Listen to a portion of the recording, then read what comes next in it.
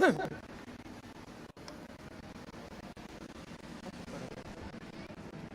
Hey, you ready? All right, let's go.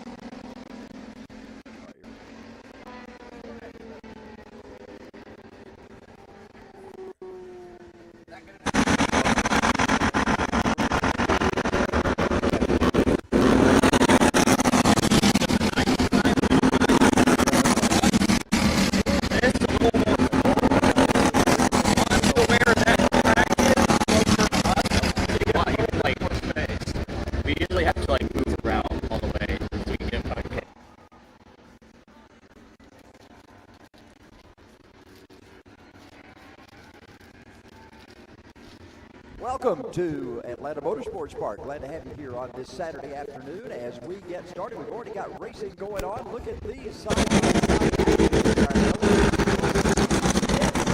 Those drivers working their way now around turn number 4, which is our vantage point here at Atlanta Motorsports Park. Glad to have you along on this Saturday. Al Edwards is joining me right now. Al, we got some good action going on right now. Already, and it's of course between Camila Kanash and Isaac Carvalho. They're running nose to tail, first and second place. And as usual, we actually have at the Nationals CKNA Grand Finals in Newcastle, Indiana. And it looks like Kanache and Carvalho have a commanding lead over the second two, which is Garnacho Vita Figueroa and Ryan Hall. Hunter Wilson in 5th and Ryan Ayer in 6th. Well, those drivers working their way across start finish right now. Oh, and a challenge here. We got Carvalho going for it. Oh, he knocks. Oh, no. She's going to recover. There she goes. Oh, good recovery by Camila. But now she's going to have to maybe battle with the back two here in 3rd and 4th position. Wow, that's a real disappointment for Camila Kanash. Too bad. But she might make it up here. And that was a tough maneuver. The challenge here. We got Carvalho going for it. On here.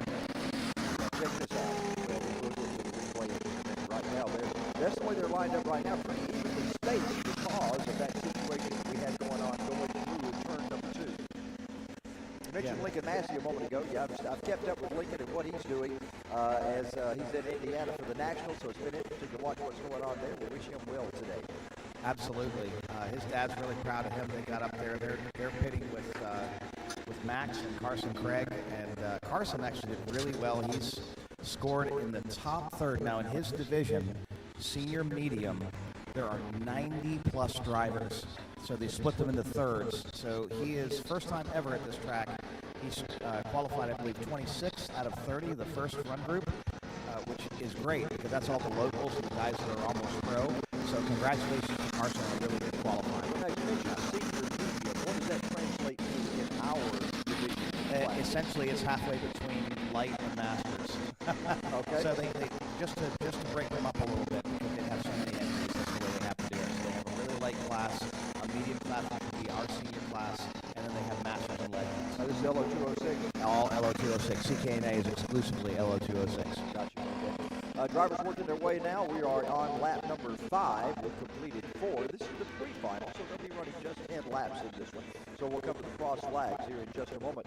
Right now, it's Isaac Carvalho who is out front. You know, he had that situation with Camila back a lap or so ago, and she is working now trying to catch up. Got a little bit of draft going on with Ryan Hall at the moment as they complete 5 laps in the halfway point. Wow, and I've got to tell you, I know Camila is really disappointed, but she seems to be reeling this first-place driver in a little bit, not getting any help from a draft at all, so she's basically driving by herself. But if she stays focused, which is really hard to do after a hit like that, I got to say that was a really great save out of 1. So let me ask you this, Al. An experienced driver like you are, if you're in that middle seat where Camila is right now, do you want Ryan to just catch up with you, or do you want to back up a little bit and catch him? Does that help you at all to chase down the leader? Well, I've got to say Ryan's catching up to her, and it looks like she may have touched the wall. So she might have an issue with her cart. It might have moved the axle over or something like that. As a matter of fact, Ryan has caught right back up to her. So if Ryan's a little bit faster, maybe he's going to decide to bump draft with her for a minute and get back up to a good first, second, third battle. But these kids generally just, they race to win, and so therefore any chance he's going to get, he's probably going to try and take it there. Well, it looks like that Isaac is starting to build a little more of a lead. They're not really catching him at the moment, as you mentioned. Ryan took a little wide course there through turn number 2 and kind of lost connection with Camilla for a moment, but they're still trying to chase him down. It looks like Camilla is really doing her best to try to catch Isaac. She absolutely is. Just, again, what a disappointment there, but, you know, this is just the pre-final, so she can get it back in the final if she wants. She's a talented driver. She's going to do well. She's racing 2 classes today, so it's going to be a really busy day for her. Now, whenever she's racing 2 classes, is the other class a step up for her that she has not done before, just kind of getting her feet wet in that division? No, she's been doing this the whole time. Okay, so she's been racing a 2-stroke class. I believe she's been racing either mini or micro. I can't remember, but it's the Swift engine in 2-stroke, and she's doing quite well there. So that's a totally different cart. Yes, completely different cart, completely different engine. And, well, it looks like they might be reeling Isaac in here. But Ryan is all over her back bumper. Let's see what happens. If Ryan's going to go for a pass, or if she's going to be able to be a little bit defensive. If, of course, Ryan has the opportunity at any point to try to pull out and pass her, but they would be more effective to stay in line at least until that last lap and then try to battle it out. They might have a chance of catching Isaac if they do that. Yep, so we're at lap 7 out of 10 laps, so this is when the action is going to get a little bit hot for Camilla. It looks like Ryan really is on her bumper in the draft, and hopefully that worked to her advantage, because look how close they are to Isaac all of a sudden. Yeah, they're closing in on him. Now, if you're Isaac, if you're out front right now, you've got to make sure that all of your turns are crisp. You've got to make sure that you don't overdrive anything. That's a problem. It's overdriving because you have no one to gauge it from. That's exactly right. And so if you overdrive it, you're going to run either wide or run a little too tight and do a lot of corrections. So you'll wind up costing yourself positions. Now, again, there's a draft going on, so these two could reel him in the next lap or so. It's anyone's guess, because they are really getting on top of him, doing some late braking there. Look at that. Into turn 2, they've gotten really close at this point. So we're talking 6 cart lengths right now between Isaac and Camilla. And Ryan's backed off a little bit. He might try and slingshot here on the straightaway.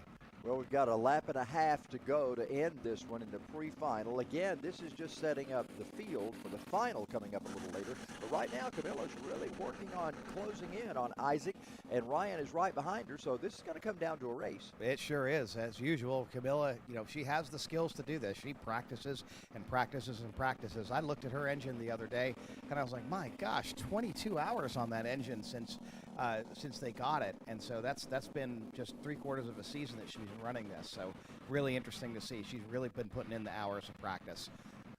They come off turn number 17 right now. This will be the white flag in the air as they have one more lap to go. There you see the white flag waving over them. Can they close in? Ryan right on the back bumper. I mean, just gives her a good hard push right there. Nice little bump draft. She is right back on top of Isaac. Is she going to go for it? Wow, this is really going to be interesting. She might be within striking distance here.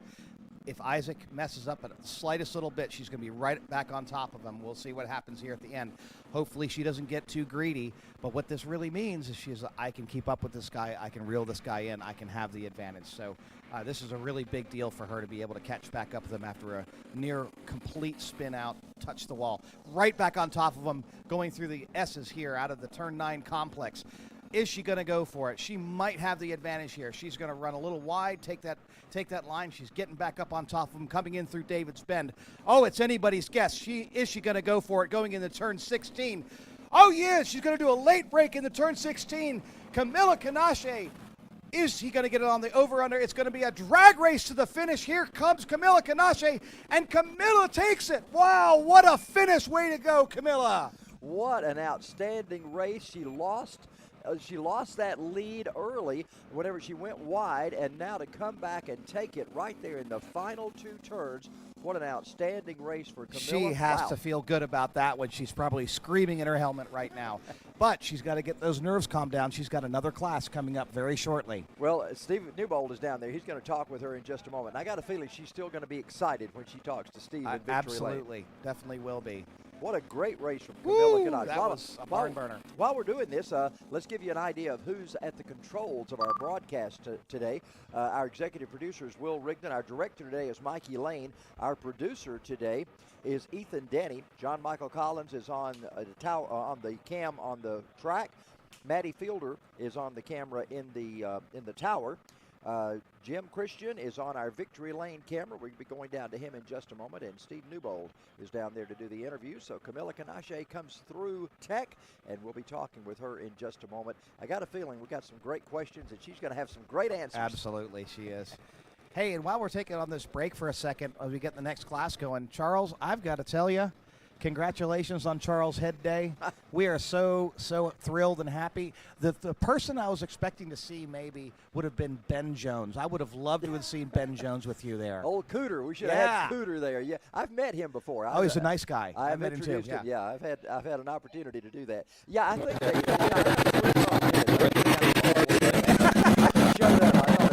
Here we are now with Steve Newbold now with Camilla Canage. That great win. Way to go, Camilla. Camilla, we're here with you today. Can you tell us a little bit about that last race? I was hearing all of it. I was unable to see it. Tell me about how you made that pass. It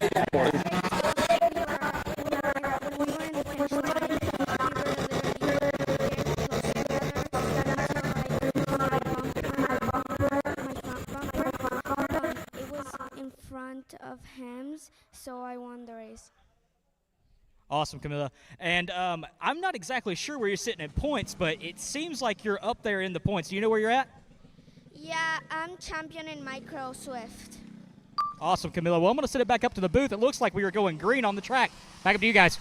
Thanks, Steve. Yeah, Camilla Canage doing a great job down there today, and excited to see her get that win. Of course, I want to mention also two of our extremely important shots that you're seeing right now come from two of our drone operators. Daryl Killboy Cannon is on the FPV. That gives you the first-person view. Jeff Farver's giving that overall view up top with his drone right now. They make it so good in our telecast and our broadcast to be able to show you all the action. Let's check out what we got going on right now. We've got Leonardo Prates, who is out there in our tag senior. Banu Yedla is running in second. Oz Cheek is in third. And as they come across the line, Harrison Browning is shown as our race leader. So those drivers kind of mixing it up a little bit. They go through turn number 2, work themselves up that big tall hill, that 3-story rise coming up from the bottom of turn 2 up to the top at turn 3, and then by our vantage point here in the tower. Down through the area we call the kink. That is turns 5 and 6. That's turn 7 here at Atlanta Motorsports Park. And turn number 9 is this complex right here. That's the S's 9, 10, and 11. And then they'll get ready to work themselves back up the hill. Some good passing areas right through that section of the track. This little area is a good passing zone, even though drivers will tell you it's not supposed to be. We do see a lot of passes happening there. Alyssa Vasquez told us once before that the reason there's so much passing there is nobody really expects it, and it happens anyway. So Harrison Browning is our leader after the end of lap number 1. Matthias Pratis is in second spot. Leonardo Prates is in third. Martin Simonoff is fourth right now. Ozcheek is fifth. And Lucas Donahue is in sixth position. Banu Yedla, I'm not sure Banu is out on the track. He is a senior driver. We have seniors and juniors in this class. So our junior driver is Lucas Donahue. He is the driver who's currently in the number 42 cart, and he's running in sixth spot, but he's the only junior that we have in this. It is seniors and juniors combined in this race right now. Harrison Browning continues to lead, and they work their way through that area, working on lap number 2, coming off turn number 17. Everybody in a straight line right now. Not a lot of passing action getting ready, but they're early in this race. We've only completed 2 laps out of 10 in this pre-final. So everybody kind of being nice to each other right now. Nobody getting up on anybody's bumper and trying to make a pass. They head down through the kink once again. They go through that area. Now, that is not a good area for passing. Everybody wants to stay in a straight line going through the kink. If you get beside somebody there, someone is going to wind up in the grass or in the tire barrier or whatever down there, because that is not a place to pass. This is that area we were talking about coming through that point right there that so many passes do take place, but it's not really considered a great passing area on this track. They're in turn 16 right now. That is a prime passing area. We just saw Camila Canache make that pass as she made it on Isaac coming through that area. That is a tremendous passing zone. This is another one of those where if you set it up right, you might can get a pass through there. We've seen drivers make the pass here, and that's a tough area, but it can be done right here in turn 5, right before us. They head down through the kink once again. We've got 2 karts that have broken away just a little bit. We've got one all alone back in there in 3rd spot. Leonardo Prates is by himself in 3rd. Meanwhile, Harrison Browning and Matthias Prates, those 2 drivers are working hard on each other. Look at this. Took a quick look to the inside, Prates did, but he pulled back in single file behind Harrison Browning.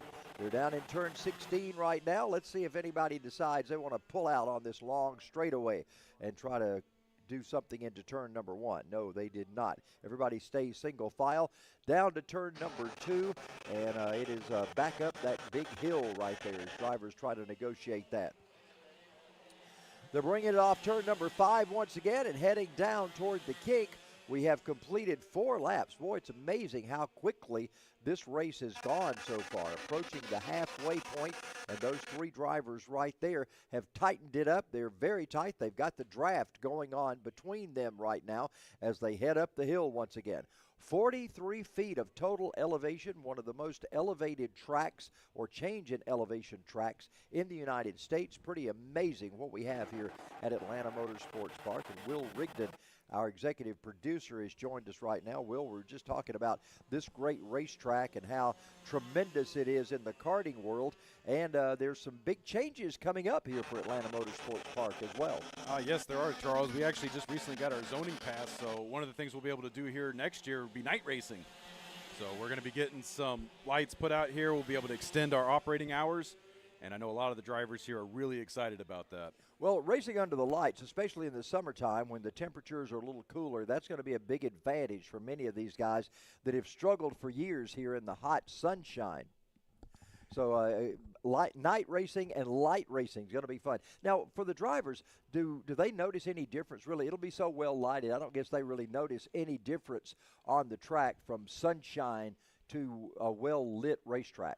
Well, with the road course, it's going to be interesting because obviously, you know, where you place the lights is going to be a big part of how well lit each section of the track is. You know, with an oval track, it's easy to put lights just around the outside, maybe some on the inside, and have a pretty well lit surface. But at a road track, because it's a lot more spread out, you need a lot more lights. And so there's a lot of factors that go into where you put them, you know, how tall, how bright, you know, the angle on them. And so it's going to be interesting to see what the final plan is for that. But up until this year, we haven't been zoned for lights, and we just recently got that passed by the city. So we are really excited to see what happens. We've also got zoned to start building parking decks. So I'm not certain if that's going to be in the cards for next year, but we've got the zoning approved for it. So, you know, the ultimate goal here is to expand the space and the parking so that we can host national level events. And we can do it right now, you know, with parking up front. The problem is it's just back here. It is so tight that if we want all the teams to be back here at the kart track, and whoa, look at that. Wow. Somebody just got left out to dry with the laundry there, getting pinched as those leaders were coming by. Also, something I noticed, of course, we got the condos. We got more condos on the way. But there was also some cabins that are going to be involved. Tell us about that. Yes, so we actually, another part of the zoning was for trackside cottages. And those are going to go up around the carousel on the main track. So they're going to actually overlook both tracks. So you'll be able to see the go-kart track and the main track. That'll be looking right there, as a matter of fact. Yeah, lining right here in between what we're looking at between the main track and the kart track. There's going to be a series of cottages. I think there's 46 of them planned right now. So unbelievable. And we just released that on the website. So if you're interested, go ahead, reach out. We're in the process of pre-selling those right now. Well, it's pretty amazing, all the things that happen here at Atlanta Motorsports Park. When I mention the fact that I'm involved with Atlanta Motorsports Park to people, they say, well, I've been there once. I can't believe that you're part of that. It is such an amazing facility. Where else do you find a racetrack that has a golf course that has or a putting green and has a swimming pool and all of those areas? What a country club atmosphere we have. Well, the fun thing about the country club aspect of this is it is a new business model for racetracks. And as you've seen racetracks constantly closing down that are just the traditional, selling spectator tickets, and that's how they stay afloat. With us, it's not that way. And honestly, that's why we haven't shut down. And that's why this business model is taken off, because, you make money off of membership, off of monthly dues. You're able to withstand things like, if you have a year where you just get a bunch of rain on Saturdays, you're able to withstand things like that. And so it really helps, and that's why tracks like this aren't shutting down. Yeah, 25 years ago or so, when Bruton Smith built the condos at Charlotte Motor Speedway, everybody thought he was nuts in doing something like that. And that has become the model. Condos trackside, and people host events there. Whether there's anything happening at the track or not, it becomes a focal point and a place for people to gather that's an exclusive vicinity and venue for them to be at. And we typically have a lot more private events than most major motorsports venues, because big spectator tracks, they can make their money in 1 or 2 events, because you sell out 100,000 seats, you can pay your bills. With us, we don't have spectator seats. We don't sell spectator tickets, and so we have events almost every day of the week. And so when you buy a piece of property here on site at AMP, there's going to be constant action. Right now, we've still got this race going on. Matter of fact, there's the checkered flag. It has come out, and Harrison Browning gets the win with Matthias Preitz in second. Leonardo Preitz finishes third. Martin Simonoff fourth. Oz Cheek is fifth, and Lucas Donahue is sixth. That's the way those drivers will line up for the final coming up a little later today, but that is the end of the pre-final for our Tag Senior and Tag Junior events.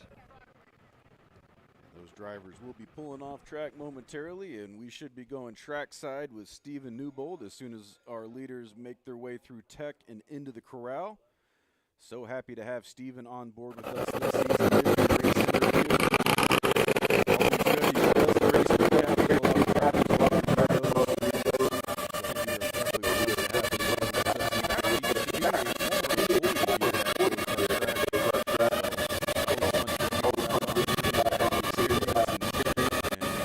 Been here a time or two. And if you're not familiar with Liberty Racing Review, they're all over the place all the time. They're at Talladega this weekend. They're at the Talladega, of course, NASCAR event. They're at Talladega short track on dirt. They got a lot going on when it comes to that, of course, covering here at Atlanta Motorsports Park as well. So Liberty Racing Review, check them out for all of the really good info on what's going on. Let's go down. Let's see if Newbold he's got here. All right, guys, I'm here with Harrison.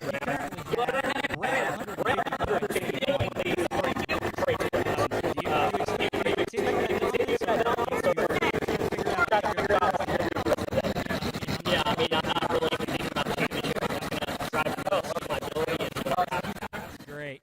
Well, I see that the race was actually decently close. You guys were exchanging some passes over here in turn 4 and turn 5. Walk us through that corner real fast. Yeah, I mean, 5, 6, all those S's are pretty difficult. If you mess up on the brakes or get a little loose, you lose a ton of time. So, I didn't really see any of that. I was just kind of focusing forward, but yeah, I'm sure there was tons of battling going on there. All right, well, we'll see you on the pole later on today. Back up to you guys. All right, thanks, Steve, and thanks, Harrison. So let's see if we get a good start this time. Yes, we do. They had a couple of misfires in our Tag Cadet, but this time we got a good green flag start, so they're heading down into turn 2 right now as these touch and go, that's what TAG stands for, touch and go drivers on their engine package on their karts make their way through turn number 4. Here they come by turn 5 and heading down toward the kink, so a lot of action going on right now. It's a small field, but we got a lot of action as everybody's very tight right now. Ryan Perez is your race leader. Callan Berghofer in second. Max Christia, did I say that correct? Is that Christia, Will? It looks like Christia. I'm going to pull it up here on my race monitor. We're going to call it Christia. I'm hoping that's the correct pronunciation. Sometimes we struggle with these pronunciations. Liam Sutton is in the 727. Emma Schumann. Gabriel Lopez Velarde is in the 108. Camila Canache, you saw her win earlier. She is also in this tag division. And Isaac Carvalho, we also saw him out on the track earlier. So their drivers are making by. One lap has been complete, and Max Christia has gone up to the top spot. He is on the pinnacle right now of our podium of drivers. They're working their way up the hill. It looks like we got somebody around there at the bottom of turn 2 accordioning that safer barrier down there, or that plastic barrier down there. They've gone up to the top spot. Got that on replay. In that managed to get he had a crazy crash earlier this season where they did that and went the opposite direction. That's definitely what you don't want to see. Coming through the S's right now, that's that number 9, 10, and 11 section. They work their way up the hill, and we've still got a great battle going. And look at that right for the lead, those top two carts. Max Christea and Liam Sutton going at it hard. But look at this. Callan Berghofer is right there, and so is Ryan Perez. They are right in that shot as they come by start finish. Those top four carts, it's anybody's guess right now how they're going to wind up. And you could throw a blanket over your top four right now as they are. Ooh, look at this little side-by-side action on the hill. Callan Berghofer thought about it, but he had to think better out of sight. Underneath our position here at the booth and down the back straightaway. I've been keeping up with a lot of these drivers. I've become friends with them on social media and keeping up with them. A lot of practice goes on for these drivers. They're up here often practicing and getting ready. Oh, check that out. Oh, almost lost second spot. Ooh, yeah, he went for it. It went offline, lost some ground, had to duck back in. Almost tried to go for first and almost ended up in third. Well, here they are lined back up once again. We got to move down to the inside, and trying to make that pass. Liam Sutton is on the high side, but coming back under. Too wide. Look at this. Berghofer to the inside. Oh, he might have gotten the 2-for-1 special. Let's see. They're going to be side by side into turn one. Oh. Now he has to tuck in second place, but at least he picked up a spot. Look at that. Liam Sutton almost had first, and he lost a position. Just what we were talking about. Tried it again. Ended up losing the spot to Berghofer as he was trying to get first. And look at this. Berghofer and Christea now pulling away from third and fourth place. Let's see if Berghofer is looking to make the move right now to the outside. He's got the run.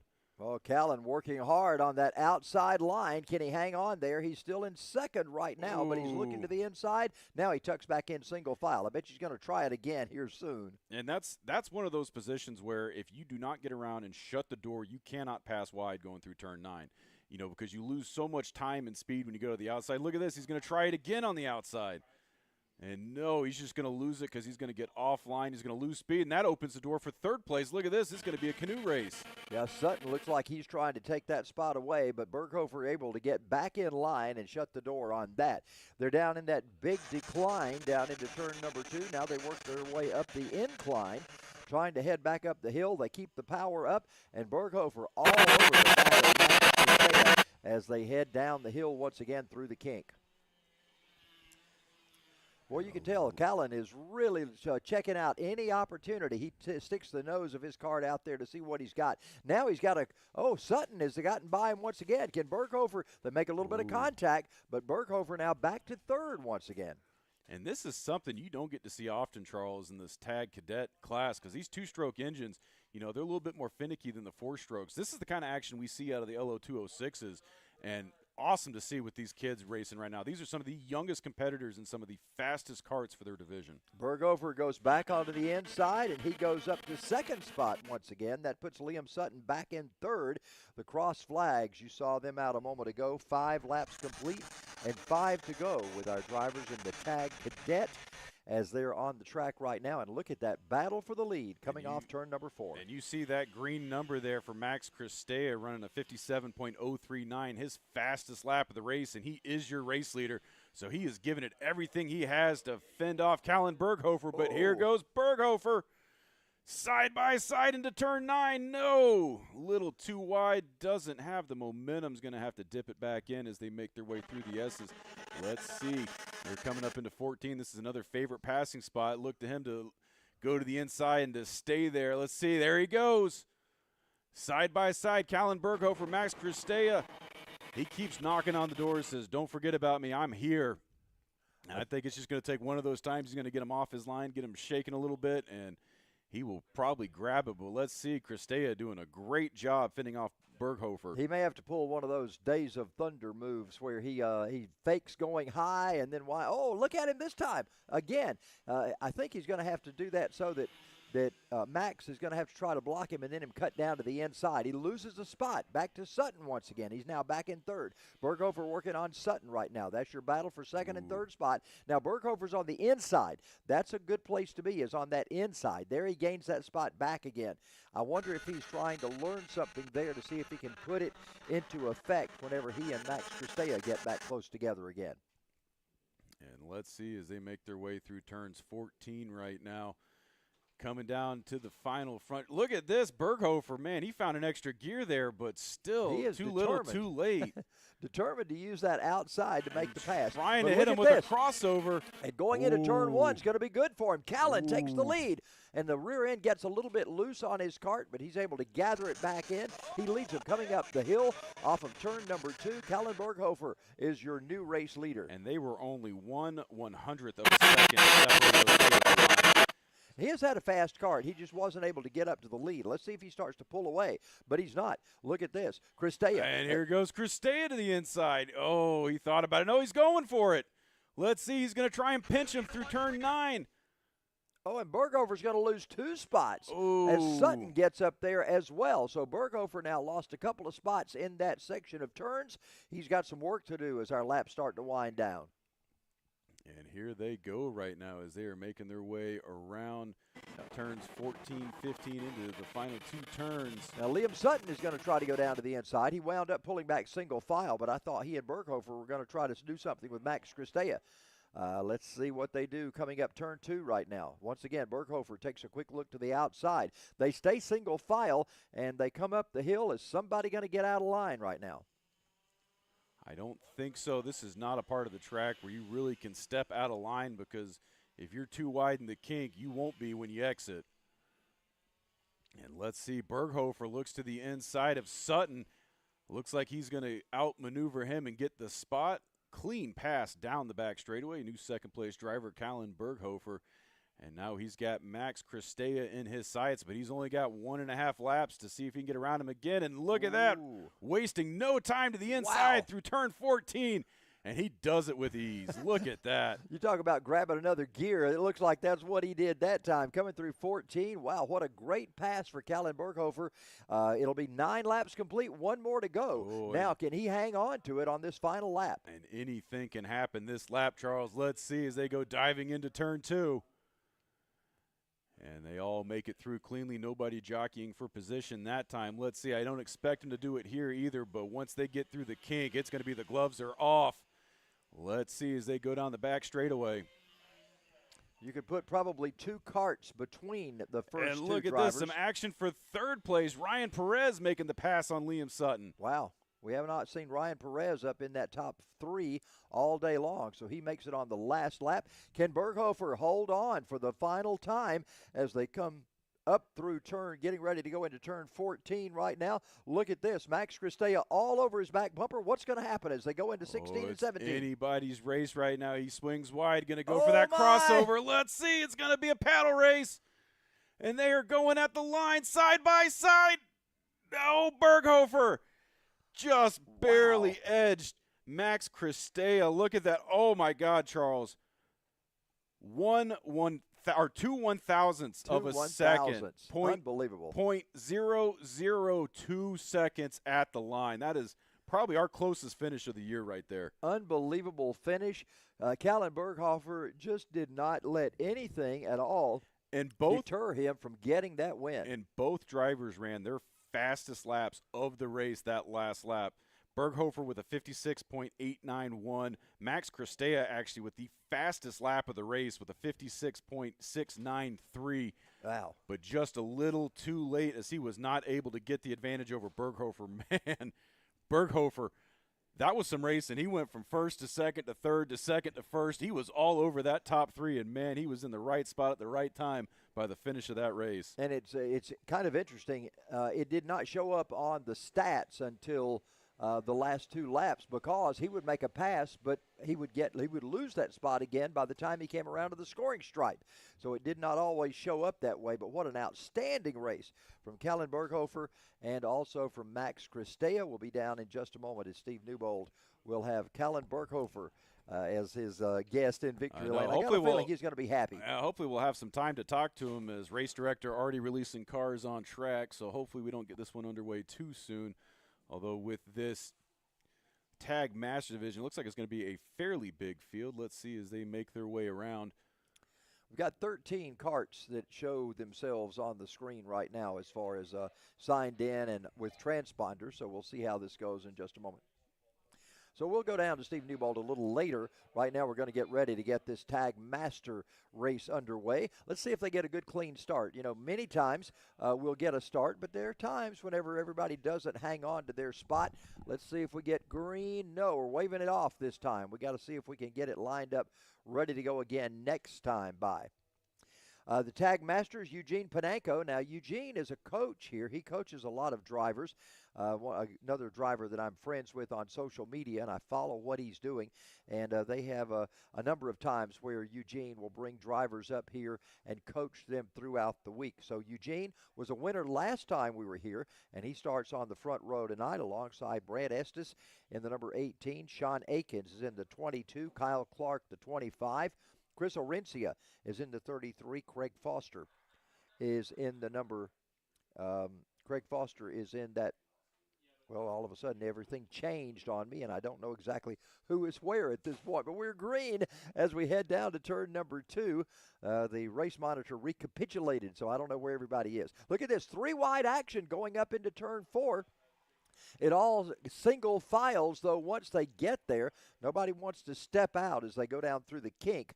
They keep all of those carts single file as they head down to turn 9. Now, this is one of those good passing areas. We'll see somebody step out of line here trying to see if they can gain a spot.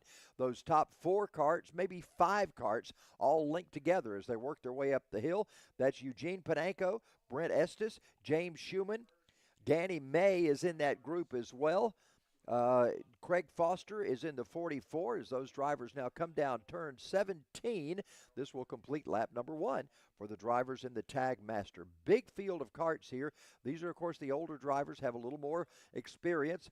Professional drivers, many of them are, and they are working their way up the hill right now as they head toward turn number 4. Danny May is in second spot. He is in that driver's suit that we get a chance to always notice there, so he is following Eugene Pananko right now. Pananko is down into turn number 9. Danny May is following him. Those 2 carts have broken away just a little bit from the rest of the field, so 1 and 2 you see a battle going on there. You see not quite a battle between 3 and 4, but behind them in 5 through 8 we've got drivers that are pretty tight together, and you'll probably see some passing action go on there. Those are the drivers: Craig Foster, Bud Duane, Kyle Clark, Sean Akins, Chris Orencia. All those drivers are battling very hard in that mid-pack section as they come across start-finish once again. Completed 2 laps right now. Eugene Pananko is still your leader, and Eugene is from the Ukraine. I heard him in one of the interviews he did earlier talking about his racing there and coming to the United States and what he's doing here. And, of course, as we mentioned, he is a coach for a number of different drivers. He and Danny May battling it out for that top spot. They'll go, there's our mid-pack drivers as they make their way, and a pretty good race going on there back in 8th, 9th, and 10th spot for those drivers. Somebody gets side by side down there. Can't really tell who that is at the moment, but there was a pass made in that section. We'll find out who that is once they get back to start-finish once again, and our race monitor updates. Right now, coming off turn number 17, check this out. Pananko and Danny May still there. Danny May is 0.179 seconds behind Pananko. They are running in a tight battle for that 1 and 2 spot on the racetrack. There you see them going up the hill. Best race on the track right now, though, is for 3rd, 4th, and 5th position, or 4th, 5th, and 6th position. That's that angle that you see right there, 4th, 5th, and 6th place drivers. That is Craig Foster, James Schumann, and Kyle Clark, all battling it out as they head down to turn 9. They're also joined by Bud Duane in the 319 cart. They come through that section of S's as they come off turn number 9, and they work their way back up the hill. Will, we are fortunate here at Atlanta Motorsports Park with such an elevation change. It really gives these drivers not only an opportunity to see what they can do in passing zones, but they've got to feel that difference in the engines, trying to bringing them up the hill and lugging them up to the top of the rise. Well, I know that is one thing. Also, the ambient air temperature out here is another thing as we keep going back and forth here. I'm sure during tuning sessions, we're starting to get those cool autumn nights right now, and right now it is a scorcher outside. It felt like it just about every other day this summer. Wow. Heading up here, so I'm curious if that's going to play a factor today because it's still heating up out there since we're not even at the midday sun yet.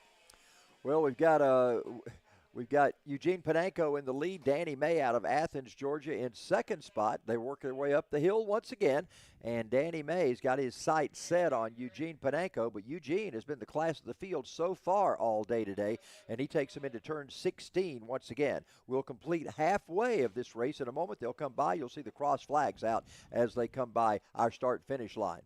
And one of the fun things about Eugene Panenko is he is one of our coaches, and so a lot of these guys on track, he has personally helped get their lap times down. So it's a matter of everybody chasing the leader right now. The master schooling a lot of the pupils right now. Although Danny May, he is one of those guys that doesn't need a lot of help. We've seen him out here time and time again, the Iron Man himself. He'll go from race to race to race. And so if anybody can hunt down Eugene, it's going to be Danny May. Well, I noticed, I believe it was Callan Berghofer, somebody was up here practicing, and they were talking about Coach Eugene was up here helping them out, and I kind of traced that back to Eugene Panenko being one of the coaches here. And I have to tell you this quick story about Danny May. Did not know Danny and I had such a history. I did not know him until I got up here. I used to do PR for a Busch Series car in the NASCAR division that his dad owned. Curtis owned that car, did not know that. Danny said he had been to so many races I'd announced over the years and had no idea that he was part of our stock car racing community at that point. So we got to get together and do some bench racing and talk about the good old days.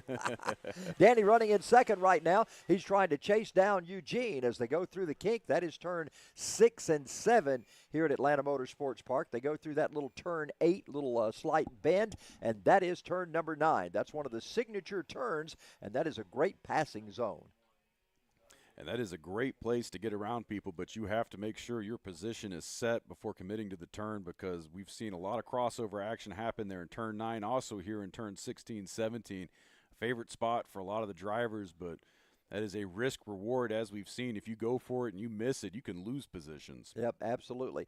We talk about turn 9. All of these drivers, they've done it enough that they know how to negotiate turn 9. When we're at the main track and we see the rental carts out here, it seems like there's more spinouts in turn 9 than anywhere else. The average Joe who doesn't ever get in a cart and know much about it, they just go into that turn way too wide open and spin out, seems like. Well, most people don't understand how fast 55 miles an hour actually is. You know, when you're in your car on a public road, it doesn't feel like you're doing anything, but when you're in a go-kart out here, that is cooking because most go-kart tracks, their carts don't go over 30 miles an hour. Wow. Here at Atlanta Motorsports Park, we get them up over 55 miles an hour, and that is a lot of speed. And when you just have a single rear axle disc brake, you go to stab it, and you'll lock up both those tires real quick. And when people go to Pigeon Forge and they get in those carts up there and they think they're flying, they're going about 25 miles an hour. Same thing at Andretti karting and indoor karting. Something about that makes you think you're going so much faster than you really are. But here, 55 miles an hour with the wind blowing in your hair is a very, very fast cart to be renting and riding on. A lot of it is because of these go-kart tracks are switching over to electric carts, and so you get that instantaneous acceleration. So you feel like you're cooking, but on really short tracks, tight turns, it feels like you're going faster, but in reality, you're only going 25, 30 miles an hour, and that's by design because it's an insurance thing. Right. Most tracks you get higher premiums once you get over that 25, 30 mile an hour mark, and obviously here at Atlanta Motorsports Park, we're not going to clip your wings. We let these carts open up. And that's what makes public karting so much fun here at Atlanta Motorsports Park. I had occasion about 20 years ago to go to an indoor karting facility with a bunch of NASCAR drivers. And you talking about taking out their frustrations. It was nothing but a demolition derby on the kart track that day with those guys. They were having so much fun, but they were all over each other. Right now we're on the final lap. You saw the white flag out. Eugene Panenko has led this from the beginning, but look at this. Danny May's closing in now. He is inched in. I think he's setting them up. He's going to try and get the run down the hill here. Danny May Got Eugene Panenko hot in his sights right now as they're on the fastest part of the course. Let's see who's going to be the first one to break as they both send it in late breaking into turn 9.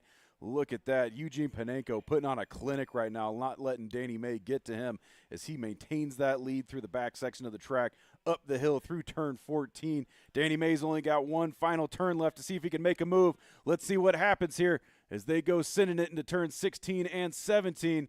And no, Danny May is not going to have enough in the tank. Eugene Panenko is going to cruise to an easy victory here in the pre-final race. Hopefully he'll be able to put it together for the final race. I know Danny May is already going to be working on a strategy to get out there and to try and take that spot away, but we'll have to hear from Eugene during the post-race interview as he is going to be your race winner. Danny May in second place. Brant Estes in third. James Schumann in fourth. Craig Foster in fourth. Kyle Clark in sixth. Sorry, Craig Foster in fifth. Kyle Clark in sixth. Bud Dwayne in seventh. Bill Strimple in eighth. Chris Orencia in ninth. The number 91 of William Raines in 10th. The 22 of Sean Akins in 11th. And it looks like Jose Garcia was listed but never took the field, and he would have rounded out your field in 12th. Yeah, this is 2 weeks in a row, or 2 races in a row, where Jose Garcia has been listed in this class but did not turn a lap. Not sure exactly what's going on. His might be having some difficulties because I saw him out in the paddock earlier, so I know he's here.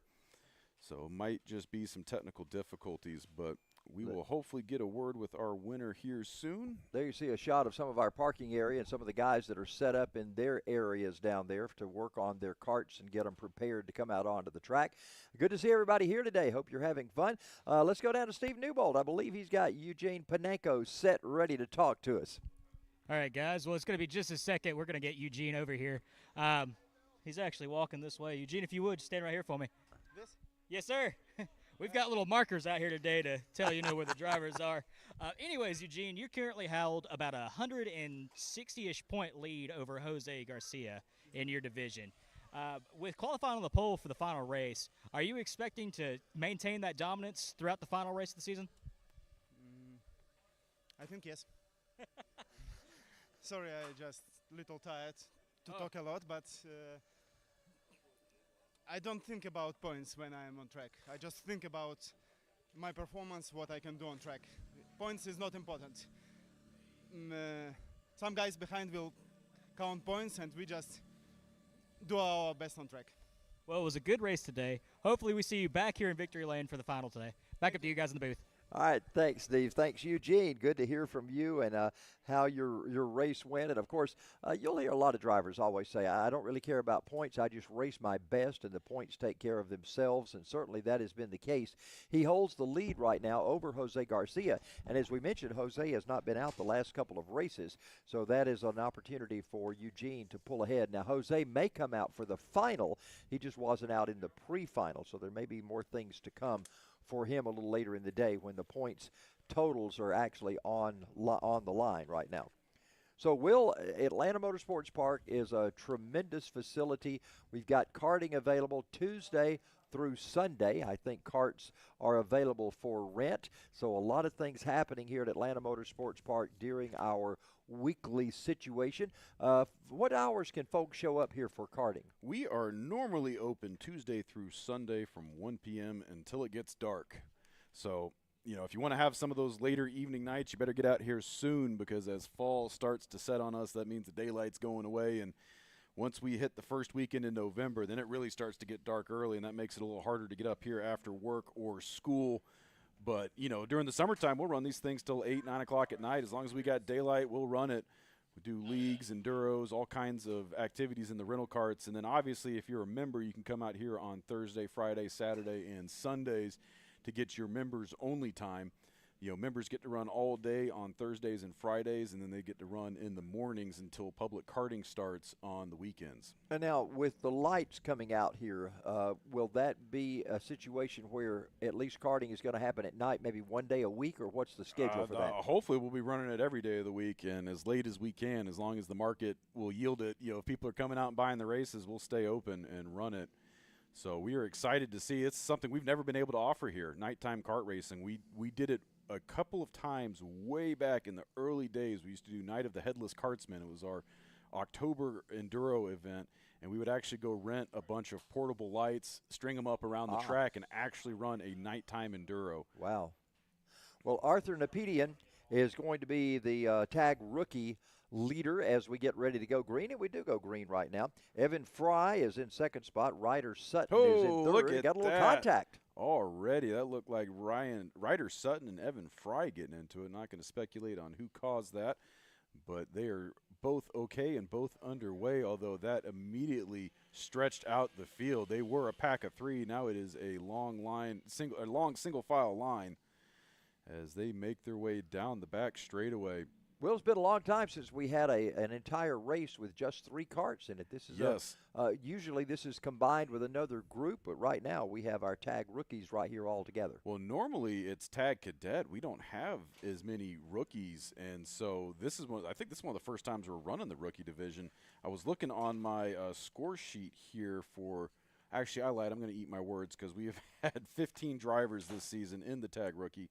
But it looks like what has happened is Camila Canache, Francisco Puerto, Isaac Carvalho have both moved up. And that could be because they've already got the championships locked in on the points. So they're probably just racing up in the higher division today. And I believe that's what's happening with Natapedian because he has run – actually, he's run all but 2 races in this division this year. So I'm looking down here seeing if Evan Frey – this is his first time this season. Actually, no. I lied. Evan Frey, he's currently your 4th place in the points, but I don't think he's going to be able to make up enough ground even with a win because these guys get some drop races. And let's see. And so when you got drop races involved, it's always hard to tell exactly how it's going to shake down. Yeah, because we can see the exact points, but it's only your best 6 races out of the 8. And we know a number of drivers are able to move up today because they may have championships already decided. And so Alyssa Vasquez is one I was talking with earlier. She's going to be moving up today to Lo206 Senior. So that's going to be good to see Alyssa in that group to see how she fares for them. She told me she's starting in the rear, so she wants to make sure she knows what she's doing as she starts to compete against those drivers that have a little more experience in that particular division. And it looks like Ryder Sutton joined us in July. That was his first race of the season in this division. So he has run the last 3. This will be his 4th, and he was actually our 2nd place finisher last month. Well, he's taking the lead right now. Ryder Sutton is up front. Evan Fry in second. They got a battle going on down into turn number 9. Challenge for the lead, but that looked like Evan Frey was way out of position. He was all the way on the inside, didn't have a good line through that turn, so something was going to have to give, or he was either going to be up in the field or where he is now back in second. I'm not sure what happened to Arthur. He was leading this race, and Natapedian somehow has fallen back in this division right now. I was not watching what happened to him. We didn't get a shot of that at the moment when I was could potentially be having a mechanical issue. Not certain because, yeah, he was your top qualifier, but look at this. He is way off pace right now. So there's your lead right now between Ryder Sutton and Evan Fry as they come off turn number 2, working their way up the hill. Fry closing in right now on Sutton as those drivers bring it off turn number 4. It's going to be Sutton, still your leader, but Evan Fry running in second spot right behind him. He's got about 3 kart lengths or so behind him right now as they head into turn 9. Yeah, I think something's wrong with Natapedian because he is a full second off the pace of Frey and Sutton right now. Yeah, but he's keeping up, though, at the same rate that he was. So whatever mechanical situation he had going on looks like it's rectified. He just can't catch this duo up front. And they could have the sauce today, and that's why they're running so much quicker. But let's see as they make their way through turns 14. Oh, Fry taking a look down to the inside. Sutton not allowing him to get any traction there, so Sutton will still be our leader as we come off start-finish. He got way offline with that maneuver. Look at that. Sutton able to put about 4 or 5 kart lengths onto Frey. Now let's see if he's going to be able to catch back up and do anything here. Al Edwards has joined us once again. Sutton is up front. Fry is in second spot. Natapedian has he started out, Al. He started out in the lead in this race, and now he's back quite a distance. I don't know if it's a mechanical issue or what happened to Natapedian, but he is back quite a distance from these other 2 drivers up front. Well, there's no telling what's going on there, but probably a mechanical. Always those little things, those little gremlins can get you at the worst possible time. So let's talk about these tag engines. How stout are they? How do they differ from the Lo206? Well, they're significantly more powerful. 30-plus horsepower. Those things Life starts after 8,000 RPM. They rev to 15,000. They're Wow. really a neat piece of technology in a very small package. And so it's a real step up from Lo206. It's physiologically more demanding because of the higher speeds, higher Gs. So, you know, actually, I'm completely out of breath. I just ran back up from the pits, so sorry if I sound winded. Well, you've run from New York City last night. My goodness, City. you're just barely getting back into the real world all of a sudden. That's for sure. Absolutely. I don't know. We went by a lot of the great landmarks, and they all think that's the real world, where the money makes the world go round, and so pretty. Did you go down to see. Battery Park and get your batteries charged? Absolutely. We got the batteries charged. We visited the Statue of Liberty, gave her some, so you know the lights will definitely shine strong.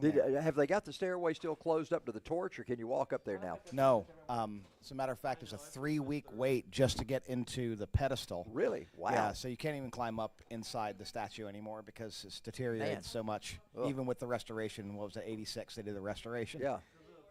Yeah, well, I was the last time, well, at one point in time, I guess it was in the mid-'80s that I climbed up the Statue of Liberty. Yeah. They allowed us to do it back then. Yep.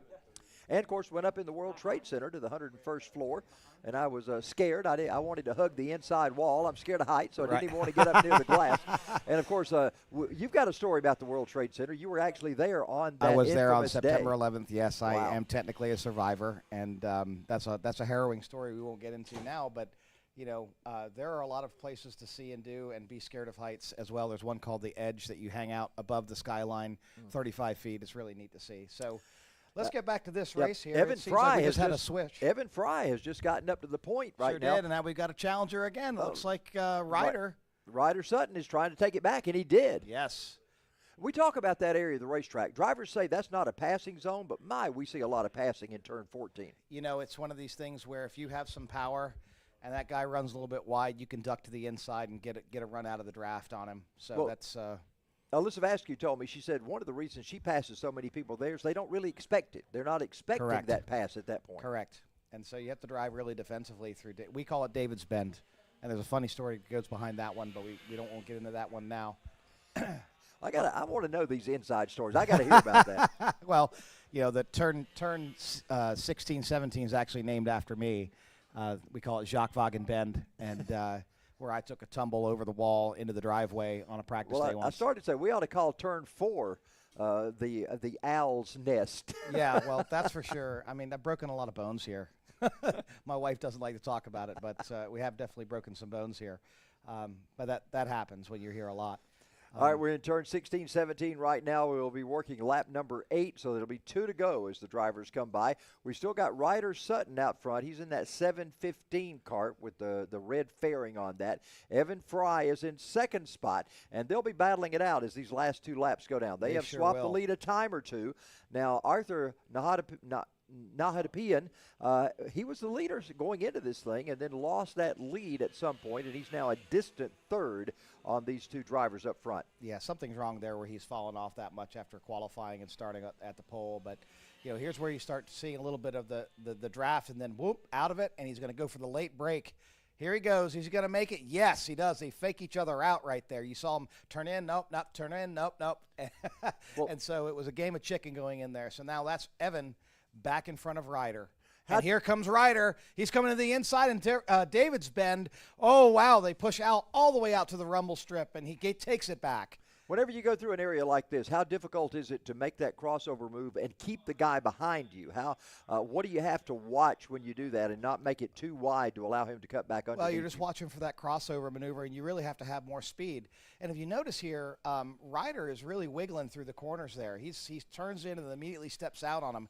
That's actually costing him some time, and I think this is why Evan keeps on, you know, waiting and laying in wait here and getting a run on him. He's going to do it again here going in through the draft. Watch this. He's going to get into his draft. He has just a little bit. You see him suck right back up. He's going to go in for the inside pass right on his corner. He doesn't even, now, boom. Wow. That was a total surprise. Wasn't a dive bomb, no crossover. So is he going to take it back? This really has turned into a 1-2 race back and forth. I mean, we've had 3 lead changes so far in 1 lap. And here he goes. It's Ryan. Oh, he squeezed it. They are leaning on each other big time, out all the way to the paint. Oh, look my at that. He took the goodness. wider line, got more momentum. He's going to late break him. There's a crossover maneuver right there. A Oh. little sideways, lost some momentum. And it's going to be a drag race to the finish, but he does not have it.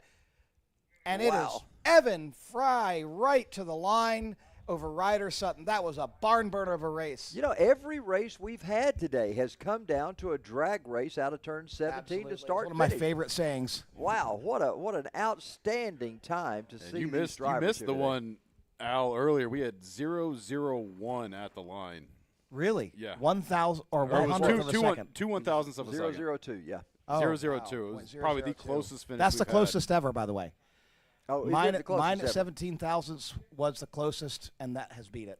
Wow. They were you probably could not fit a sheet of paper between them. It No. was that close. That's crazy. Well, we have Hear the rumble.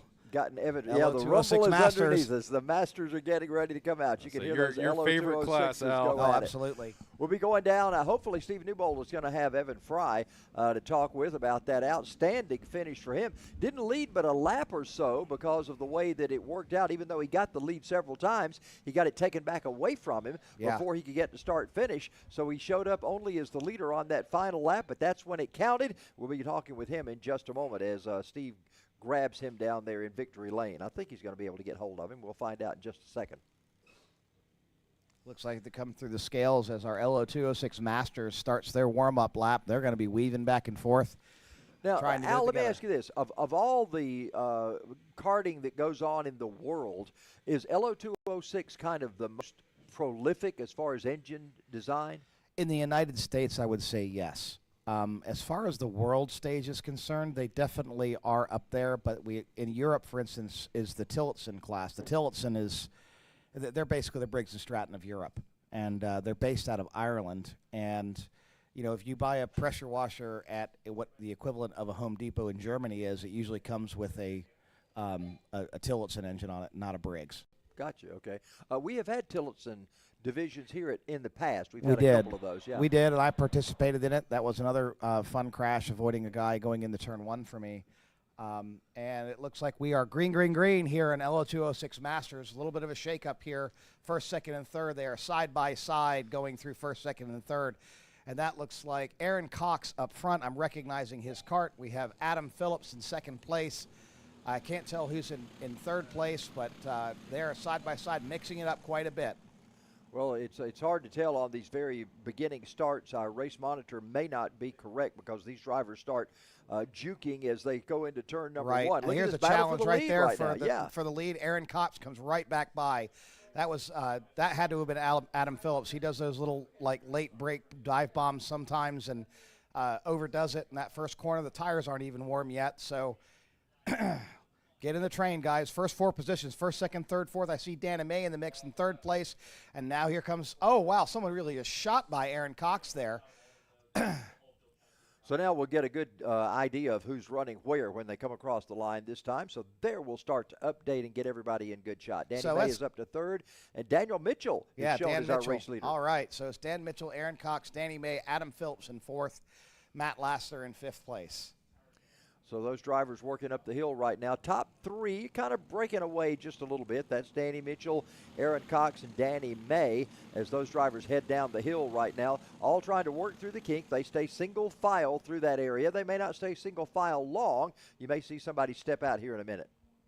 Absolutely, and we'll see what happens. Dan Mitchell has some advantage there. It looks like he kind of pulls away on the straightaway, so he's either got a longer gear or just comes off of turn four a little bit better as they start to wind each other out. But now Aaron Cox starts to reeling back in up the hill, so it looks like he's probably got that longer gear for the top end speed, but not quite for the hills. So we'll see how that plays out. That's a big piece of the balance you're trying to find here. So, Al, how do you determine what you want? Do you want more hill or do you want more top speed? What gear is best for You're trying everybody? to find the balance. So you're actually trying to find the gear that gets you off the corners better. That's where you lose most of your speed.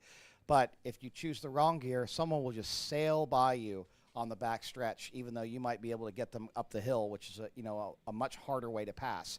So if you can get kind of the flying mile going and just blow by somebody on the back stretch, it's a lot easier, a little less hair-raising than it is to try and pass, say, up the hill through David's Bend and things like that. But these guys are pretty well matched. So you look at Dan Mitchell, just pulling away just a little bit. So he's got a little bit longer of a gear there. and Aaron Cox will just come right back on top of them as they go through the S's and come back up the hill. So now, do you grab one gear and keep it all year long, or do you say, hey, I want to try a different one, or are you constantly changing Constantly that gear? changing based on track condition. Oh, here goes Aaron Cox on the inside of Daniel Mitchell. David's Ben goes for the pass, and he makes it. So there they are. Now, Dan Mitchell going back for the he's taking it back away from Aaron Cox. Aaron Cox going for the crossover, and Dan's going to squeeze him a little bit like he tends to do, and they're literally touch right there on the front. And Aaron Cox decides he's just going to take it back. Forget it. Dan is going to do a late break and a dive bomb into turn 2. Contact. Oh. Dan Mitchell runs wide. Dan Mitchell on that dive bomb there. Aaron Cox takes a look back and says, what were you thinking? And all that now, they've got a 1, 2, 3, 4, 5 right next to each other. Wow. As they go through turn 4. Matt Lassiter is now in the mix. Matt Lassiter is now in 3rd place. And he's going to give Aaron Cox a little bump. Oh, no, he said, forget it. I'm just going to go by you, Aaron. I'm going to do a late break on you, and I'm going to take 2nd position. And here comes somebody else. Aaron Cox looks like that contact. Oh, he crosses back over, cuts off Adam Phillips, side-by-side contact. Wow, guys. Oh, they're together. Their race is over. Oh. Another guy together. Their race is over. I wonder who that was there that got collected and is now off the track. Oh, my. That was crazy. That was the most action-packed lap I think I've seen in a long, long time.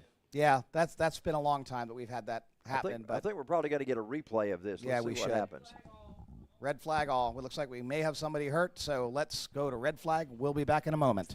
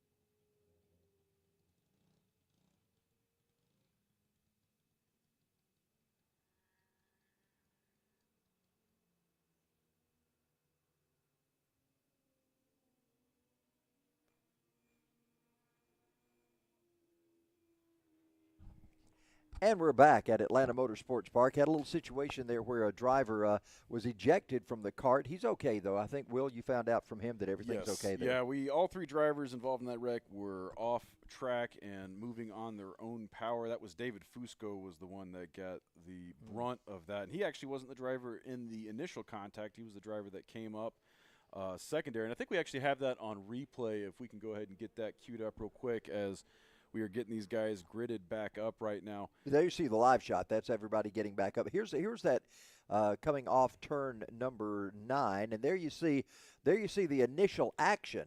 That was the initial thing. Now watch this. And then there is the problem where we came across on that second time around, and that was the issue.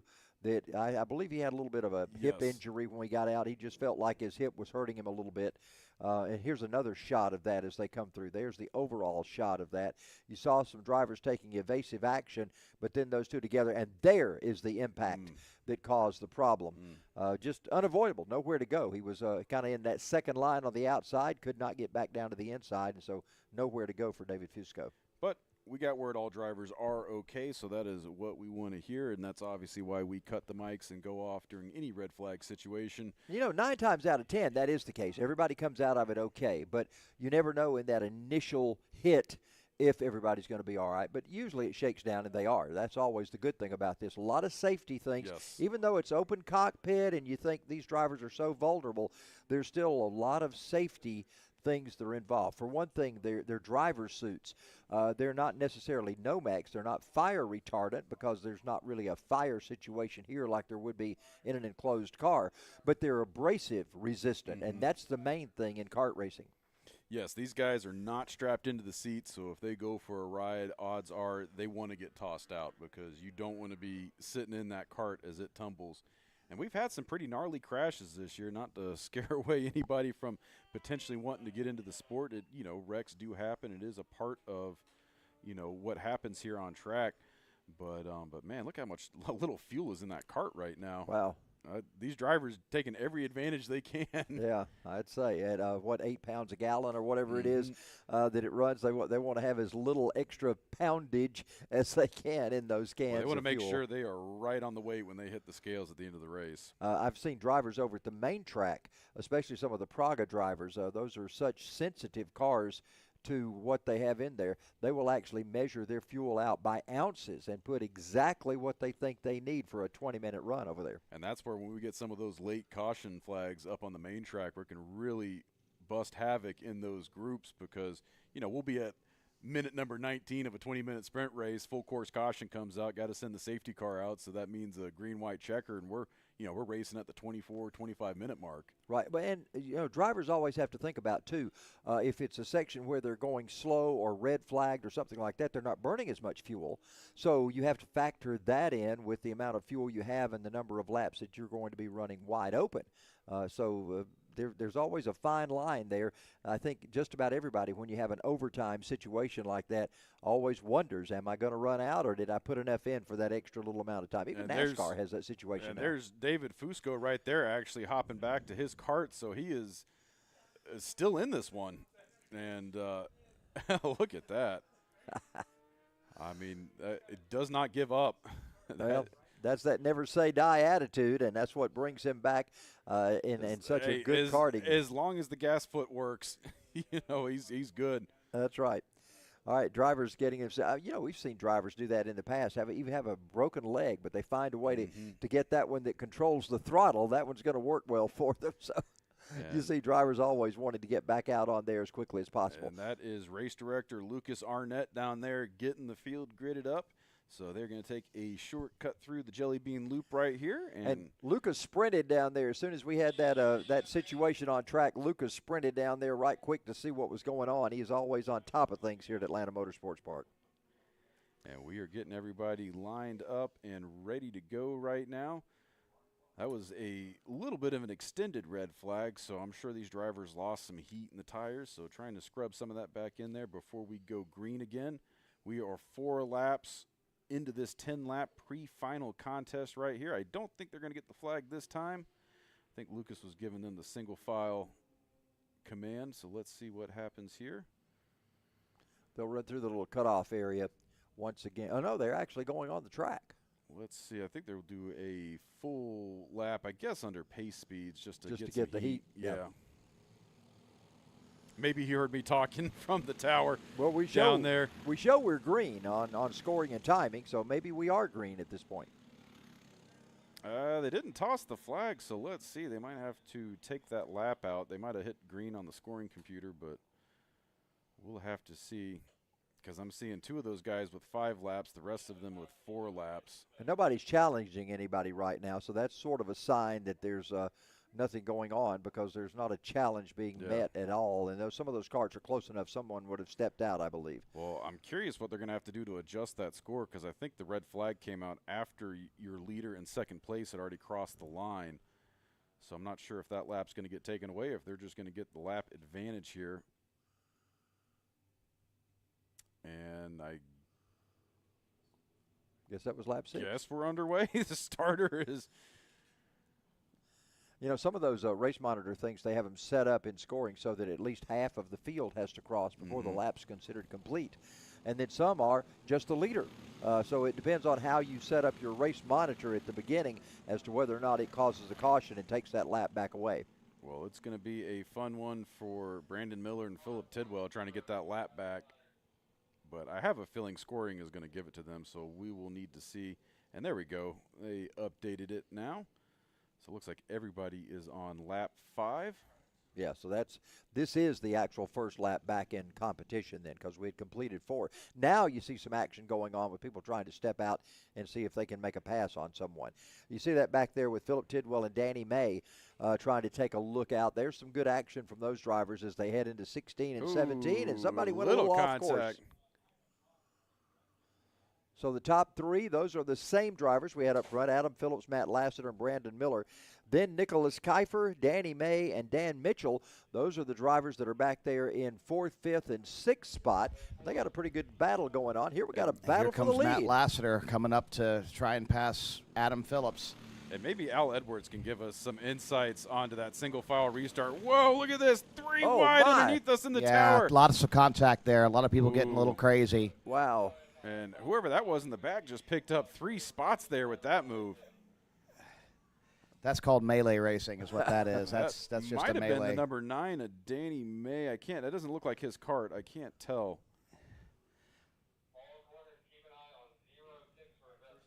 We're going to get an update here with timing and scoring when they come by in just a moment. But there's your leaders, as we just saw Adam Phillips, Matt Lassiter going at it. That actually might have been Dan Mitchell because he is one of the only guys on track right now that I know could do a move like that. Let's see when they come past the stripe where the update is. Oh, it's Adam Phillips, Matt Lassiter, Brandon Miller. Yeah, Danny May was odd man out. He is back now in 10th spot, 11th spot. Yeah, he might have had some damage in that incident there. But it's now a 1-2-3 race. You know, fate will tell. And now Matt Lassiter, who quite frankly, he's going for points here. This could really have a significant impact on points. Now, if Matt's going to be smart, Matt's going to bump draft right here and try and pull away from the third place person. Because Matt and Adam, they've been racing together for years. We all have here locally. They just need to keep on bumping, keep on working together, and they are steadily pulling away from Brandon Miller. And that's what they need to do here. And so if they work together, when we get to lap, it says we're on lap 7 at this point, so we've got 2 to go coming up, it looks like. Well, Lassiter stepped out for a moment there on Phillips to try to see if he could gain that spot. He did a little peekaboo. So, yeah, we're on lap 8 at this point. And right now, Danny May's sitting 2nd in points for the Lo206 Masters. Oh, here comes Matt Lassiter on the outside for a pass through turn 3 on Adam Phillips. He's going to keep his foot in. No, if he's not careful, here comes Brandon Miller. You got to watch out on that one. He broke the draft. Yeah, Al, that is not a really good place to pass on the outside. Totally get freight trained. But look at this. They have managed to pull quite a lead off of Brandon Miller at this point. So if they work together and keep on going, they're going to pull a comfortable lead, and they'll be able to really race in the final lap, which we are coming up. We're halfway through the second to last lap, and it's going to be a barn burner between Adam Phillips and Matt Lassiter. It's too bad for Aaron Cox and crew and Fusco and all those guys who really mix it up. But these guys are the ones that are earning it. Aaron Cox sure has as well, but Matt Laster has been struggling a little bit, and it's great to see him in second place with Adam Phillips. Adam Phillips has struggled actually for years to get his kart set up back after he switched platforms and had some incidents. And here we go, the last lap of Lo206 Master with Adam Phillips and Matt Laster hot on his heels, but Adam's managed to pull away a little bit. So let's see what happens here through turn 2. And here comes, oh, here he goes. He's going to the outside again. I wouldn't do that. I'd just try and duck back in, get him on a run here late breaking into turn 9. That's really what my strategy would be. That's never worked for Matt. It I don't has know not. why He keeps on trying it, and it keeps on costing him here. So maybe he can catch this draft, but he does not have it. He does not have it. He really would have to dive bomb if he was going to do this. Well, so, Adam Phillips, Aaron Cox, those two guys have whoa, been we got two people swerving at each other in the last well, Matt Lassiter and Danny race director needs to take a look at that one. Well, Matt Lassiter is definitely racing for a championship right now. Aaron Cox is in the lead, but he is not running today, so his score is locked in. Matt Lassiter has 2 victories and two victories, 2 second places, and 1 third place on the season. Well, here they come down to start-finish. This is the final lap. They'll be coming by right now for the checkered flag, and it looks like Adam Phillips got this one in hand. Adam Phillips, Matt Lassiter, Brandon Miller taking a podium there in 3rd place on the pre-final. That's great to see him. This is Brandon's first season, but now I will tell you, Brandon has been putting the hours in. He's been training with Eugene Penyenko. He's been out here. We've seen a lot of footage. Daryl has taken a lot of footage of him over the past few weeks, so it's really great to see his game improve as it goes. Yeah, Brandon's first race was July 22nd. Wow. So he is in his 4th ever Lo206 Master race. Well, Al, we've been talking about Eugene. He is a coach out here for many of these drivers. How many, does he have something going on just about every day? How does that work here at this track? Well, he basically works here. Oh, does he? Yeah, okay. And he's out here daily with his karting school, and he seems to do quite well with it. It's interesting to see. It's great to watch that we have someone who is as accomplished as he is. He's obviously a great driver and a really good coach, knows how to read data. So hats off to Eugene Penyenko and Kart Freedom. That's the name of his group. Now, does he have a specific, does he like rent the track for an hour or 2 hours a day and then have his drivers come in for those sections? I really don't know how it works. It may be a partnership between AMP and Kart Freedom. He might be an employee. I have no idea. I got you. But what I do know is that he's got a gaggle of karts out there at his the garage for AMP that he's working and tuning on, as well as racing here in Tag. I believe he's in Tag Senior. Wow. Yeah, I've noticed some of the drivers that I'm with on social media talking about working with Coach Eugene and being up here and working with him throughout the week. Yep, Eugene's a good guy. Hi there. Hi, guys. How are y'all doing? Good to see our fans here having a good time on this. Turned out to be a warm Saturday afternoon. Steve Newbold is down there. He is waiting on Adam Phillips to come over to the victory lane interview. What a good race Adam had. Matt Lassiter challenged him a couple of times, but after that first lap, it seemed like Adam pretty much had this thing under control. Let's go down to Steve.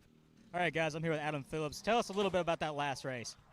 A little more chaotic than I expected for a Masters class race. I have to keep my words calm, but I did get lucky in the sense that the seas kind of parted when the accident happened, but I did get the accident on camera, so if Timing and Score wants to take a look at it, I'm happy to help, but yeah, as Masters drivers, we're a little bit better than that, so I was not too pleased about that. Winning the heat race aside, we don't need that. Nobody needs to get hurt out here today, and some of the driving, it's just going to get somebody hurt. So, but it was still a fun race. Now, my favorite part of Lo206 in general is the rumble of those engines, and I like to quote Talladega Nights. I don't know how you're feeling up there, Charles, in the booth, but you know, my favorite part is when them karts go rumbling by. Adam, is that your favorite part too, or is that just mine? I'm thinking that's just yours. Yeah, that's probably just yours. Mine's more of the shaking and baking. Hey, Adam, you remember, Adam, winning is stressful. Winning is stressful. All right, guys, it looks like we're going green, so let's get back up to you. All right, thanks, Steve. Slingshot, engage. We always got to get the Days of Thunder and the Talladega Nights. We got to get those quotes in at some point during the race. Right now we got Ka100 Juniors on the track, and they're working their way through turn number 9, that little section of turns down there in the S's. And there goes your field barreling through turns 13 up the hill into that big sweeper 14. That blind, almost off-camber downhill sweeper. Andrew Hamill was our race leader at the beginning. We'll see how all this shakes out when they come across start-finish right now. Oliver Nybert in second. Aiden Young is third. Kai Mars is in fourth spot. Talon Laney is in, well, let's see, I'm missing a driver in there. I'm missing fourth place. I don't know what happened to fourth place. We go from 3 to 5. Talon Laney, Harry Cunningham, Meyer Lewis, and Finn Cook. Those are the drivers that we're having shown on our race monitor right now that you see down in the lower left corner of the screen. Got some side-by-side action going into turn number 9. Oh, look at this. Oh, 2 for 1. First to third, Andrew Hamill got left out to dry there with that train led by Oliver Najbert and Aiden Young getting past your first place driver. Let's see. It will make it official as they come past the stripe here. By the way, not to correct you, but I talked to his parents, and it's Nybert. Nybert, so okay. You know. Well, I'm used to Arthur's dad coming up here and always giving me the stare down every time I mispronounce Nahapedian. Nahapedian. We finally got that one worked out correctly. So, and Basque, we got that one worked out. So, there's still a few more to go, I think, that we may struggle with. But right now, Oliver Nybert is leading us as we come through turn number 5 right here at our tower location and down through the kink. And with some clean track ahead of him, Nybert looking to pull ahead of the group right now. Although they're evenly spaced, having a hard time pulling away. Oh, look at this. Aiden Young to the inside, and Andrew Hamill snuck in. So just like that, Oliver Nybert back to third. Man, that turn number 9, it can be treacherous for you. If you get out of line just a little bit, you can lose 2 or 3 spots or whatever that freight train is that goes by you. Now they're trying to set up a pass for turn number 16. Everybody, though, pulls back in single file, so that doesn't materialize as it looked like it was going to. They'll come by start-finish right now. Aiden Young is your leader. Andrew Hamill in second. Oliver Nybert is third. And Kai Mars has caught up with this group pretty much now, so we almost got like a 4-cart breakaway up front. Yeah, and as they're racing up front, that's allowed Mars to be able to get back in. Mars, a new name we're seeing up here in the Ka100 Junior. Familiar name from Lo206 last year. Awesome to see him making the transition up to Ka100. These are really the entry level to the big dog go-karts, as these Ka100s can reach speeds in excess of 80 miles an hour here. That is fantastic. And we've got that driver, those drivers coming through the S's right now, working their way up the hill. Everybody's still in single file, but we've got a really good race going on with Young, Hamill, and Nybert, the 3 drivers that are up front, coming through turn 17 right now. Kai Mars trying to catch them. He is that 4th place kart coming by. Yeah. So those top 4s remain the same right now, and I think the rest of our field also looks like it's the same. Talon Laney is in 4th spot or 5th spot. Harry Cunningham up to 6th, and showing Kai Mars back in 7th. I'm not sure that's the case. I thought that was Kai Mars all there in 4th position, but apparently with the transponders the way they are, that's Talon Laney that's running in the 4th spot. And according to my score sheet here, Kai Mars hasn't run a Ka100 Junior race this season, so this would be his first one, at least with us. But right now, looking at the championship point standing right now, really what we want to look for is Oliver Nybert and Andrew Hamill. They are 1-2. They are less than 30 points apart right now in the championship standings. So either driver has a solid performance today, and that will be what is needed to get the championship. Well, here they come across start-finish once again. We've completed 5 laps. We're halfway through this race right now. Nybert with the fastest lap that time. So just under 54 seconds, a little over 53 seconds there. That's pretty fast for these drivers in the Ka100s.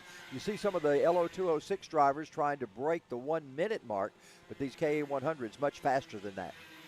Yes, and they are clocking times in the low 50-second range right now. Almost every driver running their fastest lap of the race that last time by. Andrew Hamill with a 53.107 leading that pack of karts right now. Although he is not your race leader, that is Aiden Young right now. And looking at my score sheet, this is this is actually Aiden's 3rd race. He just started racing Ka100 back in August. So this is his 3rd race in that go-kart. We've been doing some companion races with Caffeine and Octane Lanier Raceway. That is a good marriage, if you want to call it that, of 2 great facilities and an opportunity for drivers to get a little bit of a different experience in racing. Yes, that was actually, we had the first Formula karting event about a month and a half ago over at Lanier Speedway. Now, why do you call it Formula? What does Formula mean in racing? It just means they're cool. Okay. Kind of like Formula One, you know, it just... we're trying to figure out because you call it European kart racing, just doesn't have the same glow. And look at this again. Looks like first and second, or actually second and third, get that advantage. We've seen that move 3 times now. And that looks like Andrew Hamill back in the lead with Aiden Young being on the receiving end of that train. He is back in third, and we will see if it is official next time by. I think Oliver Nybert's now in second spot, sandwiched in between those two. Let's see if that's the way it shows up. Oh, yes, you are correct. But what we were saying about the partnership with Caffeine and Octane, so that was the initial event we had kind of getting this partnership off. We've got our next event coming up on October 21st, and that's actually not going to be any racing at all. We're doing the Caffeine and Exotics car show is going to be up at the main track in the paddock area up there.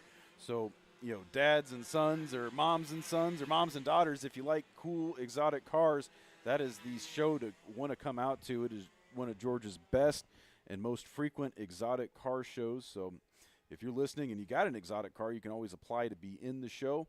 But if you want to come visit, spectator tickets are on sale right now at caffeineandoctane.com. We hope to see everybody here on October 21st for that show. Now, what is explain the definition of exotic? How unexotic can exotic be? I'm not 100% certain what they qualify as an exotic.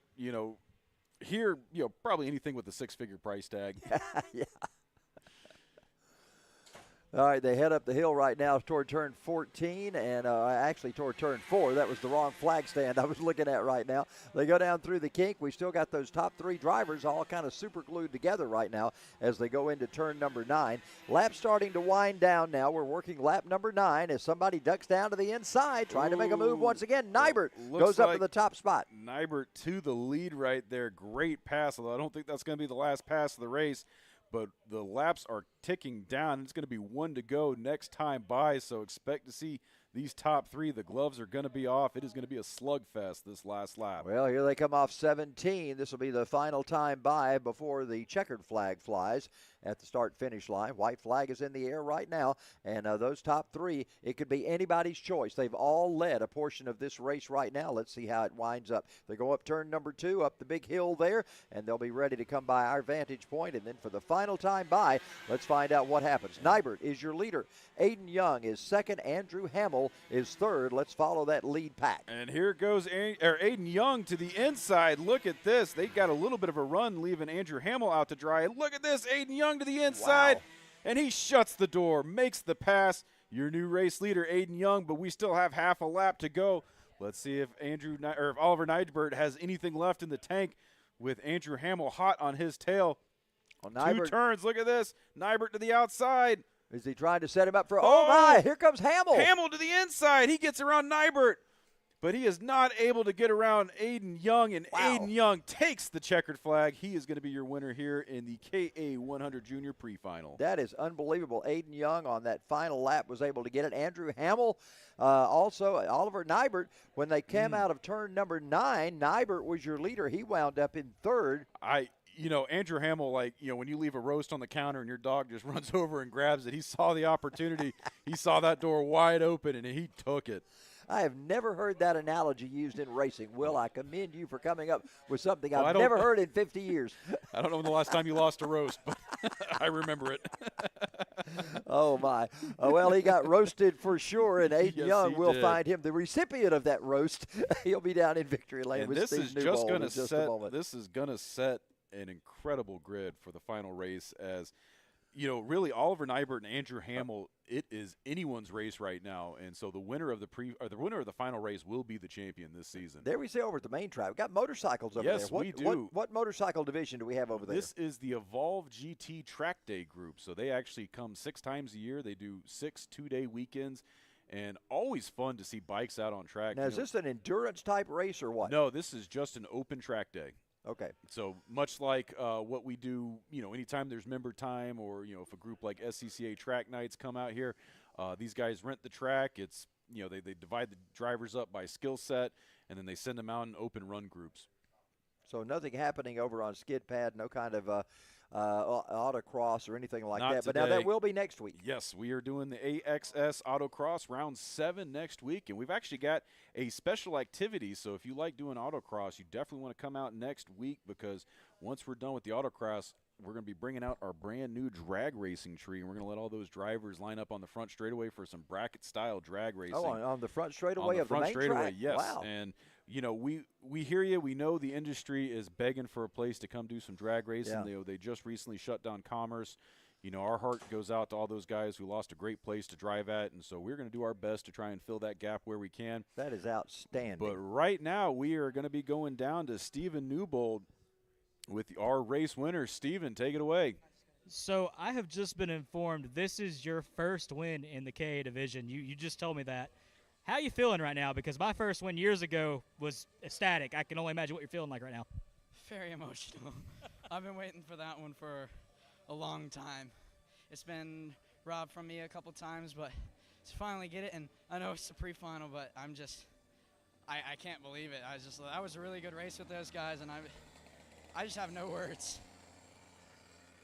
Well, if you could, walk us through that last lap, because that's when all the action was happening. Walk us through how you managed to navigate all that and how you managed to clinch that victory. Well, I knew that Andrew was behind me. I knew he would probably push me, so I did feel a little bump from him there on the back straightaway. So thank you to him for helping me kind of pass Oliver there. But then after that, I knew it was like, okay, one of them's going to want to try something in this final corner. I got to block, and I got to make sure that they cannot cross me over. So I braked as hard as I could, stayed hard to the inside, and then the block worked out. It's a clean one, not over-aggressive, and it made for a great finish there. Awesome. Well, we look forward to seeing you on the pole for the next race. Back up to you guys in the booth. All right, thanks, Steve, and thanks, Aiden. Lo206 Senior is on the way out next. Will, we were talking about what's going on here at Atlanta Motorsports This is Park. going to be the race coming up. Lo206 Senior. Sorry, I didn't mean to cut you off there. We're talking about upcoming events right now. But anytime you say Lo206 Senior, that is our biggest division here at Atlanta Motorsports Park. And we hear them rumble underneath us. That's one of the things that guides us to the fact of what we got going on. Listen to all that power. I am pulling the score sheet out right now. I was looking at some of these numbers last night because this is the final race of the season. We have had 55 drivers in this division over the course of the season. Absolutely incredible to have that much participation in one single class, especially for a series that not even, 3-4 seasons ago, we were lucky to have 50 drivers just in the race across all divisions. And the fact that we have had that many drivers sign up for this one division, I always get excited when these guys come on track. I mean, just look at that. All those drivers. It looks like we're going to have at least 20 karts out here today. We'll need to see once the timing and scoring pulls up here. And the interesting thing is here, we've got some drivers like Alyssa Vasquez, who has moved up to this division today for the first time. I know she heard told the call me she was from going Al. to start in the rear, and look at this. She's starting, what, second row inside or something? Looks like, She is not starting in the rear, as she told me she was going to. Well, she's going to help elevate this class because I know these guys don't want to be getting consistently beat by a girl. But well, they got a tough cookie in Alyssa. She may just wind up with some great trophies in this race in podium finishes. Here we go. We got a green flag. First time out. How about that? Look at that. Gaggle of karts working up the hill in turn one. 2 through turn 1, diving into turn 2. Let's see how this field shakes out. Oh, somebody getting a little squirrely, playing bumper cars out there, 3 wide as they go up the hill. And that looks like Juan Pablo Garcia leading that pack through turns 3 and 4. Whoa, somebody's swinging a little wide, and look at that. Looks like Alyssa Vasquez got caught a little bit. She is now back into 4th place as your top 3 are spread out a little bit. But with these Lo206s, I don't expect to see any of them get too far ahead because these guys can just duck in line, catch a draft, and go. Yeah, the draft seems to play a more important role in here than anywhere else. Look at that. Oh, wow. Somebody took the shortcut through the kink. Doing a little safari action there. Yeah, agricultural racing going on there. Alyssa is shown in 3rd spot whenever they came across start-finish at the beginning. Let's see if she drifted back a position or so. Juan Pablo Garcia is your race leader. Jacob Loomis runs in 2nd. Lickus Laferdo is 3rd. Alyssa is shown in 4th now. And, yeah, Nick Laferdo, with that crazy cat shirt, giving him the extra horsepower he needs. And let's see how Alyssa Vasquez is going to be able to handle getting around him. Now, Ryan Curtin has won the last couple of times we've been here.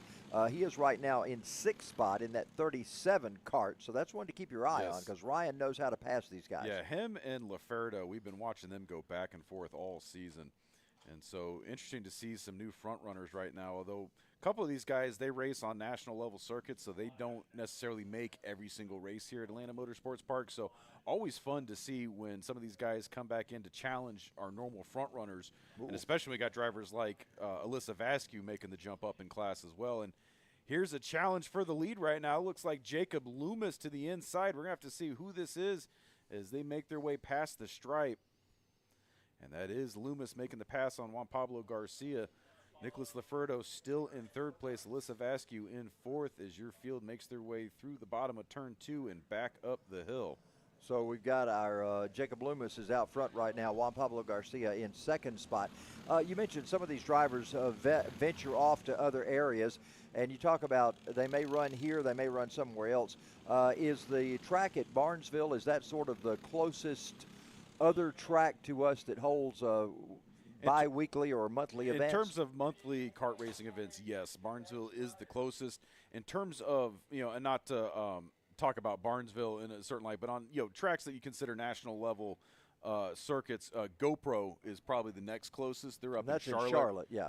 But the 3 main tracks that you see a lot of these guys run at are us, Charlotte, or GoPro. Actually, it's Trackhouse now. I keep saying GoPro. Trackhouse up in Charlotte, and then Newcastle. Now, where's Newcastle? That's up in Indiana. I got you. That's where they're at this weekend, correct? Yes, and that's up outside of Indianapolis. Right. And so that's where a lot of the guys are this weekend. That's why we don't I know Carson Craig is there, and I know Lincoln Massey is there, and I'm not sure who all else is there. And that was kind of an issue. We had double scheduled our event on top of them. We held a vote for the drivers. Well, it was a tight vote, too. It's very, very close. I think you were the tiebreaker, Charles. Well, I was not available next week or the next weekend you wanted to run it, so this weekend worked out for me. So if I could break that tie, so sorry to Lincoln and Carson who really wanted it moved. But anyway, we held it this weekend. Well, it was, I believe it was a dead even split. It was like 90-90 the votes. We had almost 200 votes cast on whether to keep the race on today's date or to move it. And the consensus was to keep it on this date. And so that's what we did. And if you're not a member of AMP Shenanigans, that is a great little site to be part of. That is the unofficial page for kart racing here. That is the Drivers Forum on Facebook. So if you want to keep on top of all things AMP kart racing, that is the unofficial page. Yeah, and you may not be friends on social media with all these drivers, but everybody at some point comments on AMP Shenanigans. So I like to follow it and see what's happening. That's where we get most of our broadcast feedback. Yeah, the tone of what's going on. Sometimes I don't like to read what they say about us on there. And look at that great wide shot from junior drone pilot Jeffrey Farver as the leaders are making their way through turn 9 right now. Great audio from, we set a mic out on the patio so we could capture some of that rumble as they were going by, and that's what you're hearing. That's what's great. This field is so long and so spread out. They're halfway through the lap, and we're still hearing them pass by the booth. I know. We're watching the leaders, but hearing those at the tail end of the field sometimes as they work their way by. Look at that. Everybody picking up speed right now. You have got 8 of your top 10 running their fastest laps of the race that last time and still Loomis has got his fastest lap going on. Ryan Curtin with the fastest lap overall. That is just amazing how these drivers are going. Look at this battle up front. There's the top 3. Now there's a little bit of distance between them and back to Alyssa Vasquez. Matter of fact, I believe Alyssa's running in 5th now. She just got passed at some point. Ryan Curtin may have gotten by her. Those top 3 are Jacob Loomis, Nick Laferdo, and Juan Pablo Garcia as they head to turn 9. Running the fastest lap of the race. That's what that purple bar means. Anytime you see that pop up, that means that driver ran the fastest lap of all drivers. And he has made his way around Alyssa now, so we'll put him up to 4th spot. Alyssa Vasquez in the 07, that pink cart and pink driving suit. She'll be back in 5th, I believe it is right now. That's the way it looks on the racetrack. So we got 2 drivers trying to break away just a little bit. Loomis and Laferdo trying to see if they can leave Juan Pablo Garcia in the wind. Can't do it at the moment, but at least we do have these 2 drivers that have pulled away just a bit. And they are bumper to bumper making their way through turn 1, diving over the hill into turn 2. Great shot with both tracks going. You see bikes in the background, karts in the foreground. as your leaders make their way up the hill into turns 3, now into turn 4 underneath our position in the booth. Turn 5 is that slight turn right there as they head downhill into turn 6 and 7, which is the kink. There is a slight bend, turn 8, coming up here down the back straightaway, which sets up turn 9 here, that big, long 180-degree turn as that goes into the S's here, turns 10, 11, and 12 into 13. There you up saw the hill. Killboy's drone scoot by there Yes. as trying to keep up with these guys, and he can keep up with them. That's a pretty amazing Most of thing. the divisions he's able to keep up with, although when those shifter carts get out on track, that that is when it gets hard to chase. And a good shot from Jeff Farver up from above, looking out on the crew of carts coming by start-finish line. They go down the hill in turn number 2. Let's check them out as they work their way back up. Again, those top 2 drivers trying to separate themselves just a little. Loomis and Laferdo trying to get away from Juan Pablo Garcia. As long as they have each other for help, they should be able to pull out, but that's the problem with these Lo206 carts is they just don't quite have the top end. So, you know, when they can get in a draft, you can definitely get caught if you get out ahead of everybody. And Ryan Curtin has caught Juan Pablo Garcia. There you see those 2 drivers. It's a ways back now to Alyssa Vasquez. She has kind of lost the draft of those guys ahead of her. So we've got 2 carts, then 2 more carts, and then back to Alyssa, and she's leading a group of carts around as well. So a little bit of shake-up now, 2 by 2 by 2, as those drivers are working now down to turn 16. Now we've separated a little more with those drivers back in 3rd, 4th, and 5th spot. And these guys expect to see Nicholas Laferdo start to make some moves here with 2 laps to go.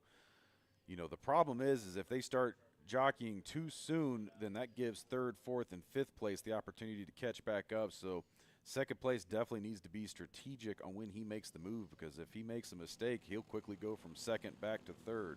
Good shot from the tower cam as they come by in front of us. That's where you're hearing that audio from, is from the tower cam set up right at our venue. And look at this, getting ready to try to set up a pass is Laferdo on Loomis down in turn 9. And look at that. He is starting to set him up, seeing where he's going to be able to make that move. I don't know if we're going to see it this lap. Loomis is just holding him off. He's not giving him any place to go. And you can see that helmet moving around on the 2nd place, Nicholas Laferdo. He is itching right now as they make their way through turn 14. Look at this. Curtin has gotten Juan Pablo Garcia. I believe he's moved up to 3rd now, so we'll check that out when they come across the line. This will be actually coming to the white flag this time by. And that was Ryan Curtin making the pass on Juan Pablo Garcia. He is your new 3rd place driver. 1 lap to go right now as your leaders come barreling out of turn 2 up the hill. Let's look for Laferdo to try and make a move here. He's going to put a little bit of space so that way he can get the run. Let's see what's happening this time by down the back straightaway. He looks to the outside. They both go. He goes to the inside, but he is not going to have it there. Let's see. He's going to try and set him up. Swings real wide, looking for the crossover. No, he's not going to have the momentum, and that might have messed him up for trying to get a run here coming through 13 and 14. But let's see. As look at this, Curtin and Juan Pablo are catching back up to them. We now have a 4-cart battle. 1 turn to decide this. Look at this. Laferdo goes wide. Gonna send it down low for the crossover. Oh, let's see. Look at that. Curtin to the inside. It's gonna be a 3-wide finish. Nicholas Laferdo makes the pass in the final turn, gets the win. Wow. He had not led a single portion of this race up till not. coming out of 17. What an outstanding win for Nick Laferdo. Ryan Curtin winds up in 2nd. Jacob Loomis in 3rd. Juan Pablo Garcia 4th. And Alyssa Vasquez in 5th. He set him up real hard. I don't know if you saw that. He swung super wide at the last second to set up that crossover move. Wow. And he dug that cart as hard as he could to the inside and was just barely able to hang on to that. That is determination right there. No question about that. I can't wait to hear what Stephen Newbold has to say with him, because Nick's going to be a happy boy whenever he goes to victory lane. So that's Lo206 Senior always delivers, man. It always delivers a great race. And that was an exciting finish. Charles, we have not had a boring race today. No, they've all come down to right off turn 17. I mean, very few races have we had where turn 17, 16, and 17 did not decide the end of the race. And it looks like we might have a Kart stop there at the bottom of turn 2. I see one of the corner workers running over Hi, there. guys. Hey, everybody. Hey, wave at us. You're live. Facebook, YouTube. That's that great area to walk through, right Yes. down there where you can get down into turn 2 and see exactly what's going on.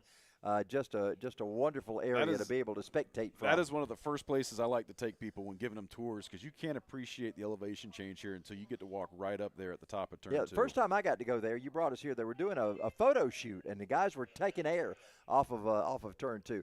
Well, let's go down. We got a great opportunity to talk to Nick Laferdo. Steve, take it away. I'm here with Nick. Let's talk about that last lap, 3-wide finish. Walk me through that. In turn 17, you guys all were bunched up together. How did you break away from that pack? Yeah, so me and Jacob kind of pushed away, and then, I didn't want to really make a move because I didn't want a lot of people there fighting at the end. So I tried to do it down into, I think it's 6 down there. Didn't work, and then I was successful down into 17, like you said, but Ryan was there as well. It was a close finish. It was good. It was good racing. So with racing with Ryan, does that kitty shirt intimidate you? Because, I mean, it intimidates everybody. I don't know if you guys could get a zoom in on his cat shirt, but that is the Rally Cat shirt. And Ryan, personally, I love that. It's Chris the cat. Chris the cat? Yeah. Yep. So, yeah, it was a good race. We had a good fight there at the end, but we were just trying to get a push away from everyone up until the last lap. So. Awesome. So we're going to sit back up to the booth for you guys. Yeah, that's going to bring up a good final. That was the pre-final. That's going to bring up a great final whenever we go into that one a little later on to find out about the podium finishes. That was Lo206 Senior. We got Ka100 Senior coming out now. They'll be coming out on the track in just a moment. Just about to work our way through all of the pre-finals, and we'll be getting ready to get into finals a little later. So Ka100 Senior coming out. We've still got Lo206 Junior and shifter karts working on getting that kart off the track right now. I don't believe they're going to need the trailer. I believe they're going to try to see if they can get him going, at least push him up to where he can go back into the paddock area and not have to have the trailer to get that one there. So we're going to get ready to go green again in just a moment. We'll get these Ka100 Seniors ready to go out on track. Talking about points real quick here for the Lo206 Senior Division, that was a big help for Nicholas Laferdo. He is currently your leader, so that's going to put him in position on the pole position for the final race. And if he can hang on for the victory, that will all but secure the championship for him. Currently in second place, Grant Lockwood. Third place, Carson Craig. Although Carson not here to defend his spot, which is going to be a shame because right now Juan Pablo Garcia, if he has a strong finish, if Ryan Curtin has a strong finish, either one of those drivers have a chance of bumping Carson off the podium. And both those drivers had good finishes here, so you got a feeling that they're going to finish well in the final. But, you know, also. anything could happen. If there is a wreck, if there is contact, if those drivers do not finish out the race, then that might leave position for Carson Craig to be able to have the podium. Yeah, Al has joined us back in the booth once again. Al, what are some of the craziest points battles that you've seen here? Drivers coming in with a big lead, and all of a sudden it vanishes on that last race. On the last race, that can happen. And you know, if you don't show up consistently during the season, it's really hard to maintain points. A lot of these guys who just show up all the time and place in the top 5 are always contenders. Yeah, consistency is always more important than a flash in the pan. Your second place driver right now has 0 podium finishes in points for Lo206 Senior, and that's Grant Lockwood. Right. Wow. No podiums, and he's in contention for a podium finish on the points. Yeah, Grant sent me a message the other day, and he said, I used to race at Lanier when you were Yes, announced I saw there that. years ago. I thought, how cool was that? I didn't even remember that with Grant Lockwood. I remembered the name. I just didn't put it together with the same one that's racing here. So this is Lo206 Senior gritting up right now? Yes. No, we just ran Senior. This is Ka100 Senior. And how crazy was the 3 wide. It was another barn burner at off the line. of 17, it was just crazy. 3 wide, had to wait on timing and scoring to tell us who won it. Oh wow, who took it? Laferdo. Oh, good for Yeah. Nick. Nick's dad's here. It's Final good to see turn Nick's father fast. Bob here. He was reaching out to me when I was in New York, and just likes to. He loves our broadcast. By the way, he lives in Panama City. Bless his heart. And you know what that means in Southern. So we'll just leave it there. Now, as you guys were talking and filling some of the gaps and Senior was running, I changed out Fusco's axle. Fusco is coming back. He will run in the final, starting from the back. Well, how's his hip? He's hurting, but he's stubborn. You know, typical guy. You know, he's I've been a brother of mine for a long time, and that guy is as stubborn as it gets, and he is going to finish this season. So. Good deal. And the green flag is out. We are underway here. Ka100 Senior racing. And you see a little bit of plume of blue smoke coming out of these cars as they head down to turn number 2, and that is a good thing because that means these two-cycle engines are getting it.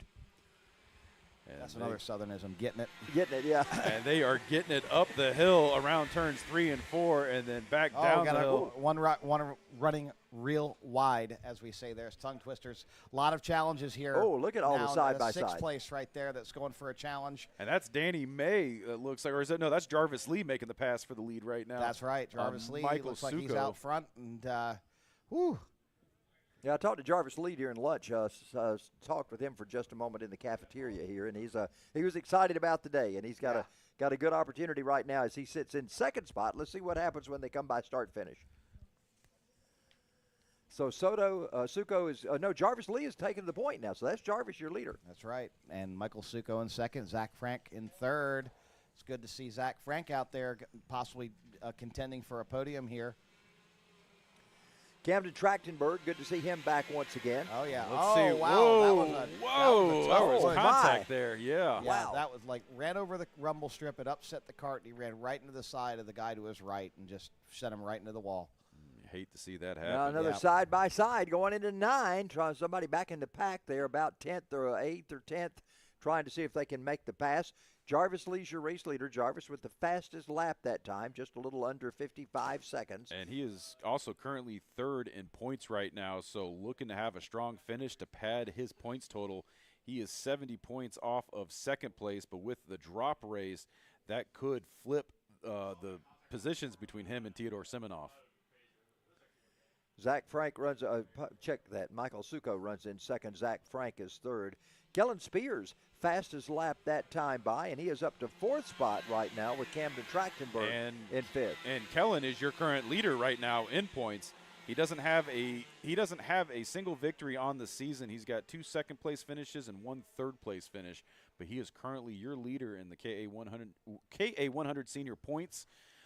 Second place, Theodore Siminoff. Third place, Jarvis Lee. And fourth place, Camden Trachtenberg. So those are the 4 drivers you want to keep your eye on this race because that is all who is battling it out right now. And also not to forget Spencer Mass and Vincent Capitillo.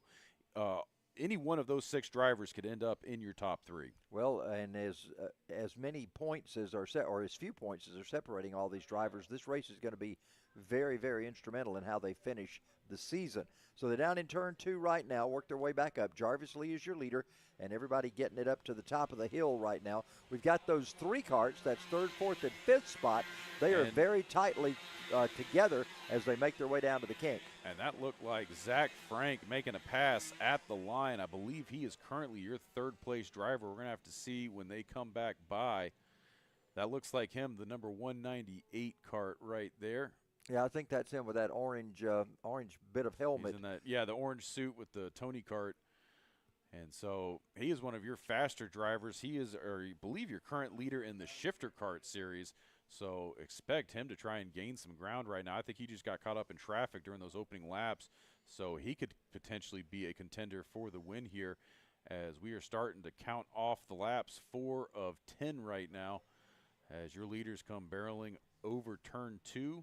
Back up the hill. Jarvis Lee still in control of things. Michael Suko in second. Kellen Spears is shown third. Zach Frank is fourth, and Camden Trachtenberg is fifth. Trachtenberg all over the back of Zach Frank right now as they head down into turn 9. There you see them going into turn 9. Seems like they've now caught up with that third place car of Kellen Spears as those 3 battle it up the hill. Well, Jarvis Lee is not going to make it easy for any of them as he ran his fastest lap of the race, a 52.579, although just behind him, Michael Suko running the fastest lap of the race with a 52.468. So they are looking to check out from the rest of the field right now. Yeah, 52. That's a fast lap at this racetrack. Flyer for one of these Ka100s. And Zach Frank just posted his fastest lap at a 52. But, Frank, he is no stranger to running in the 40s when he's in a shifter cart. And look at this, some side-by-side action heating up here in this first mid-pack. The battle for third we're watching right now. That is the number 89 of Kellen Spears, the 198 of Zach Frank, and the number 32 of Camden Trachtenberg. We're just past the halfway point. This battle's not over yet. You're going to see this shake into a big, big battle. It may be another one of those off turn 17 to find out who's going to be these guys need finisher. to just settle in, because right now, as they fight it out, they're giving the advantage to Jarvis Lee and Michael Suko, who are happily going to take that and pull away from those guys. Yeah, they need to get in line. Oh, we got one stepping out of line right now. He goes up to the second spot. That's fifth to fourth. We're going to see a crossover. Ooh, that was Trachtenberg trying to make a move, and no, he did not. Whoa, pushing them wide there. Look at that. Trachtenberg still on the inside. In the dirt racing world, we would call that a slide job. Yes, that was. And I think that was Zach Frank that got left out to dry there from third back to fifth. We're going to have to see as they get scored next time by. Well, Banu Yedla has moved his way up to sixth spot right now, so Banu is in that grouping up front, although he's got some work to do to try to catch this. I don't want to jinx it. I don't want to say it, because Banu usually gets plagued with mechanical troubles. I told him yesterday, I said, Banu, are we going to do it? Are we going to put it together? And he said, yes, we are. So always one of my favorite drivers to root for. He is one of the craziest guys, always out here in a rental cart working on his times any way he can. When it's not member time, he's in a rental cart. When it's member time, he's in his member cart. Always putting in laps. I'd say Banu probably has he's probably the single highest lap count of any driver here on this track. Not Juan Pablo Garcia? Nope. Banu Yedla has been crushing it for years. All right, they work their way off of turn number 4 right now. There's the leaders. They are quite a distance ahead from third, fourth, and fifth spot. Now that third, fourth, and fifth, Zach Frank, Camden Trachtenberg, and Kellen Spears. Those are the drivers that are in that little trio that you see right there. And they're making their way through turns 9 into the S's. Coming around the bend, up the hill here into turn 14. I don't think they're going to have the time to catch those leaders. They're just too busy shaking it up right now, but I know Jarvis Lee and Michael Suko are happily going to take advantage of that. Yeah, they're coming down to 2 laps to go, and you got a feeling that at some point Suko is going to try to see if he can work his way by Jarvis Lee. He's been patient right there, right single file behind him for most of this race. So got a feeling that won't last as we get into the final lap and a half. And we're almost at that point right now. And, yeah, we are less than 2 laps to go right now, 8 minutes into this contest. Although time doesn't matter, it's all about lap count. But that is slowly going away. Across the way, time matters. That's a 20-lap over here. Laps matter. Over there, 20 minutes is the deciding factor. But exciting bit of info. We will be running the karts on main track again this year, and those will be by lap count. So we will be changing that format up. We just recently announced. Now, do you run the entire track? Yes. Really? Wow. And we just recently announced the Winter Kart Racing Series. It will be 2 dates up here at the at the kart track. And then 2 dates at the main track. It's going to be a big 3-day weekend at main track. Practice on Friday and then a doubleheader race day on Saturday and Sunday. Wow, can't wait for that. Look at this battle. Ooh. We knew Suko at some point was going to try to battle with Jarvis Lee. He thought about it, looked to the inside, was not able to make it happen, had to dip back down behind Jarvis Lee as they go barreling down that back straightaway. Jarvis and Suko, now look at them side by side going into turn number 9. It's Lee still with the lead, but Suko is right on his back bumper. We're working lap number 10. This is the final lap, and it's the final couple of turns where something can happen. Well, let's see. He's not going to do it in 14. Let's see if he tries to set him up for a pass in 16 and 17. They are still single file. Look at this. Suko looks. Jarvis just cut down in front of him, and Jarvis Lee will take the win. Wow. He slammed the door shut, Charles. I did not believe a cart could turn that tightly and not spin out. Jarvis Lee doing a tremendous job of cutting down in front of Suko. It can, but that is a last lap only maneuver on the final turn because you cut away all your momentum, and he just shut the door. You know, had that race been one more lap, we would have seen a pass. Probably so. Well, Jarvis Lee, excited for Jarvis. He'll be down with Steve Newbold in just a moment. Michael Suko putting up a great battle. Zach Frank, Camden Trachtenberg, Kellen Spears rounded out your top 5. And those are the drivers that you're going to see starting in the final on those first 5 spots because this does set the tone for that final race. So that was Ka100 Senior. Coming up next, we have got Lo206 Junior. Always a good group of drivers out there. They are hungry in that Lo206 Junior. We'll hear them revving up and getting those engines started in just a moment. Just about ready to talk to Jarvis Lee. Good to see Jarvis in victory lane. Steve Newbold is going to talk with Jarvis in just a moment. As I said, had a chance to just talk briefly with Jarvis during lunch today, and I know he was excited about his day and getting ready to get out on track. Here's Steve with him right now. All right, guys, we're going to let Jarvis get ready. When he gets ready, we're going to talk about, a couple things on track. Now, Jarvis, tell us about that race. You were talking with the guys up at the booth earlier about something I'm not aware of what was talked about. What's that? No, we just briefly spoke during lunch. We talked about. Everything's good. It's a good race. It's just the pre-final, so we'll see the final race. Awesome. So, how is it running in the KA division? I know it's got a lot of speed behind it. There's a lot of force on your body. Tell the viewers at home a little bit about the KA division. Well, I love the speed, first of all. Yeah, there's a little physical demanding, but so far, I think it's so good because I think it's a sweet spot between the tag and the LO, which is a slower one. So, yeah, KA is the sweet spot. Awesome. I had to give him the mic. He had a lot to say there. Well, guys, back up to you. All right, thank you, Steve. Thank you, Jarvis. Looking forward to seeing you come back out for the final of the Ka100 Senior. Lo206 Juniors coming out on the track. We hear them firing up right now. Let's give you the lineup. The 08 is Luke Corman. Ian Patterson is in the 14. Max Laura in the 34. Tristan Garbarine, I'll have to get a pronunciation on that, is in the 36. John Mark Nunnally is in the 58. Ethan Shore in the 74. And Scotty Arnold in the 111 as we get ready to watch these drivers come out and get started for their 10-lap pre-final. Of course, shifter karts coming up after this. That's our fastest karts on the track. We'll be seeing the shifters out there in just a moment. They've got a big race going on today. I think $500 is on tap for today for our shifter karts. We'll find out a little more about that as we get them on track in just a moment. Luke Corman and Ian Patterson getting ready to start side by side. These drivers in the Lo206 Junior. Get them all lined up and ready to go. Some names that we are familiar with and a few names we're not familiar with in the Lo206 Junior today. Missing are a number of drivers we've seen out here in the past who are either moving up or racing at other places today. And I don't believe we got a good start there. Looked like that inside line did not try to keep up with the outside line. Nope. We could hear that radio from race director Lucas Arnett just behind me hollering, false start, false start, false start. And Charles, we actually have $1,000 on the line in the shifter Oh, is it kart. 1,000? Wow. Well, it's $500 for each of the winners. I so got there's a senior and a master division for the shifter kart shootout. Got you. Okay, let's see if we can keep them in line this time. They're not doing a good job of it right now. Let's get it lined up, guys.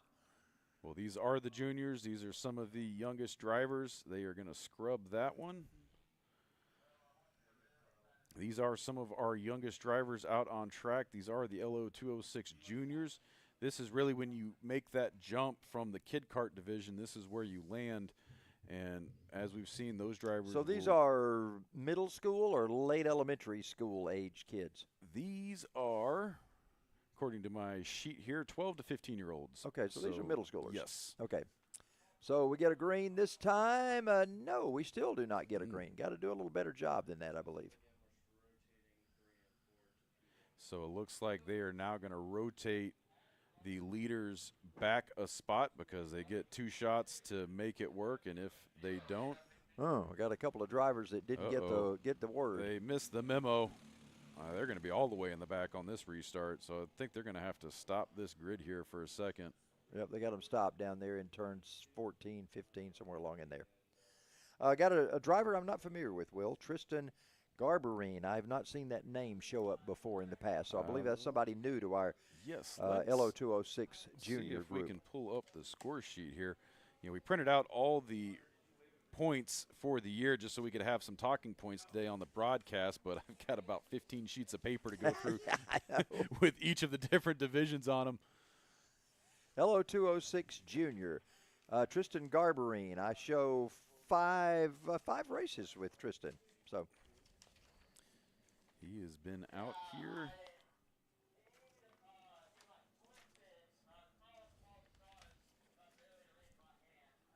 You know, I always like it when the kids get out here on track because anything can happen with these guys. We always see some crazy last lap passes, some crazy starts, going too wide in the kink. These guys have no fear, Yeah, and it and shows. they don't know what not to do yet, so they Correct. just put it anywhere and hope it's going to stick. That's the amazing thing about watching these kids. Yeah, and I am seeing Tristan Garberine as this is his 4th race, actually. 4th race, okay. Yeah, so the numbers on here are a little skewed. Okay. But the he looks like he started racing with us back in July was his first race. So this will be his 4th race on the season. Currently 8th in the points. Looks like with a strong finish today, he could probably pull up to about 6th or 5th overall. But it's going to take a lot of work, and it's going to take some misfortune from other drivers for that to happen. But right now it looks like Luke Corman is going to lead your field to green right now. And on this list of championship contenders, Alyssa Vasquez already has the championship sewn up, it looks like, in this. That's why she's moved up to Look at Lo206 that. Senior. Little bit of too wide action, some bumping and rubbing as they go through turn 1.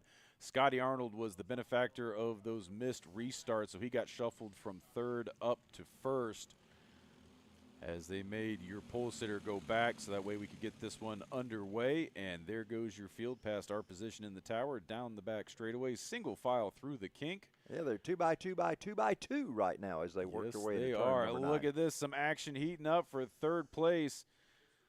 That was the number 74 of Ethan Shore. Looked like getting passed by Ian Patterson. Yeah, Patterson got back around him again. Shore looked like he was going to take that spot away. Patterson got back around him, so they continued to remain as they were at the start of this one. There you see those 2 karts in 3rd and 4th spot heading down into turn 17 right now. A little bit of gap between Scotty Arnold and Luke Corman as they come off 17. So let's watch them as they come across start-finish. You can see them as, just as I said, Race Monitor was going to show that. Race Monitor went away, but there it is. And that is your closest battle on track right now, the battle for 3rd between Luke Corman and Ethan Shore. And look at this. Looks like Corman is now caught back up to 2nd place, starting to put the pressure on Ian Patterson. I know Scotty Arnold's going to love this because as Corman's looking to fight Patterson, Arnold's just going to take that clean track and try and build on his lead right now. Look at that. Corman looked to the inside, thought better of it, dipped back in line. You know, this turn 9, you have to be wide when you enter or else you're going to mess up your line all the way. And you'll see drivers trying to take defensive line, swinging it to the inside a little bit, coming back wide. But if you are not wide at the turn entrance, you're going to have a bad time going through turn 9. Yeah, those drivers up front right now, a little bit of breathing room, but it looks like that second group just about to catch them. We have a 4-kart breakaway here in a moment. We now have a chain race. Oh, my. Look at that. Oh, Corman man. goes wide, and Shore is able to take over the 3rd spot. Let's see if that's what happens when they come by. It looked like it looked like Corman was on the brakes a little bit sooner than the rest of the pack, and that meant Shore got into the back of him, gave him a little bit of a shove. Ooh. Oh, whoa! No. We got 4 karts into it, and they're on top of each other right now. Wow. Oh, man, that looked like Shore, Corman, and LaRue. And they're going to get those unstacked. Oh, man, not what you want to see. And we are still under green right now. I think they're going to – I Ooh, don't and that know cart if they're just going to rolled get back going in his back. ankle a little bit. Hopefully that didn't hurt. And they are not going to be able to get underway mid-hill. Even though those 4-strokes definitely have a better torque curve than the 2-strokes, it is hard. You're going to chew that clutch up trying to claw your way up the hill, and it looks like one of those drivers is. But look at this, your leader all by his lonesome self right now.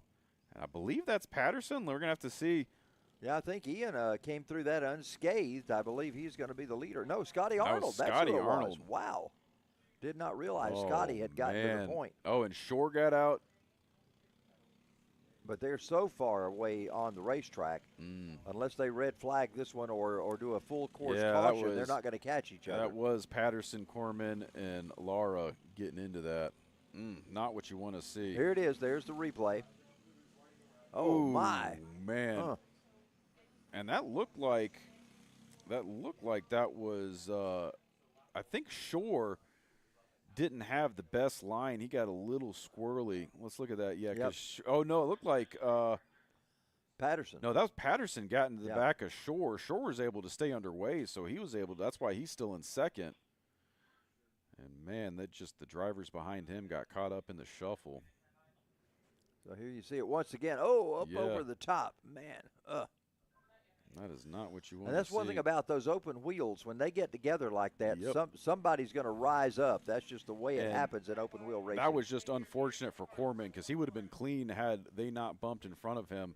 And he ultimately had the longest ride because he was the one up on top of everybody else. You know, for a Sunday afternoon, actually Saturday afternoon drive now, Scotty Arnold just has nobody anywhere near him in competition.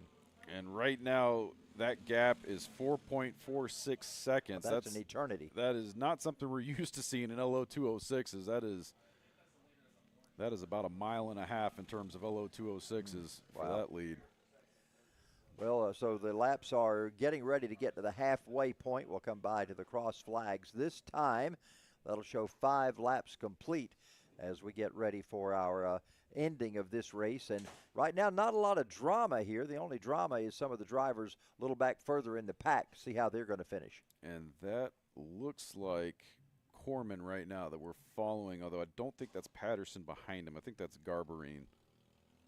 So we'll need to see this time by at the line. Yeah, Well, that was Shore, that's Nunnally. That's Shore and Nunnally, yeah. Yep, so that is going to be the battle for second and third. Second and third. So that is your closest contest on track right now.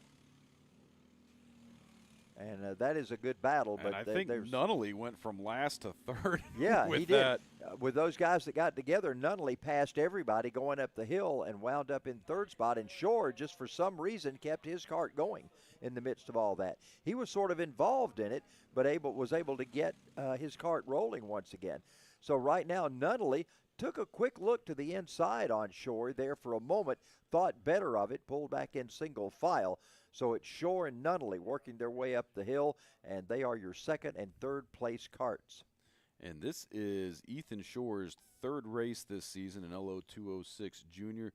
This is Nunnally's second race. Nunnally actually raced all the way back.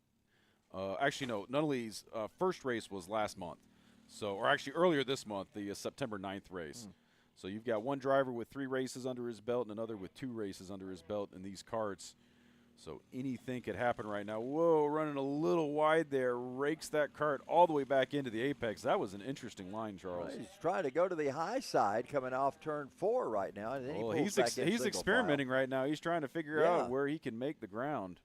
He's been doing a little bit of experimental racing, as you say, trying to figure out where he could do some passing. Shore is in second. Scotty Arnold is your leader, Ethan Shore, and there's Nunnally in third.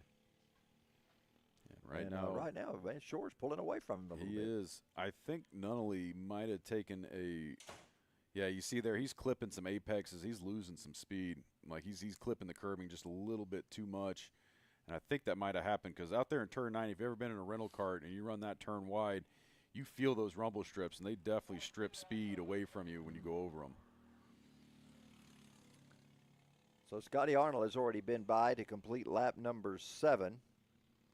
The rest of the drivers work their way by as well. And it looks like Scotty Arnold getting into some lap traffic as he makes his way up the hill. He's on the top side of your screen, just going out of frame right now. And there's Scotty Arnold right now. Yeah, there he is. So it looks like he was able to get in front of the 14 of Ian Patterson. So right now, your leader with a comfortable lead.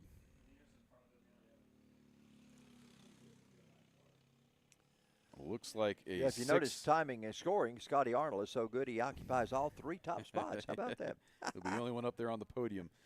But he's been able to expand that 4.5 second lead now to a 6.1 second lead. Yeah, that's pretty impressive. Ethan Shore still runs in second. John Mark Nunnally is in third, and we are working toward our final laps of this one. So they've got some catching up to do. Can they catch Scotty Arnold? Probably not, but they got a good battle going on between the two of them anyway. And, you know, right now we're just covering the closest action we see on track. Always fun to watch these Lo206 juniors duking it out. Sometimes we get a nice clean one all the way to the end. Sometimes we get absolute chaos and That's kind of what we saw here on lap, what was that, lap 2 or lap 3? We had that Yeah. big 4-car pileup. Major pileup. So now the slides that are on these engines from the Lo206 Junior, Lo206 Senior, what's the difference in slides on those? That would be How much more acceleration do they have in the Senior than the Junior? That would be a question for when Charles is up here in the booth. But looking at my sheet right now, they go from the green slide to the yellow slide, which means they gain about 1 horsepower. So they're going from about 5.5 horsepower to 6.5 horsepower, although the weight limit, though, drastically increases because you're packing on about 70 extra pounds when you go up in the class. Ah, wow. Lap number 9 is underway right now. You saw the white flag come out over this field of drivers right now. Scotty Arnold is our race leader, not really in jeopardy, the win for this one. What is in jeopardy is who's going to finish in second. Ethan Shore leads John Mark Nunnally. Those are second and third place, and we're going to stay with them as they work their way down through the kink. And they are making their way down the back straightaway right now. And that looks like, yeah, that's first place. That's actually Scotty Arnold and Ian Patterson we're watching right now. Oh, Ian, yeah, and the 14 has moved his way up to no, he's still in last. He's a lap down right now. oh, he's a lap down. Okay, sorry about that, yeah. Yeah, Ian was one of the ones involved in that little crash we'll over see there. if we can maybe pick back up on second and third place. That is your leader now passing by us. Maybe we can hold this shot and see if second and third can come through there. Looks like maybe that's second and third right there. Oh, Scotty Arnold takes the win. Much. Yeah, there's about a 2-second gap between second and third, so really not much to see going on there either. There's Just looking Ethan at the coming score. by in second, and John Mark Nunnally takes third. Yeah, so that field got spread out pretty quickly after that did. incident. But, you know, that's why we line them up and run them. Always fun to see. Thankfully, nobody got hurt. Everybody got back underway. Fairly minimal contact, although it looked a lot like it was a lot more than it was. Well, the biggest problem was not the contact as much as it was getting the carts running and getting them back up that hill again. Yeah, because that's the worst place to want to spin out because you've got no momentum to take yourself up the hill. And you can't really even back it up and get the momentum. It is just difficult to get enough momentum to get up that hill, period. Nope. And, you know, fortunately for these guys, this was just the pre-final, so they're going to line them up and run it again for the final race, and that's going to be the one that matters for the points. So nothing has been lost yet. This is just setting the grid for race number 2. And shifter carts are getting lined up ready to go. We'll have shifters out next. Big day for shifter carts. We'll talk about that in a little while. Right now, Scotty Arnold, I think he's being corralled by Steve Newbold. Steve will get him down there in just a moment. We'll talk with Scotty about his big win here in the Lo206 Junior. Now, finals will be coming up after shifter carts. So do the drivers step it up a little bit? Is that what we normally see when they get to the finals? Towards the end of they'll step it up. I think you talk about racing up in classes, but yeah, they usually save a little bit in the tank for the final race. They don't show all their cards before heading out in that last race. Well, we'll see how that works out. Meanwhile, I believe he's got Scotty Arnold down there. Let's go down to Steve Newbold. All right, guys, I'm here with Scotty Arnold on that last race. You survived the chaos out there. Tell us about that. I was just trying to survive. It was very crazy. So, have you ever been interviewed before? Yeah. Do you like being interviewed or no? I don't really mind. I just had to ask. I didn't know. You just seemed a little nervous. I didn't get to see the incident down in turn 2, but walk through the people at home how you navigated that incident.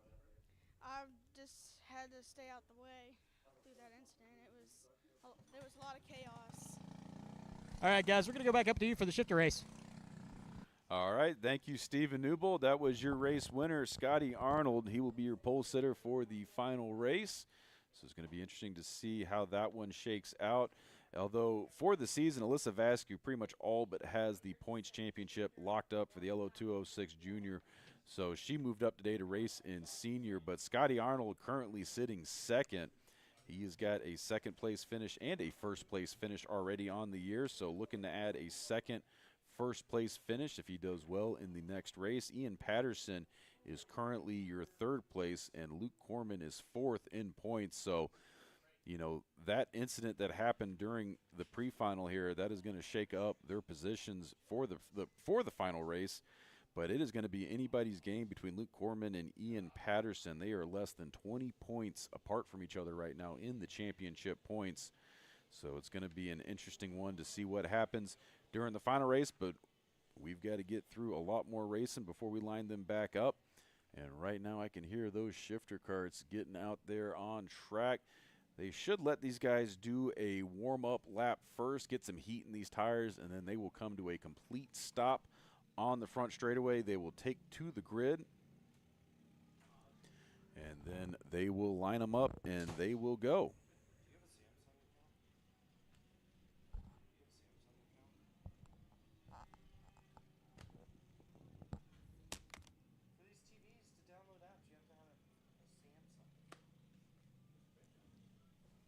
And we've got race director Lucas Arnett with us up in the booth. Looks like it's going to be a fun race.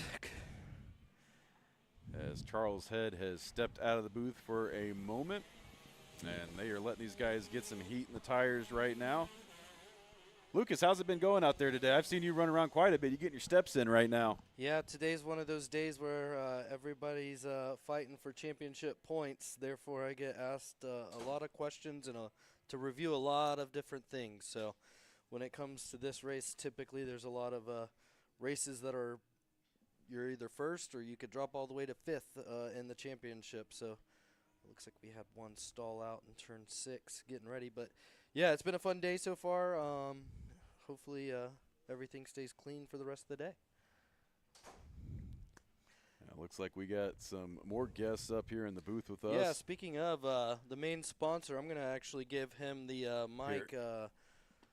This is Anthony Brumfield. He's helped promote this shifter shootout with us for 2 years now, right, Anthony? I think we're working on our second year of this. Yeah, second year. So it was one of those programs where we were about to say it may be time to call it quits here at AMP, and Anthony and Steve did a great job and came up to me and said, nope, we're not letting that happen. And it was all but dead until last season when y'all came out with the shifter cart shootout, and then we had that crazy 27 cart season finale race last year. And, you know, a great grid out here today. Looks like we've got 8 carts on track. Look at that F1 starting light, and there we go. Green flag is out. We are underway. It's Sam taking out in the lead there first. So, yeah, we got a really good field of some really skilled drivers out here today.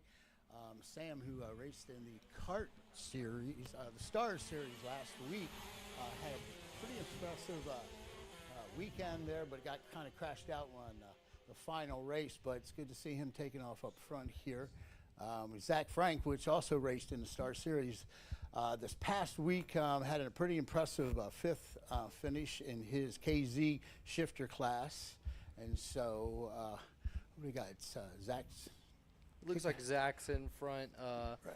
Oz Cheek maybe in so second. Jake Fetter, man, that guy, he's got a lot of skills too. He came also, out of nowhere. He raced last weekend too in the Stars for his very first race. Had a real impressive 5th finish, man. I couldn't tell you how impressed I was with him.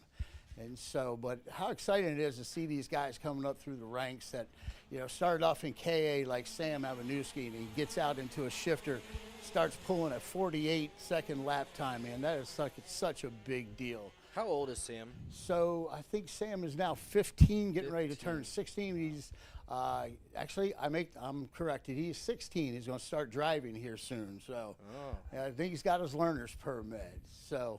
And this Oz Cheek family, man, they've been impressive. It's been a lot of fun watching these guys come up and make an impressive run here in this shifter class. Well, looking at the points right now, Zach Frank has a chance at clinching the championship here today.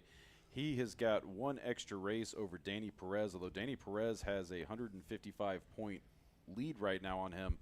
But if Zach Frank can win, that'll give him 200 points, and that'll give him the championship. So where is that, Danny? In second there today. And so, man, this kid has not been excited watching this guy. Anything you put him in, if it's got a steering wheel and wheels, he can drive the wheels off of it, man. Anything from tag to KA, now he's up in the shifter class, and it's, man, how impressive it is to watch this kid go. Because what kind of laps are we turning here? Are we in the 48s right now? Yeah, high 48s right now. High 48s. Man, that is fast for a shifter cart. I mean, that's close to 90-some miles an hour coming down the backstretch, and, man, so that's the pinnacle of go-kart racing right there, shifter class. So Anthony, tell us how you got into a shifter kart. We see your passion obviously with the sport and helping develop it and get new drivers in all the time, always advocating to get people here. What got you here, and why do you love to get people here? Man, I came up here about 9 years ago when there was just a couple relocatable trailers out here. And I did a little concession cart deal one day after doing a driving experience with Extreme Motorsports.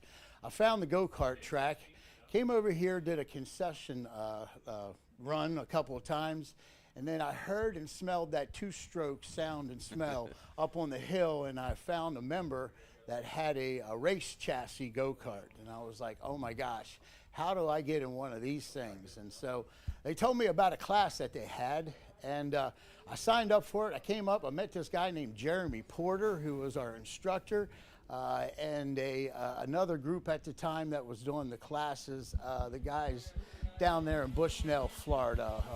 Those guys were doing the classes at the time. And so we signed up and did a couple of driving schools in the old 100cc Yamahas. And next thing you know, every other weekend we were coming up here with 4 or 5 people to do that class. And I guess after 5 or 6 classes, there was a shifter kart sitting over there. And I was like, man, I want to drive that thing there. And Mr. Porter says, well, go for it. And so I jumped in that shifter kart, and man, that's it. No looking back ever since. Driving anything less than that was like kissing your sister. So after that, it was all shifter kart racing. And so we started Look coming at up. that. You can see the back end of these carts hopping as they go over turn 2. What do we got there? We got Zach Frank out lead. Yep, What's Zach Frank and Danny Perez. What's the gap second. in between those two? It looks like we are currently at about a second, 0.9 between the two of them. And Jake's pretty close there too, so they're all within 3 seconds of each other right now in the top 3. So we made a habit of start coming up here every Friday. Me and a guy named John Stapleton. I'm sure you guys heard that guy before. And we hooked up with a guy named Steve Frank that started wrenching for us. And so we had an ongoing date every Friday. We were coming up here and doing shifter karting. And then this crazy event happened in 2020 called COVID. Everything else was shut down, but all we did was go-kart all day long, every day. So I'm sorry if everybody was all locked in their houses, getting bored, driving each other crazy. All we did was shifter karting. So that's pretty much how the passion and it all pretty much taken off. Well, I know we were one of the first tracks to open back up after COVID hit, and it was exciting to get to go racing. And they, you know, I remember we had that big race up at Main Track because we were the only track that was open. And then the same thing happened. We opened up for Kart Track later in the month, and you know, it was one of our biggest races ever because nobody else was running, so we were the only game in town. Yeah, the spectator sports are the ones that had to, they couldn't really, like the dirt tracks and so forth, they had to shut down for a couple of weeks because of spectator situations. But up here, since there was really no spectators, you were able to continue operating.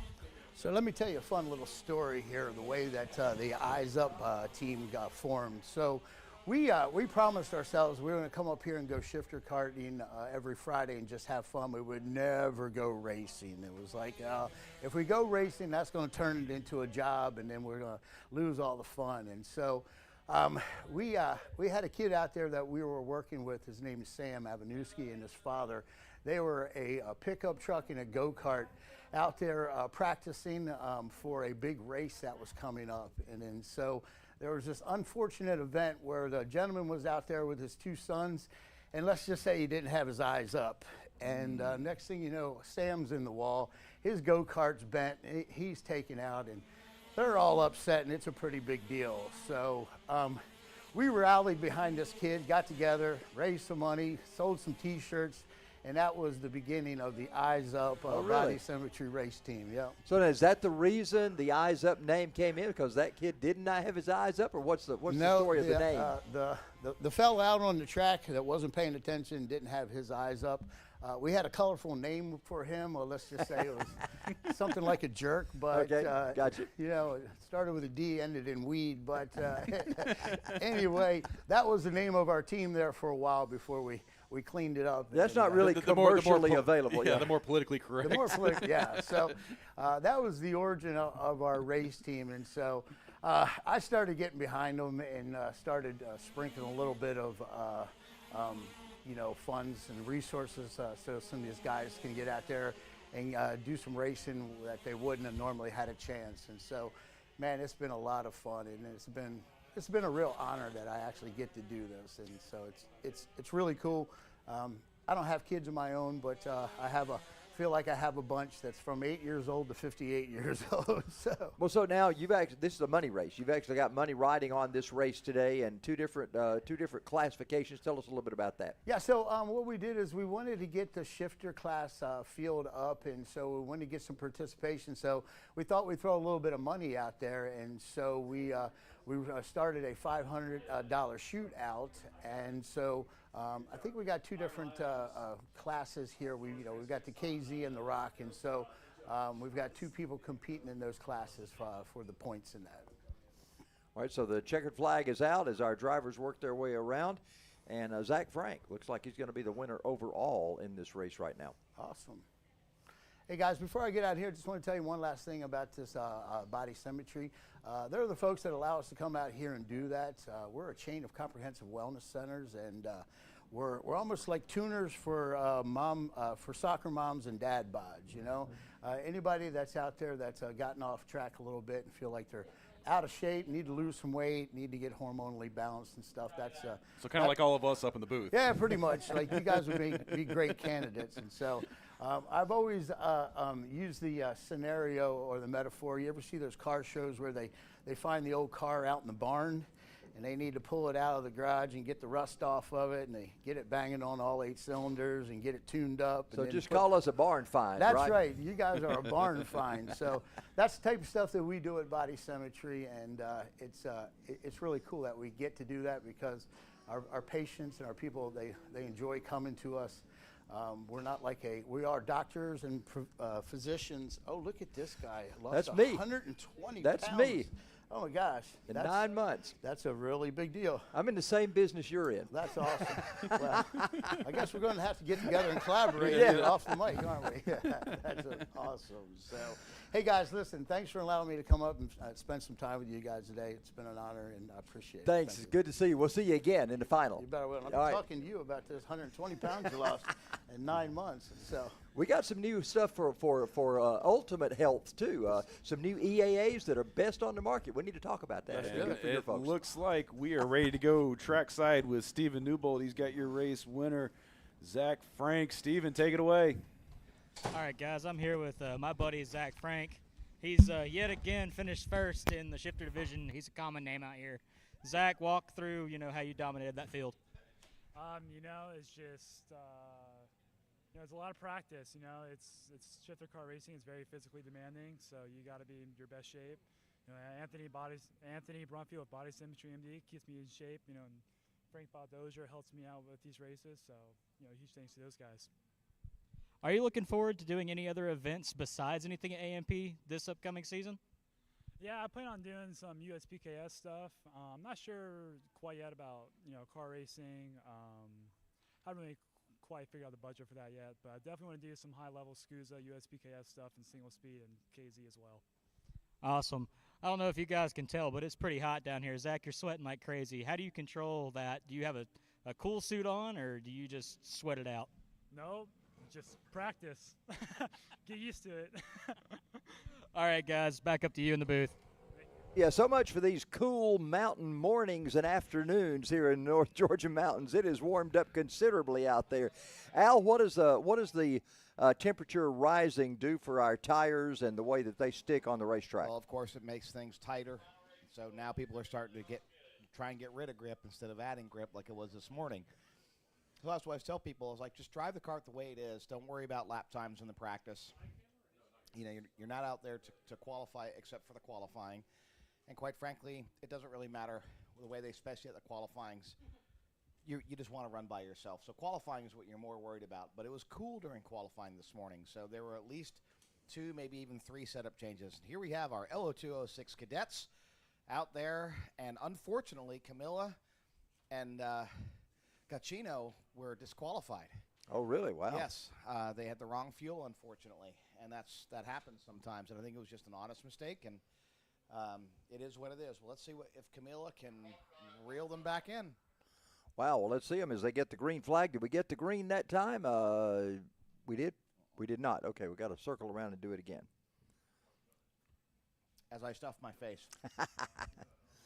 Yes, Al is going with that great French provincial cooking of Chick-fil-A, correct? Chick-fil-A. Oh, mon chéri. All right, they're coming off turn number 16, getting ready to go down to 17. Let's see if we get a green flag this time by. They're going to again try to woe them down a little bit and get them side by side. Looks like we're in pretty good shape right now. Yes, there's green Camilla. flag is in the air. Immediately, green flag. Wow. Camilla runs right Look to the at front. Camilla. Oh, Camilla just took off. Wow, that was that was great. It's just like the waters parted for her. Oh, we have a spinner. That was Hunter Wilson, just spun there in turn 2. He's going to get it back together and get going here. Man, what a start for Camilla to That was start crazy. almost, well, at least in that last row, and wind her way through. Here it is. There's the replay of Camilla scooting through there to take the lead. Yep, and have a nice day. Wow. Wow. So, of course, first and second, they're going to play with each other for a little bit here. We'll see when they come across the stripes for the first lap. We know it's Camilla out front. I'm not sure who's in second. It might be Ryan Hall. But they were both DQ'd, and so it wasn't Figueroa. It was Ryan Hall, first and second place. Now, Figueroa, I think, is still back in the pack. I don't believe that's the case. Let's find out when they come by. We know Camilla's out front. We'll see her number flash up here in just a moment and then start to see the rest of the field behind her. There's Camilla and Ryan Hall and Isaac Carvalho in third place. So let's see what if Ryan has anything for Camilla. If Ryan plays his cards right, he's going to bump draft with Camilla to run away from Isaac Carvalho. And when that happens, then you're going to see a two-cart battle. But it's anyone's guess. We have on lap 2 of our 12-lap final. Yeah, an extra couple of laps than we have for the pre-final in each of these finals. So they'll be running 12 laps. And right now, those 3 carts work their way through the S's as they head back up the hill. 1 lap complete out of 12 as the carts in the Lo206 Cadet get their race underway. First final of the afternoon. And they are 1, 2, 3, absolutely just packed together. And here's the thing. If they don't play their cards right, one person's mistake can be everybody's mistake here. So everybody needs to drive clean. We do have a challenger. Isaac just looked to the inside. He said, nope, not going to make that one work today. They all need to wait. If they start racing at this point, they could really mix it up. If they need to just wait till the last 2 laps and see right there. He ran a little bit wide, and now Camilla is a couple cart lengths ahead.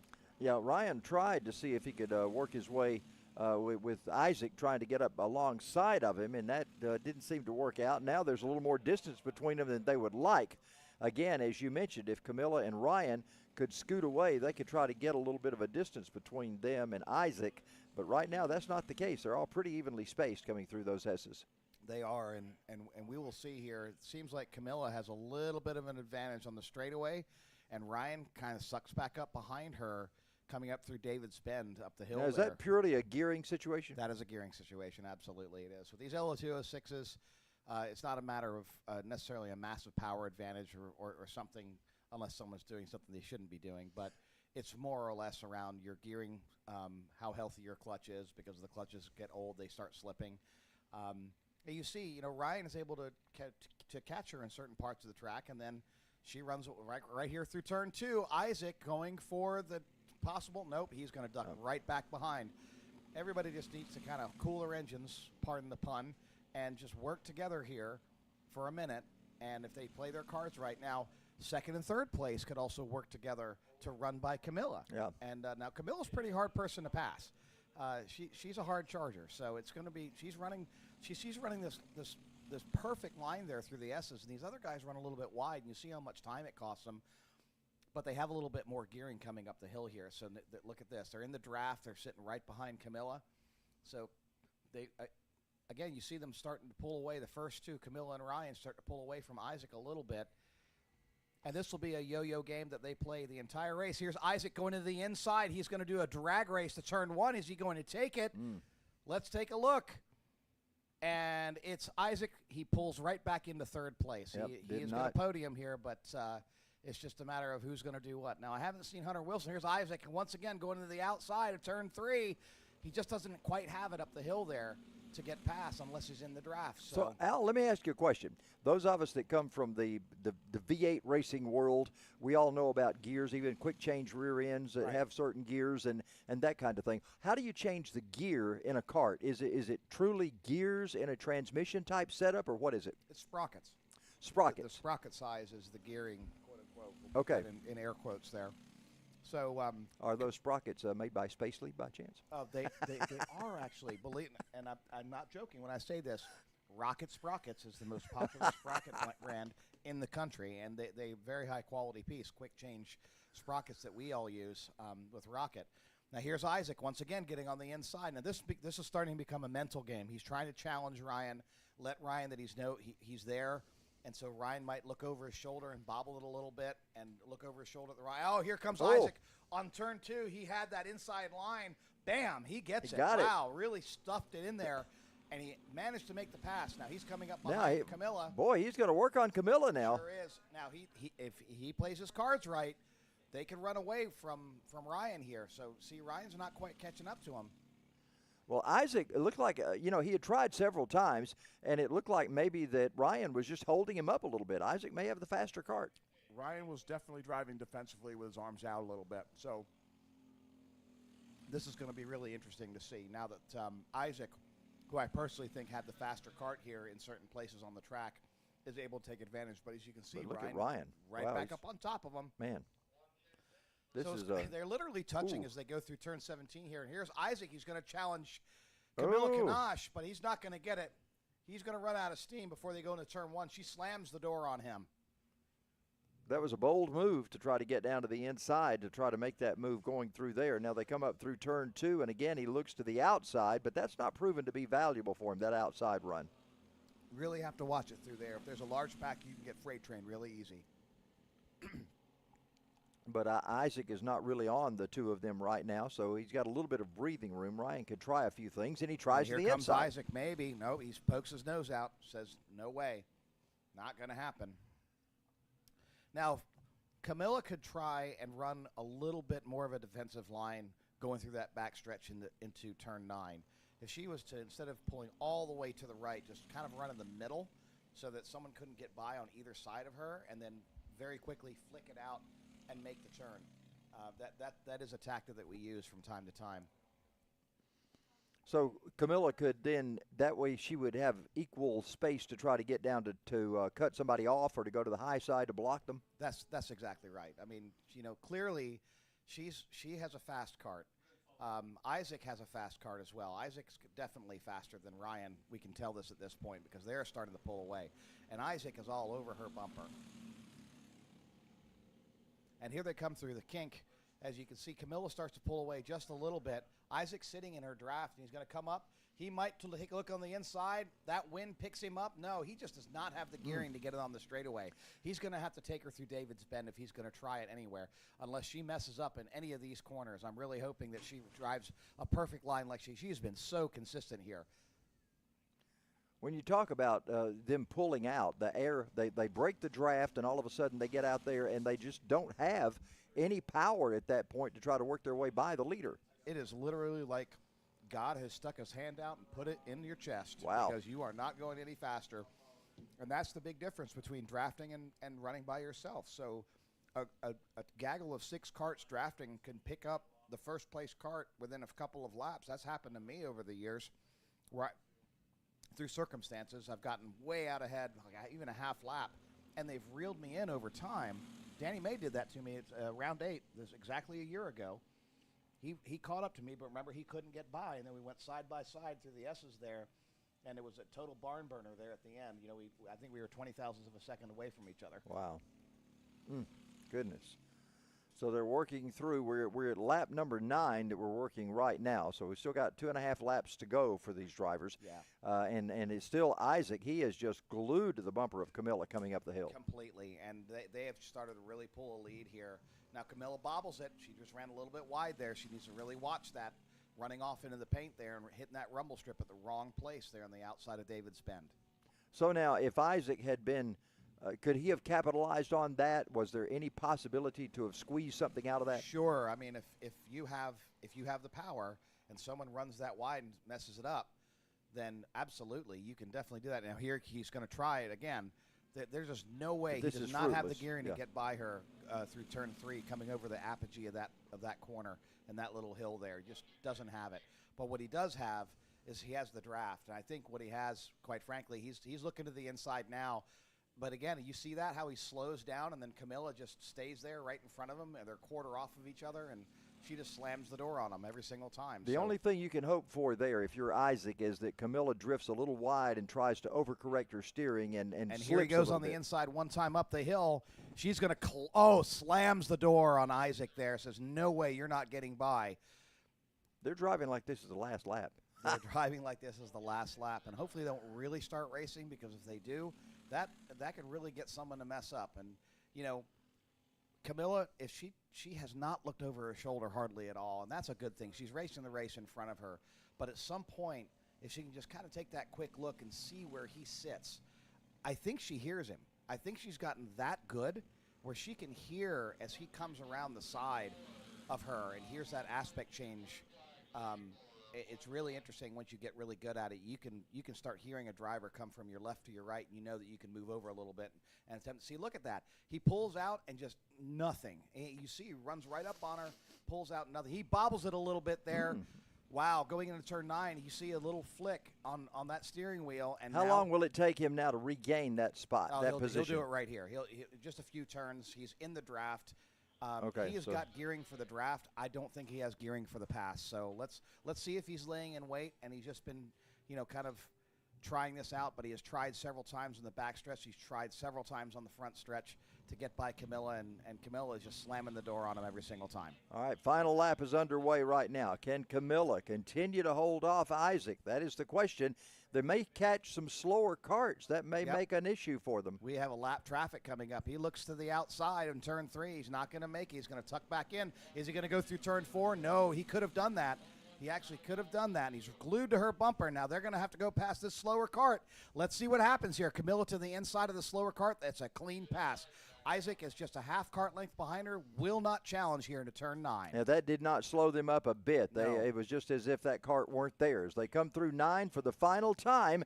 They get through the S's. There's a couple of more spots here where Isaac can put a pass on Camilla. And he gives her a little tap here. He shouldn't have given her a little tap. He should have moved to the inside to try and get up that hill because he had some gearing there. But I don't know. He might try this late break. Nope, he's not. He's going to just settle back in for the second place finish. He's going to try and get by her, but you see that win just says, nope, sorry. He finishes second. So it's Camilla Kanash and Isaac Carvalho first and second place. Yeah, Camilla gets the win, and Stephen Newbold will be with her in just a minute. And Camilla's going to be happy that she got that win over Isaac. What a great race for Camilla. Outstanding race here this afternoon. The two of them just went at it the entire race. For a while there, Ryan Hall was also in the midst of that battle. He wound up getting passed by Isaac, and so Ryan winds up third. But Camilla gets the win, and Stephen will talk with her in just a moment. Tag Junior, Tag Senior coming up next. I think we've got a cross. I think there's one Junior in that. The rest of that's mostly Tag Senior when we bring those out on track, but they'll be coming out in just a moment. Steve Newbold's going to get down there with Camilla in just a moment. We'll go down to him. Yeah, we will. And it looks like we have Hunter Wilson crossing the line right now and finishing off the race for Lo206 Cadet. So, Al, now these Lo206s, we talked about the slide a moment ago, the difference in the power for Lo206 Junior, Cadet, Senior, so forth. What's the difference in those slides? So the Lo206 Cadet runs a green slide, and it's a long, very long slide. It restricts the air intake down to about, I think it's 310 thousandths of an inch. Whereas the Junior slide is 570 thousandths of an inch. And then the black slide for Senior is just full. Senior and Master is full. So it's wide open. Full open, yeah. Let's go down to Steve Newbold. He's got Camilla down there Camilla's in Victory mother. Lane. Way to go, Camilla. Good to see you in Victory Lane. Well, Camilla, you did it. You won that race. How did you not know he was directly on you the past 4 laps? How did you not hear him, or did you hear him at all? I heard him. He was bumping me very hard, but I tried to keep my cart still so he couldn't pass me. He tried to pass me in a curve, but he couldn't, so I just got the car and didn't let him pass me, and I just passed the finish line, and I won. The guys in the booth were commentating on how you were not looking back. That takes a lot of skill and a lot of practice. How long has it taken you to perfect that? Well, a long time. I used to be very, very nervous. I looked back a lot because they used to bump me a lot like he did. But then my dad kept telling me, don't look back, focus on your driving. And then I heard a dad of a boy that he told my dad that don't look back, just hear the sound. So you finally perfected hearing the sound. That's great. Well, congratulations on your win today, Camilla. Hopefully we'll see you up there on the podium, find out where you're at in the championship points. Congratulations today. Way to go, Camilla.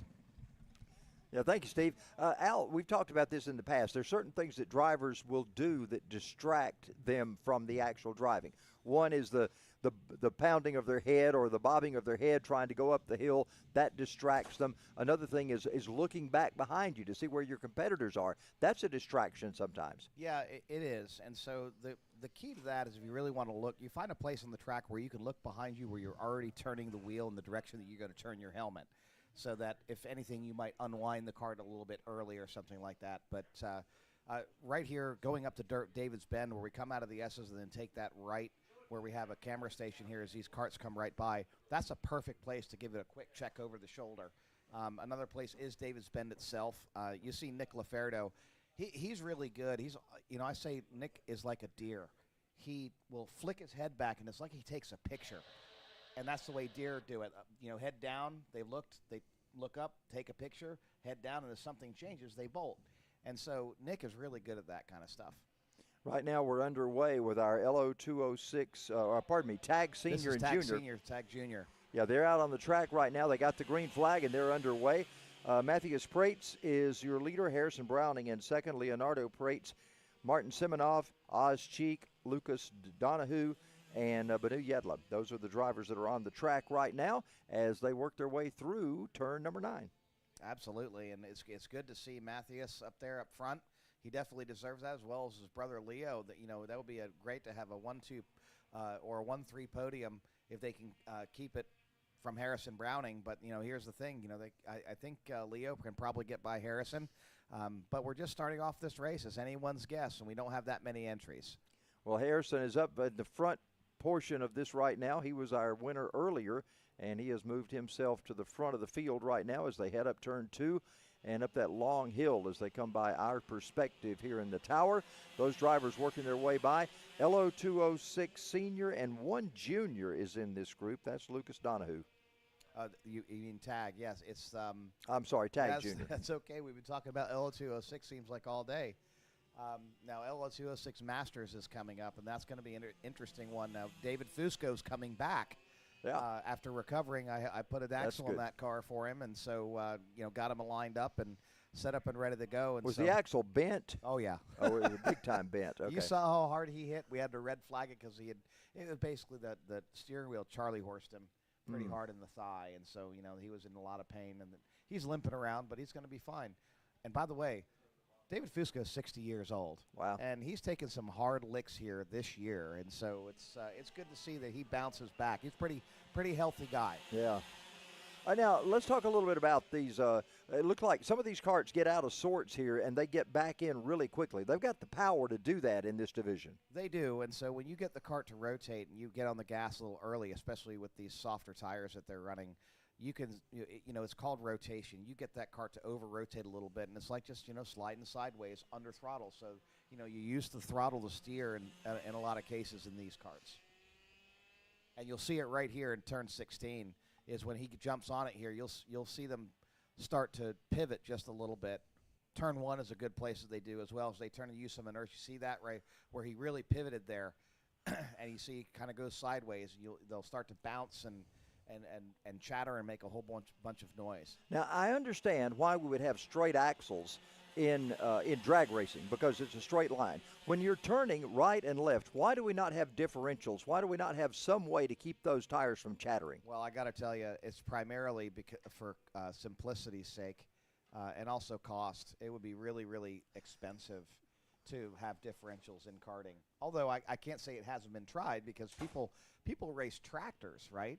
And they race tractors with these Lo206 or a V-twin or some of these Honda engines and stuff like that, and they have hydrostatic drives with differentials in them and all this kind of craziness. I've got a friend that owns a lawnmower racetrack. Right. Yeah. And listen, at Atlanta Motor Speedway, well, my first race I announced for them in 1985, Snapper presented the National Lawnmower Racing Association, and we had Snapper mowers on that track running 85 miles an hour. Absolutely. Unbelievable. Yeah, unbelievable. And that's literally, that was the Forrest Gump style of Snapper riding lawnmower with the tubular steering wheel. Yeah, and all that exactly. stuff. It looked like a handlebars on a bicycle. Absolutely hilarious, right? And, so something about Snapper is the race just kind of keeps on going here. Not much going, as everyone's 1, 2, 3. Not much has changed. But we'll say something about Snapper. Local company.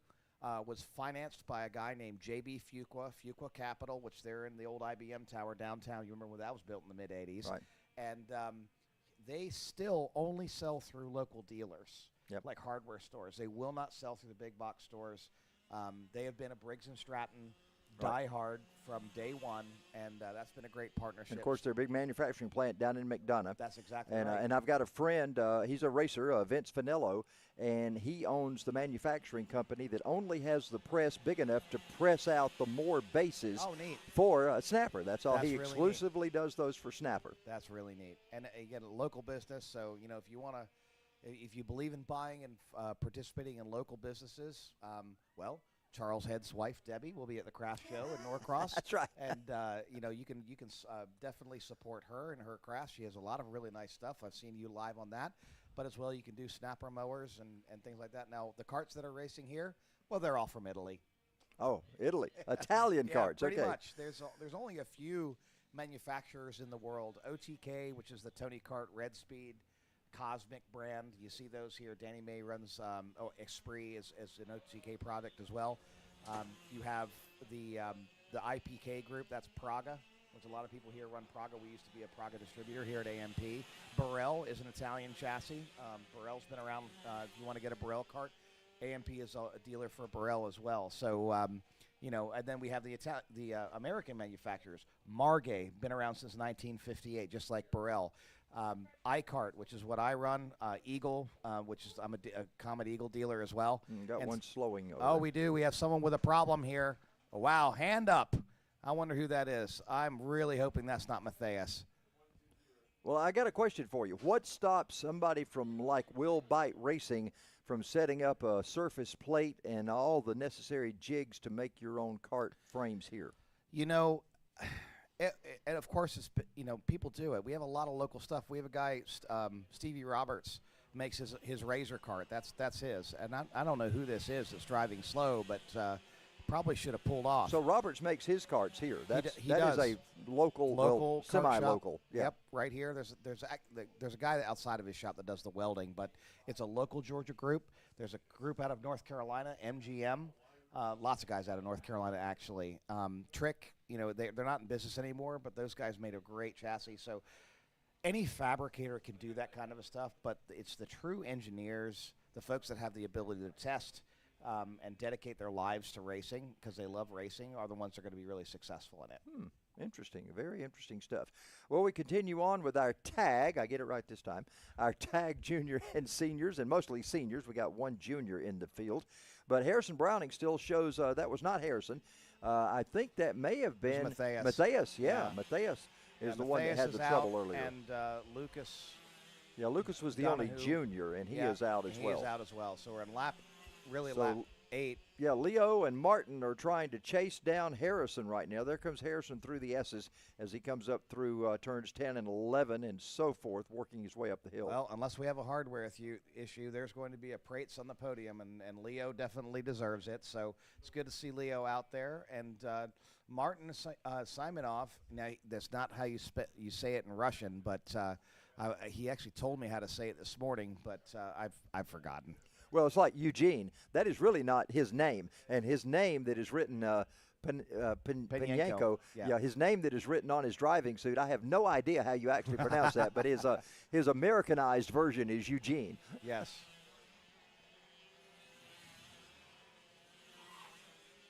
So Harrison Browning is your he's got a race leader. commanding lead. Just he's a out huge for a Sunday lead right drive. Let's just take it to the win here. Relax, sit back, and enjoy the flight. 2.5 laps to go for him, so he's working his way to that one. We've got a lot of other action coming up here as we're just 2 races in to our finals this afternoon here at Atlanta Motorsports Park. What a great facility. Al, how long have you been associated with this facility? Since the beginning. And when was the beginning? That was, so it's been, we just celebrated our 10-year. 10 years, wow. Yeah, and that was this year. 2013.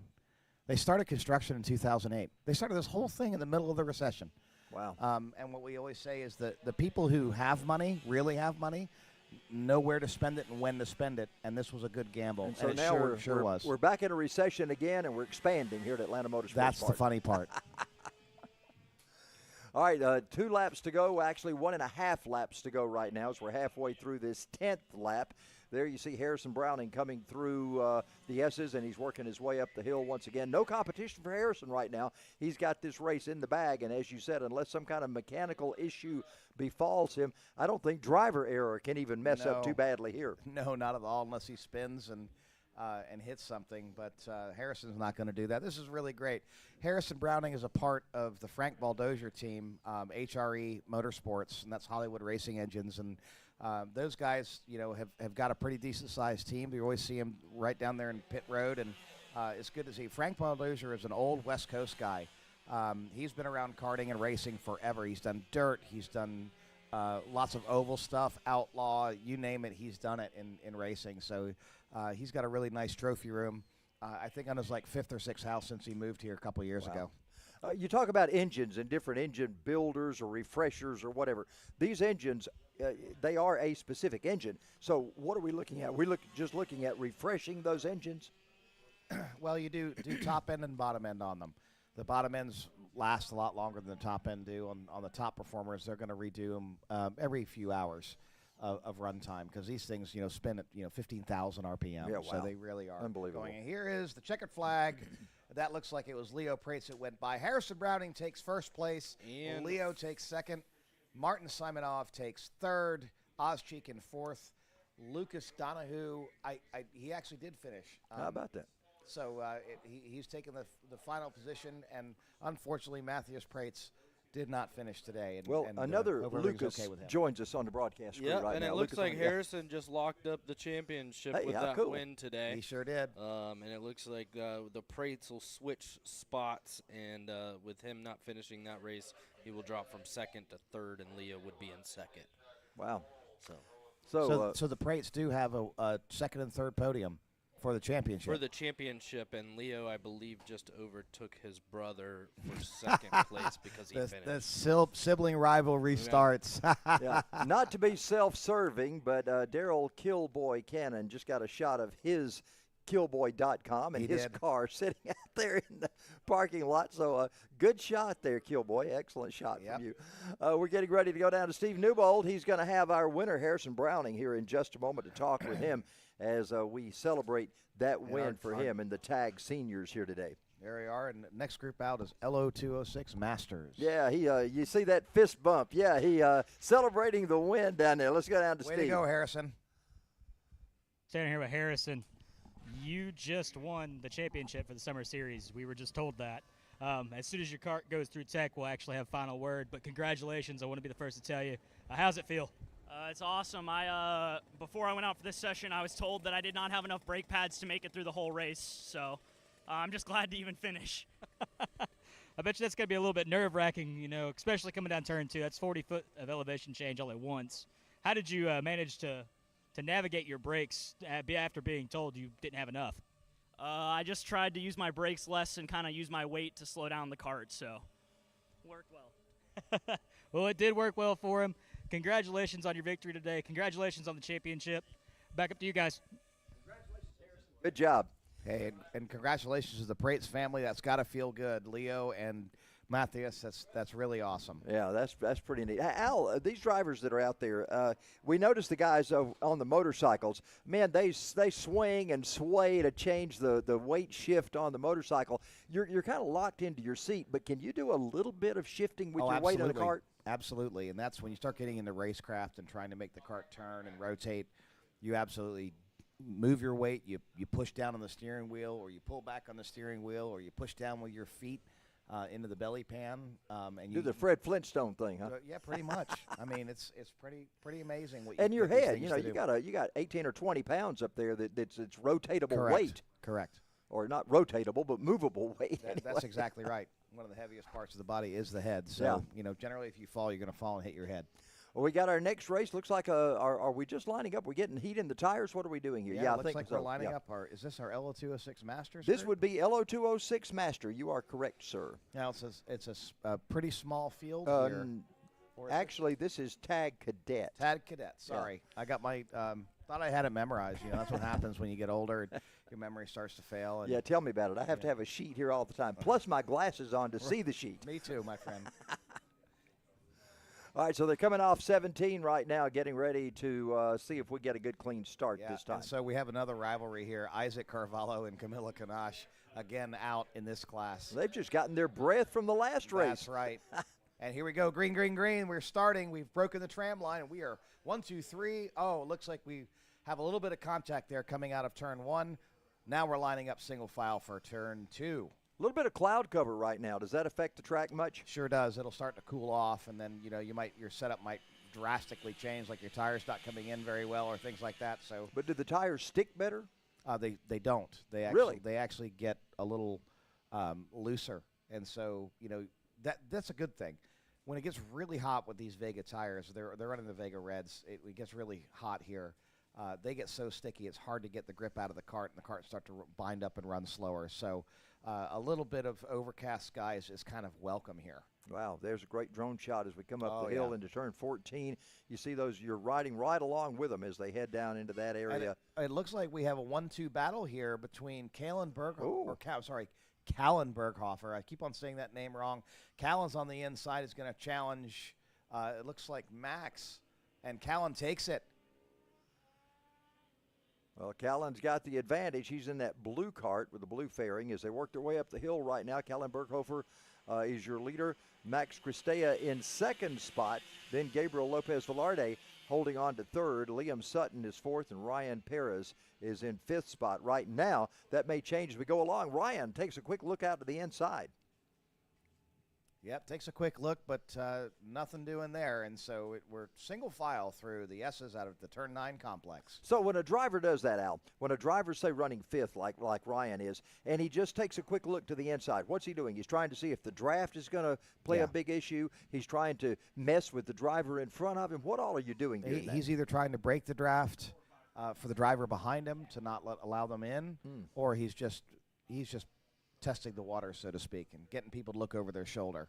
I got you. That's something that Callan is not going to do. Callan's quite an experienced driver at this point. Oh, and here, wow. Runs Callan completely off the track. That's Max Cristea, and Callan's not having it. Forget it. Callan's going to go to the inside of turn 4. Now Max is going to get Freight Train here. Oh, he does. He's going to get Freight Train too wide through the kink. Max, they're leaning on each other at this point. Absolutely leaning on Callan as well. Wow, this is going to late braking into turn 9. This could really get ugly really quickly. And Callan takes it back over the curb, and that cost him. Wow, Callan goes back to 7th positions right there. Oh, goodness. That's hard luck for Callan, but he was not having it. He was definitely being a hard charger there, and unfortunately got too far up on the curb. So now we've got another pass going on right now. Can they hold him off through 17? Oh, wow. Yeah, that's side-by-side, wheel-to-wheel. Woo! Gabriel Lopez Lavarde wound up in the top spot. He's in first position. Max Cristea in second. I mean, they're really hauling the mail here, going for it. Lopez Velarde is up front. Cristea in second spot right now. And Liam Sutton is up to third. Wow, that was a real tough break. Intense. Here goes Cristea looking inside. He's got the position on Velarde before they even get to 9. Look at that. Velarde has lost 3 spots. These guys are drafting. I mean, they're really taking advantage of the draft. Oh, and there's some contact right through the turn 9 complex, and that really has split up the field. Now, Callan's right back there. He's going to start reeling people in and passing. Well, Lopez Velarde is back in 4th after coming out with the advantage there. Now look at these top 3 as they come by. There's Callan late breaking. He's going for it. I think he's going to go up 2 positions here. Let's take a look.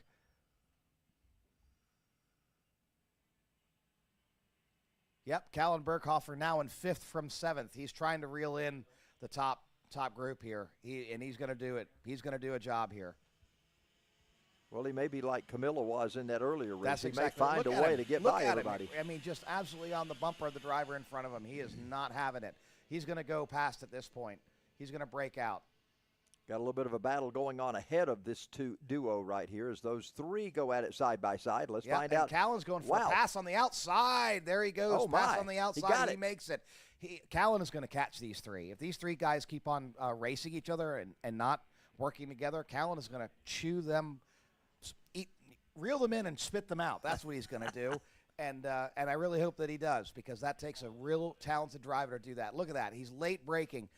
Perfect line. Doesn't run too wide. And he's catching him. The 1st, 2nd, and 3rd. Callan in 4th position now.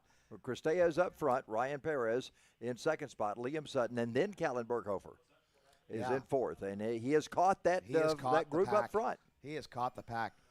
And he's still got a recovery. Yeah, we got 7 laps, 6.5 laps to go, so he's got some time now. He does. He's but right not on the wasting 3rd place cart. Yeah, he's not wasting time. He's going to slingshot by this 3rd cart. There you go. And here he goes for the slingshot past 3rd place. Callan Berghofer, late braking into turn 9, is going to take that position back. And we got a battle for the top spot. I believe it's just changed It's just changed as well. And so these guys keep on racing each other. Callan is going to take advantage of that. Watch this. So Callan trying to catch those 2 in front. They're racing each other hard. Now they've gotten into a draft situation where they're side by side. But if they start racing side by side, Callan's going to be on them in just a moment. He really is. He really is. This is a halfway mark through the race where our starter is telling us. And he's going to do a hard late break here. Callan is going to be right back on top of these guys. Watch this. Bam. Wow. There he is. He's only got maybe a cart length and a half in between 1st and 2nd position, and he's right back on top of the 2nd position now. He's going to go for this pass. Right at him. Yep. Now, this is going to be a little bit more difficult, but he is going to get by, I can promise you. He is not having it. All right, this is the spot where he lost 4 spots or 5 spots earlier. So if Callan just kind of keep cool his engines a little bit and drive in a calculated fashion. Yep, and this really is a race for the championship. There goes Callan. There goes Callan looking on the high side. Yes, he is. Watch out. Oh, he's setting it up for a pass. Could not make it happen. Get that. That was a risky one. That was definitely a risky one. So Callan is back in 3rd spot now. We're just at the halfway. Well, we just completed 7 laps, so we're just past the halfway point. That's right. And Callan he's not going to waste any time here. He's going to start making for positions. No doubt about it. He is right back on the bumper here of Max Cristea. I believe it was Max that he got together with when he got shuffled back to 7th position. So turnabout is fair play here. Let's see what happens. If he can do it clean, that'll be. Oh, there goes Max for the pass, and Callan Berghofer on the inside, but nope, he gets the door slammed on him. So Max really went in for a late breaking pass there. Well, Callan saw him do it, so he now knows exactly what he can expect. But you still got those top 2 that are ahead of him as they go into turn 16. And look, Callan right back, late braking. He is such a master at that late break. And he's going to take advantage of that. That's for sure. What age is Callan? I can't remember. He might be 10 or 11. Really? Okay. His dad probably poke his head over now and say, he's 10, or whatever. All right, so up the hill they go. It's still Max. Oh, Callan Berghofer. Wow, look at him going up to makes 2nd. A pass for the inside through 4, and he sticks it. What a tough place to pass. Wow, that was Ryan Perez. He got past there. Wow, and he's going after Max. Ryan comes up, and he gives him a little tap from behind, a little bit of bump drafting going on. And that's not surprising in this restricted class. That's something that they can do. But Ka100 is right on the bumper. Watch out. Watch out, Max. This is going to be Ka100 coming for you.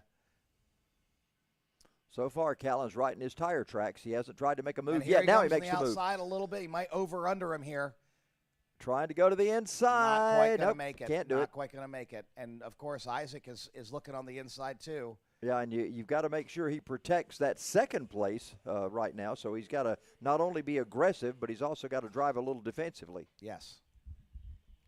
So they're coming up the hill in turn number 2, work their way around turns 3 and 4, and it's still Max Christeas, your race leader, and Ka100 Berghofer is in second spot right now. Christea trying to hold on to that lead. Berghofer on the inside with Max, going to late break him, and he's going to stick it. Max had no choice but to give that up. Now let's give a little shout out about Max here. Max is a top driver in the SCUSA series, I was just told. I don't know much about him. So let's talk about that for a second. If your child or your relative or your spouse or your somebody is racing in this race and they're in the top 3 to top 5, give us some information about them. We love to talk about them. We love to tell their story. The more information we have here, the more things that we can share about your driver here in the race. That's why we talk about Ka100 so much. Is I've known them for quite a long time. They've been neighbors of mine in the garage space for quite a long time. I don't know anything about Max. I'm glad our race director whispered that in my ear. Max is a force to be reckoned with, and we've seen that in several corners here. Yeah, and if we don't get information on you, we'll just make up stuff. That's right. We never know what we're going to say. It might not be good either. Here they head down to the turn number 9 once again. We're working lap number 11. Now things are getting ready to heat up because we're getting down to the end of this one, but Ka100 Berghofer is back up to the top spot once again. And here we go. That's tenacity right there. Ka100 is starting to pull away. Tenacity coming back from 7th at a clear disadvantage, reeled them back in and spit them out. See you later. And this is Ka100. Ka100 is really good at that late break. You don't see these guys climb back up on his bumper there going into turn 16, 17, and then he starts. Now here we are. It is the final lap. Can Ka100 hang on to it? Well, Max is going to give it everything he's got here. I promise you. The intensity level picks up when they see that white flag. They know it's the last time, and they got to make something happen. Ka100 pulls him up the hill here. So Ka100's got a pretty clear advantage right now over Max. Is it okay to get a big lead? Is that okay, or is that just opening it up for those two drivers behind you to team up and do something? At this point, it's pedal to the metal, late braking, make it clean, make it smooth. You see how defensive he got? He ran right down the middle there to keep anybody from passing him. So he ran down the middle and flicked it out and turned back in. Great job for Ka100 Berghofer. Look at this. He still remaining the same distance between him and Max Christea. Anything could happen, though, so let's take a look at what happens here in turn 16. Charles, take it home. Well, Max is trying to set him up for a pass. Berghofer goes high. They come back in single file together. Ka100 Berghofer going to take the win. Max Christea in second spot. Ryan Perez in third. What a great battle from all three of those drivers up front as they make their way by. Congratulations to Ka100 Berghofer. He is going to be down there with Steve Newbold in just a moment. Our tag seniors, what were we at? I believe Lo206. Tag cadets, tag cadets finish up with Ka100 Berghofer, your winner. And then coming up next, we've got Tag Master. Is that correct? Tag Master. Lo206 Master. I don't see the schedule. Grab the schedule there. I believe Tag Master is up next. Yes, we've split the schedules up here. So normally these run together. So we have Tag Master, then we have Tag Rookie, then we have Lo206 Master at 3:42 p.m. Well, hey, we're pretty much on schedule. How about that? I love it. That's, again, the amazing crew that they have here, keeping things on schedule, trying to make it run like a Swiss watch. And we even had some difficulty. We had a red flag. It was an extended red flag period and still on schedule. So that is a cool thing to happen here. Yeah. Hats off to everybody that's here at Atlanta Motorsports Park. And can't wait for the lights. Tell us about what advantage that's going to be to have lights and be able to run at night. Oh, man, let me tell you, we've done lights before here. We did it for Halloween once, and it was just so much fun. Racing under the lights is certainly different. I am hoping that as Atlanta Motorsport Park does, that they do things to the T. And if we have some sort of like Daytona-style lights where it's indirect lighting, that would be... Must-go type lighting. Yes, that would be awesome. who knows? I mean, they're willing to make the investments. They've proven that over the years. Certainly have appreciated that. Oh, there's Eugene Penyenko out there, and he's getting ready. Danny May. It looks like we're going to have a barn burner between Eugene, Danny, and Brant Estes. Now, funny thing about Brant is back with us. I'm really glad to see him. He didn't race last race. Why? He was playing pickleball and injured himself. He made fun of his wife for playing pickleball and injured himself. And let's go down to Steve Niebold down with Callan Berghofer. Congratulations on that win. Well, Callan, you heard it from Al. Congratulations on that win. Tell us how you recovered after that spin on the first lap. You went all the way down to P7, and you made your way all the way back up top. Tell us how you did that. It just takes confidence. I really just did my fastest laps on the this last race, and it's done good. Now, guys in the booth, I don't know if you can hear this. Do you know exactly where he's standing in the points? I'm not exactly sure. Last time I looked, I knew he was in the top 2. Right now, he is scored as second in the points. Ryan Perez is, well, it looks like about 75, 80 points ahead of him. So I think you got it there, buddy. Well, that might be all we need. As soon as you pass Tech, we'll find out. But in early recognition, congratulations on a possible championship today. Congratulations on your win. Do you have anything that you want to say to the people at home? Thank you for my mom, my dad, and all my sponsors and BBS. All right, well, we're going to wave to your mom because I'm pretty sure she's standing right there videoing this. Oh, all right, guys, she's back super up you in the pumped booth. up. Yeah, thanks a lot, Steven. That was a great interview, and congratulations to the podium winners, both in the championship and at today's race. Yeah, I was hoping to get Callan on the Champ Show last week, and his mom just sent me a message yesterday. They just saw the message. They said they were so sorry they didn't get a chance to do that's that. Too so bad. They would have we'll done that we'll line him up for another one somewhere down the road. Absolutely. And you too. Yep. You were off jet setting this week, so I wasn't able to have you on the radio show either. Literally and figuratively, and I'm always happy to accept those invites. I really do appreciate you thinking about me, and that's an awesome show. If you guys don't know about Charles's show, he actually recovered his old Champ Show trailer, didn't you? Yeah. I was able to buy that back. And that get was it great. That was great. And so he's on Thursday nights live on Facebook, as well as what's radio station there at My Country 99.3 in Cornelia. Yeah, My Country 99.3. We cover all the Atlanta area. We're 100,000 watts. We cover 5 states, big radio stations. That's awesome. Been with them 23 years now. Been on the air 33 years for this show. That's awesome. It's great to be sitting here next to literally a legend recognized by our state senate. And, again, I was looking for Cooter. Ben Jones would have been so fitting. Well, I have actually hosted an afternoon with Cooter. Really? Yeah. Really? At Lanier National Speedway. We had him come down, and we brought the fun. 01 car. John Schneider was there. He taught everybody how to slide across the hood of the General Lee. That's funny. Just fun times, yeah.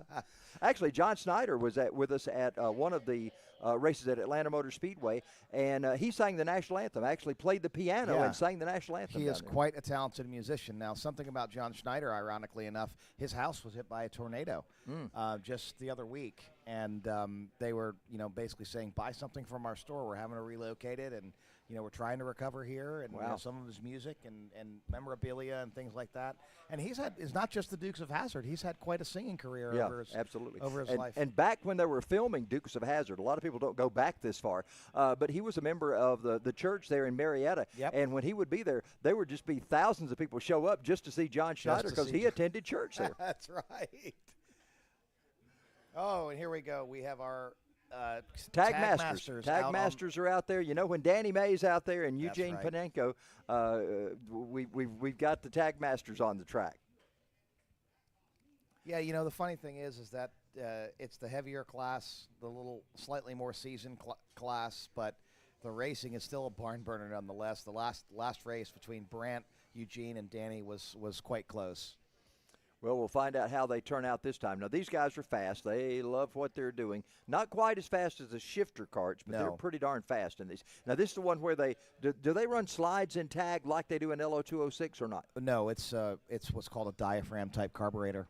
So if they're going to do any kind of restriction on these X30 engines, it's done at the exhaust. Okay, I got you. So it's an exhaust restriction. Got Correct. you. All right. They work their way, and we got the green flag out, so we're heading down into turn number 2 right now. A lot of side-by-side stuff going on. Yeah, there sure is. We'll see how this. Oh, we have a spinner. Unfortunately, someone just got run over, literally run over. Now, the tags, they have enough power to get back up the hill, right? As you notice, no. Gee, don't. You don't try and do a standing start. Just burns the clutches. They have actually a fiber clutch. That was Bud Dwayne. Yeah. Recently, I've become friends with Bud on social media as well, so he's one of my new friends just about 3 days ago. All right, let's see how this thing shakes out. I see Eugene Panenko is in second place, Danny May in first place. I'm not sure who's in third. Probably Brant Estes, but I don't have a shot and don't recognize his card as much as I do his Lo206 Masters card. All right, we'll find out as they cross the line right now. There you see Danny May up front. Yep. Yeah, it's Brant Estes. 1, 2, 3.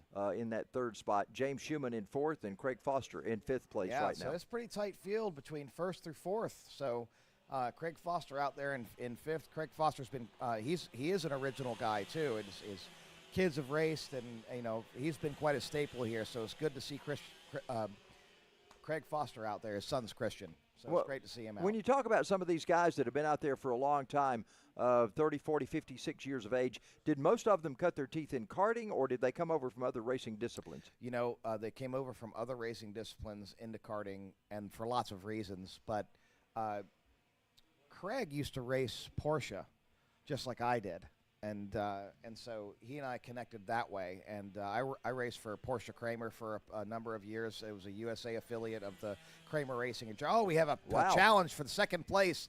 I believe that was Brant Estes getting by Eugene Panenko. Yeah, Eugene is back in third. You see that purple driving suit. That's right. And looks like, that was Brant in his blue driving suit there going through. Danny May loves this. Yeah, Danny May has got a commanding lead at this point. But in tag, anything goes at this point. They don't bump draft and tag. It's dangerous to bump draft and tag. But now, why is that? Why is it okay in 206 and not in tag? Well, tag's got so much power. If you slam the back of somebody and they slightly touch the wheel, they're going around. I got you. It's just not encouraged. Plus, physical contact in karting. If you're doing like these, they're doing 70+ miles an hour on the backstretch. It's just not a good idea. So they all single file the first 5 right now, cross start finish. Danny May. Eugene has gotten back in second. It looks like he's gotten back in second place. No, is that? It looks like him in third. I don't know exactly what's showing off. Brant's catching Danny May here. So now Eugene's fallen back a little bit. Brant Estes is really right on top of Danny May. Which is really great to see. He's going to give Danny May a challenge. Yeah, I'm not sure why the scoring platform is not caught up with that, because clearly that's the way it is on the track. No, it is not. Eugene is definitely not in first place. So unless Danny's transponder is not working.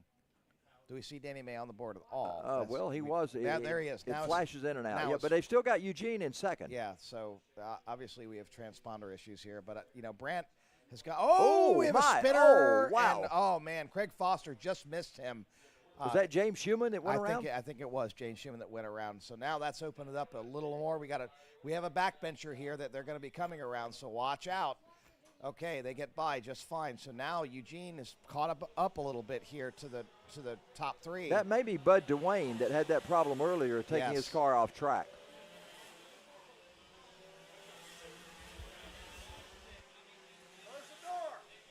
So they head down to 9 right now, and Danny May is your leader. But I tell you what, they're closing in on Danny a little bit. They sure are. It's not all is said and done. Otherwise, they'll these guys. You can't just write it off. Hey, I've got the lead. I can relax now. Danny's driving for everything it's worth at this point. And look at Brant. Brant does a late break there, almost overdrives it. And that got him back up on top of there, but he lost some momentum, and Eugene unfortunately had to follow him into that pattern of driving. So we'll see. Is he gonna late break him and get back up? Yep, there he goes. He's right back up on top of him, coming up the hill here, and it's Brant Estes coming right back up on the bumper of Danny May. Let's see if he can do a pass. Well, they're working on him right now. Speaking of Eugene, let me ask you this question. We'll keep our eye on this action going on. Is Eugene, is he here for good now? Does he have a business that he operates on a regular basis, or is he here for just a short period of time? I actually have no idea. All I do know is that he's from the Ukraine, and he speaks very good Ukrainian Russian.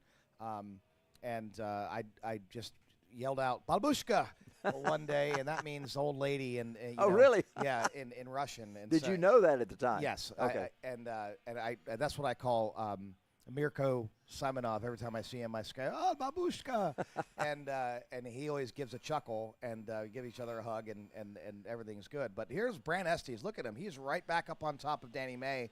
Bobbled it a little bit going into turn 2. Let's see if he can catch him. It's going to be an interesting race here at the end.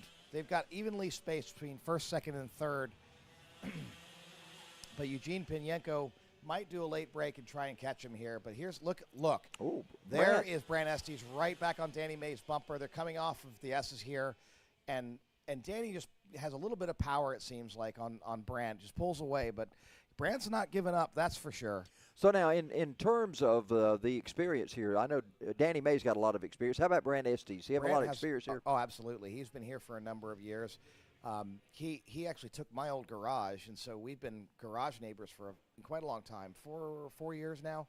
And the first year that he was here racing 206, when he started the bump draft me in a brand new cart, just out there on a practice day, I knew this guy knew what he was doing. I literally said, "Have you ever raced?" He's like, "Well, I've done iRacing and stuff like that." And I was like, "Wow, you've got some talent," because he, at his age, in our 50s, he's going for a late break, and he's going to take it. Oh, him and Danny May.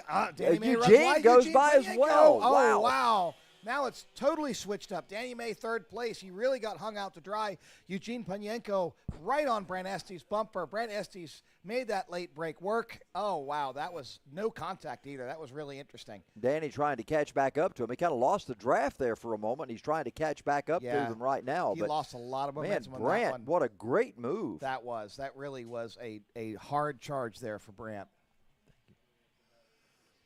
Got some interesting information here. Eugene is from Odessa, Ukraine. Moved here in September of 2022. He owns his own track in the Ukraine. How about that? Okay. I did not know that. Now look at this. Brant Estes has pulled out a commanding lead over Eugene Pinyenko. I don't know what happened here as we were being handed this information, but Eugene's going to late break. And, Eugene runs a little bit wide, but he manages to recover it there. You see those carts hopping and bouncing, and he's trying to put the power down early so he can get these things to rotate. But Brant now has a 4-cart length lead over Eugene Pinyenko.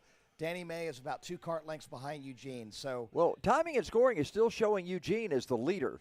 Yeah, well, and I'm not sure that is correct. They're showing Brant Estes in third. Yeah, well, that's Brant Estes does not have a purple uniform. Yeah, Eugene's the only one I know that has a purple uniform. That's By the right. way, Eugene was forced to move out of the Ukraine when the war started. That's not surprising. That's how he came here, and he still runs his track in Odessa in the Ukraine from here. That's so awesome. He's remote owner and operator of that racetrack. That is really awesome. I'm glad he landed here. He's been a good asset for and a good coach for a lot of people. Thanks to whoever compiled this and gave it to us. I appreciate absolutely. that information. Once again, if you give us the information, we will use it. You might have to give it to us a few times. That's right. Or correct us on some pronunciations. Yeah, absolutely. All right, so laps are winding down now. We're coming to 10. That'll be 2 to go. 2 to go here in our Tag Masters class. And what a drive it's been. We've seen a lot of changes. Eugene Pinyenko's been up front. Brant Estes is now up front. Danny May's been up front. And it's all stops are out for these 3 drivers. Brant is really coming to his own here. He is managing to actually gap these guys at this point. Even with a draft between Danny and Eugene, they are not catching Brant Estes. Brant Estes has literally gapped these guys by 6 cart lengths, which is great to see. Now, how good is Eugene at defensive driving? Can he keep Danny May behind him? Yeah, Eugene's a pro. He's an absolute pro and really knows what he's doing. Hats off to him to come here and be as competitive as he is. He's a nice guy. Doesn't drive dirty. He drives hard, but he does not drive dirty, so we really have become to respect Eugene Pinyenko. They come by, white flag is out. So the last lap is underway for these drivers, and we've got Brant Estes up front right now as he leads them off of turn number 2 and up the hill. And you see Eugene jump up and down there. Come on, Kart, get up that hill. So it looks like unless something really goes sideways here, Brant Estes, 8-10 cart lengths ahead right now of Eugene Pinyenko. And unless he really has an equipment failure or bobbles it very badly, Brant has this, and I'm not sure what that does for the championship as far as the the points standing are concerned for Tag Masters. But here comes Brant Estes. Brant Estes, who just last race made fun of his wife and got injured in pickleball, takes a win for the Tag Masters class, X30 Masters. Eugene Panenko second, Danny May in third. Congratulations to Brant Estes. Well, Brant is going to be going to victory lane. Steve will be talking with him in a minute. And from a pickleball injury to victory lane, what a diverse way to get there. Well, I mean, this guy could hardly walk. And it's like, what can you do in pickleball that can injure you that bad? He's like, well, man, I tell you, it just happened. And worst of all, I made fun of my wife for pickleball. And I'm like, hey, you got what you deserved here. Well, you know your wife's chuckling about that one. Oh, my. Oh, goodness. Well, that will do it for our Tag Masters. We've got Tag Rookies coming up. There's a good shot of the parking area, which is soon to be expanded here at Atlanta Motorsports Park. Everybody kind of jammed in. We used to park all the way down to the condos, and no more can we do that. So a lot of, just so many cars. Will, did you say there was like 108 carts signed in today, something like that? That is a big number of carts. Anytime you're over 100, that is a big crowd. Yeah, it sure is. So we'll be down with Steve Newbold in just a moment. Brant Estes is going to be the man on the hot seat to do the interview in victory lane. Congratulations to Eugene Panenko and also to Danny May on a great race from those drivers. It's good to see professional drivers out there who run each other clean and do such a good job of competition on the racetrack. Always glad to see that happening. Danny May kind of got shuffled out there in turn 9 and went from the lead back to third spot, but that gave an opportunity for Brant Estes to go up and take the win and take the lead and hold on to it all the way through. Let's see. I thought Steve had him down there. In this race, Jose Garcia was first? Oh, he really? wasn't scoring. Wow. So this changes everything. That was Jose Garcia that was up front. And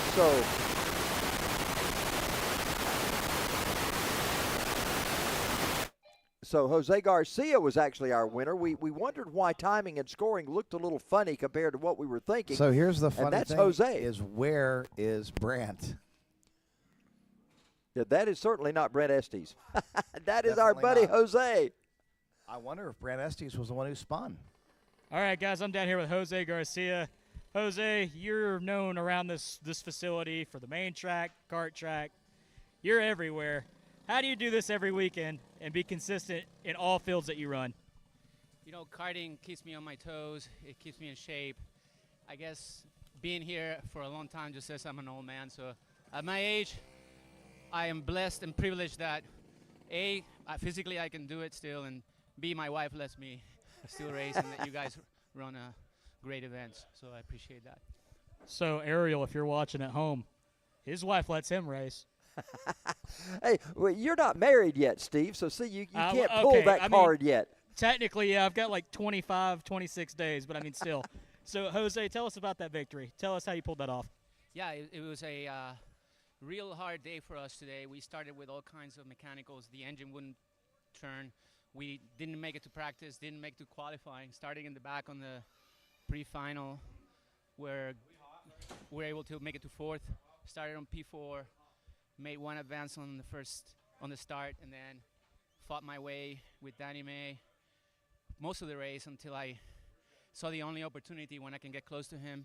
And thanks to the draft, I was able to get around in a very slow pass. We basically almost both stopped at the track. So thanks to Danny May for racing me clean there.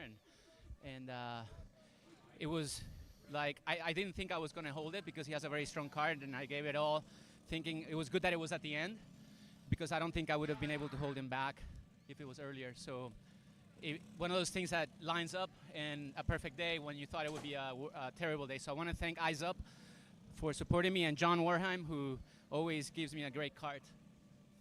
Well, congratulations, Jose. It looks like we've got cars on track, so let's get back up to the booth. Thank you, guys. Hey, Steve, I got one question for you, if you can hear me. Ask Jose, what is his age? How old is Jose? Well, he probably couldn't hear Charles, me. I didn't hear that. Oh, I was just wondering, how old is Jose? He said at his age. I wonder what that age is. Well, let's find out how old Jose is.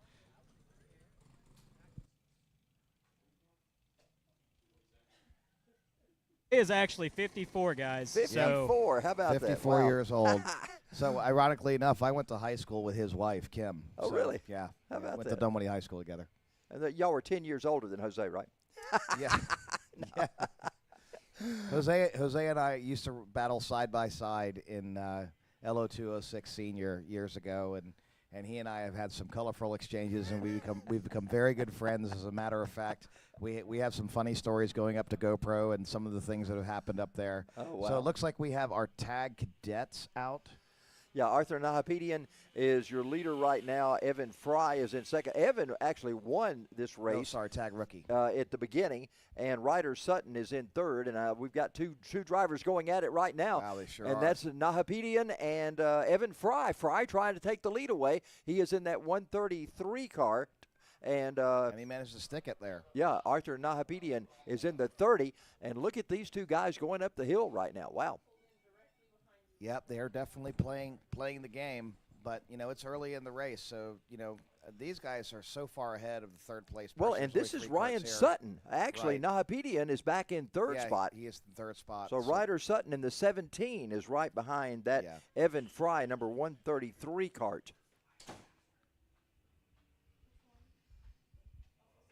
And yeah, we're not updating on, again, on our race monitor. Yeah, the race monitor for some reason is not getting this correct, I don't believe, at this point.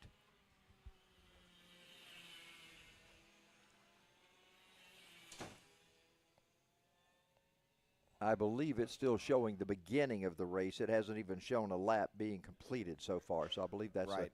a little bit of an issue. They work their way down into the S's right now. Those two drivers battling it out. That's the only race on the track because the third-place driver is trying to catch this duo up front. But now we look side-by-side battle. Going into turn 14, trying to set up a pass on the inside. That didn't work out. Let's see if they can do a better job as we get into turn number 16. Fry is your leader. It looks like Ryder Sutton is your second-place cart, and they come by start-finish just on the outside of that racetrack right there, both of them in the same tire tracks as they come down through turn number 2 right now. So is turn 2 an area where you really try to undercut or you just try to get down the hill and back up the hill? Do you really do you concentrate on passing there or just take advantage of a possibility? It's taking advantage of a possibility. Turn 2 has 3 race lines through it, and it's a gamble to try and pass. Unless someone runs really wide and you have some momentum behind them, it's not really a passing turn. People will dive bomb into it, and then everybody slows down, especially the 206 classes, and so you can get to a point where someone will do a dive bomb and they won't work out. They'll run wide, and then 4 carts will go by them. They'll end up getting 4 positions taken away from them. Wow. So it's turn 2 is a momentum turn. It's really important to take turn 2 properly because it really determines your speed at turn 9. Really? Mm-hmm. Wow. Absolutely. So that far down the track Sure is does. determined by how you get up turn 2. Absolutely. And look what we had a pass there. I'm not sure who passed who. Now we have Evan Frey up front, Ryder Sutton in second, and Arthur in third. And so that was a big pass right there. Now there's a big gap between first and second place. So let's see if there's any makeup here. If this is shaken out, it's going to end up being a Sunday drive. So Ryder Sutton has now gotten by Evan Fry. Is that correct? Did you see Sutton? It looks like it. We'll know in this next lap around. Okay, so I believe, that orange fairing, I do believe that is Fry. So I believe Ryder Sutton is up front. Arthur Nahapedian is the driver that's in third in the back of the pack right now. And right now there's no real race. These guys aren't close enough to really contend for any kind of a pass or anything. It's more of a practice day, and unless they start to really reel each other in. And but Evan did that on the previous race. Remember, he got did. behind and he was able to tighten back up and then get the win. So it's a possibility. We're only 5 laps into this, so we've got some time left. 7 laps to go into a 12-lap race. We'll see what happens. And I'm sure he's pedaling for all he's worth right now, trying to catch. Now you see there through the kink, they're trying to take that as straight as they possibly can. They both have their little Odenthal mounts. That's a really great GoPro mount by a company called Odenthal. They're very distinctive. You see the cameras there on their left-hand side. They remind you of the Formula mirrors that are sticking out on the cars, don't yes. they? They sure do. That's or the Datsun 240Z Fair Lady with those mirrors at the front that stuck out. So they come off turn number 16 and down into 17. They'll go by start finish, and still quite a gap between those two. A tenth of a second gap between them right now. That's a good bit on the racetrack. A tenth sure is. That's a significant. And we're the only industry that I know of that talks about a half a tenth. Right. You know, nobody says a 20th. We always say a half a tenth. Or a hundredth of a second. Yeah, right. You know. I like the thousandths because I like machinery work, and so thousandths of an inch is great. So thousandths of a second is always impressive to me. Yeah, I got a friend that works in a machine shop, and he says he takes off a millionth. And I said, how do you take off a millionth? And he said it's by ear. You can tell when you hit a sander on something if you take off a millionth. He said it's just touching it with a sander, basically. That's interesting. That's like grinding crankshafts or something like that that requires that level of precision. There's a lot of level of precision in these little motors that are powering these. These are a variant of the Ka100, I believe. These are air cooled. If I'm looking at it, it might be the Micro Swift platform. Yes, it's the Micro Swift platform. So these are an air cooled 50 cc engine that's high winding 2-stroke. They make a decent amount of power. As you can tell, these guys, are doing 60 miles an hour at the end of the straightaway. Now, in layman's terms, what would an engine like this be commercially available on in a power equipment type thing? Oh boy, chainsaw. Chainsaw kind of engine. Okay. 50 cc type thing. Now chainsaw engines go a lot bigger than that. They go 250, 300 cc's, especially the ones that they race. You race chainsaws, right? I mean, who can cut the log the fastest? That's right. Some of them use V8s. So, well, I've seen those, yeah. Two guys with a giant arm and they go through a 48-inch wide tree, and they do it in a matter of 4 seconds or something like that. Unbelievable. And then you see these guys from back in the 1920s that had these big old long two-man saws cutting down these huge trees. And they do drag racing amazingly. That way. I mean, let me tell you, if you can race anything, it can be raced. Let me tell you. If you can do it with lawnmowers, you can do it with chainsaws, you can do it with hand saws, you can do it with an axe. I mean, it's it doesn't matter. That's right. All right, they worked their way into turn number 9 right now. There are your two leaders. We're still working with Evan Fry. He's gotten back up to the top spot. I mean, look at this. They're closing the gap. So who knows what's going to happen here? Ryder might close the gap and pose a challenge, and that's just coming 3 laps from now. It has been a tight battle with them the entire time. They head down to turn 16 right now, working their way out of 17. They'll come by start finish, and we'll complete 9 laps this time by. 3 more to go, and it is possible that there could be another lead change, but it's going to be tight to try to see if we can work it in 3 laps. Look at this. Turn 2, you gave him a late break, and all of a sudden there might be a race here at the end. This is going to be interesting to watch, that's for sure. Well, they're around our vantage point here in the tower as they come underneath us, and you hear them go by. Our smallest group, actually, these tag rookies that are on the track right now. And in just a moment, our next group to be out, we'll have our tag masters that'll be coming out on the track. Or in is just that Lo206 pardon me, Masters? Lo206 Master. Yeah, Lo206 Master will be coming out. So right now they work their way up the hill to turn 14. It's still Evan Fry out front. Oh, we might have a challenge here. Watch out. I can't believe Ryder has actually caught him Yes, in that he has. one lap. Look at him as they get ready. He's going to try to look to the inside, but no, he pulls back in single file right now. No, it's not quite making it work, but what I can tell you is you're out there by yourself. There's no draft. You're getting tired.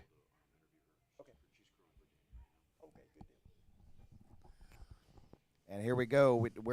There's going to be a challenge here. I guarantee you. He's got some advantage coming up the hill. There's going to be an attempt on a pass here on the backstretch. I can guarantee you here. Is he going to look to the inside? Here he is in the draft. He's going to break out. Not quite. Nope, doesn't quite have it. He's going to have to get a little bit closer, a little bit more momentum to make that work. You know, the same thing you're thinking is which way is he going to go? Evan Fry's thinking that same thing. You know, That's exactly which way is right. he going to go on me here? What have I got to try to defend? You know, he's got to stick his arms out and start driving defensively. See, there's even a little tap there. Hey, I'm here. Oh, wow. You know, now he's trying to get into his head a little bit, give him a little tap. So they'll come down to the white flag. One more time to go. This is where friends become enemies, or frenemies, as we call it in racing, and it's anyone's guess who's going to take it. Now, is he going to do a late break here in turn 2? No, he's laying back a little bit. Oh, he bobbles it just a little bit, and he loses some time. Bobbled it just a little, and now he's trying to do everything possible to catch back up once again. That's right. That was a costly mistake through turn 2. You see what happened. Evan Fry now starts to pull away. Look at that. That ends up in a 6-8 cart length lead because of one little slip up in turn 2. Well, they come off turn number 9. That is a prime passing zone, and Ryder's not close enough to make any kind of attempt whatsoever. They'll have 2 more passing zones to go here in turn 14. Kind of one. 16 and 17 is going to be a good passing but zone. He does not have the momentum to get him in this short of a time. So I believe it's going to be a 1-2 Evan Frey and Ryder Sutton. Yeah, Evan won the pre-final, got shuffled back into third in this race early. He comes back and takes the win. In the final, Evan Fry will go to victory lane. Steve Newbold will be down with him in just a moment. Ryder Sutton finishes in second, and just by the fact that he was on the track, wherever Arthur is, Arthur Nahapedian is going to take third, and here he comes by to take the checkered flag. So that's the end of our tag rookie. Lo206 Master will be out on the track next. Steve Newbold will be getting hold of our winner, Evan Fry, in just a moment. Rachel Heiler has joined us here. It's rare that Rachel sits beside us in the couch. She's usually sitting in the safety car on the main track getting ready to pace the field. Rachel, how are you? I'm doing quite well today. How are you? Fine. Tell us what's going on with you today. Well, I'm here with Danny May, and I've been doing data analytics for him for racing, trying to get, times just a little bit closer. So now, when you analyze analytics, is that possible to say analyze analytics? Anyway, when you look at the analytics, what are you trying to convey to Danny? What do you do for him that helps him to get faster? Well, do I want to give you my work secret? Absolutely. Nobody's listening. It's just me and you. Well, and Al. It's a lot of when you get GPS speed is what we look at most, as well as lateral acceleration. So we're looking for where he's slipping, where he's getting on it. Also, pretty much so we know what corners that he's trying to improve on. And so we'll look and see what laps he's doing the best on those corners and see what he was doing or what caused him not to have the best lap he could get. Man, that's a lot of analyzation going on for the analytics. I don't know if I'm using the right words or not, but anyway, it's good to go in and check all those things and find out. It's amazing that you can take computer symmetry from a GPS and find out all of those things and break it down to actual corner and actually turning the wheel and how it affects everything from a GPS location. Hey, it's a new skill that I recently picked up, and it's something that's been absolutely fascinating. I've enjoyed every moment of learning about it and applying it. Now, are there programs that are already written for these kind of things, or are these things that you're developing and helping to augment right now? Oh, we use the AIM software, and that's something that I recently learned, and it's been extremely helpful. I don't think this is something that I could make on my own. I got you. Okay. And I'm surprised you're not out on a motorcycle pacing the field on a motorcycle. Have you done motorcycle riding much? I have, but I am not good on 2 wheels. I like to stay with 4. That's my comfort zone. I'll have to tell you a story about my wife. First motorcycle, she had never been on a motorcycle before. So I'm on this, I had a Kawasaki Mean Streak. And I'll continue that story in a moment. Let's go down to Steve. He's got our winner, Evan Fry. Tell us about that victory. You kind of slipped up there and fell back to the rear and then came back up and won it. Tell us how you did it. I really don't know. It's just one of those things where I just did it. He's confident. I love it. So how long have you been out here racing, buddy? This is my first season. First season? Wow. How do you like the atmosphere out here so far? It's nice. It's nice? Very nice. Well, guys, sounds like we're there's a little bit of thunder and rumbling coming from the building, so we all know what that means. Back up to you guys. Thanks, Steve. Steve. We go with Lo206 Master coming out on the track. He uses the Nike slogan to its advantage. Just do it. That's what he did. Just do it. Yeah. Yeah. That's really. He just put his head down and did it. Now, one thing I will tell you about the AIM software is they've made a lot of advancements in just the hardware as well. So the Micron 5, we used to have to buy all these accessories and load the cart up with GPS receivers and all this crazy stuff. They've gone now to a fully integrated unit, which came out in 2017, and then now the latest generation. So, for instance, instead of 10 samples a second on the GPS, you get 25. So it's a significant improvement on the amount of data that you get. These things have, what, 5 gig of RAM in them? That believe is so. massive amount of RAM. The 4s we could fill up, and all of a sudden they just stop working. For how small the device That's is, they're right. phenomenal. They really are. They have Wow. 2 gyros in them, longitudinal and lateral acceleration. I have actually settled disputes using data. So here we go, Lo206 Master going green, green, green. Well, Matt now- Lassiter out there in front.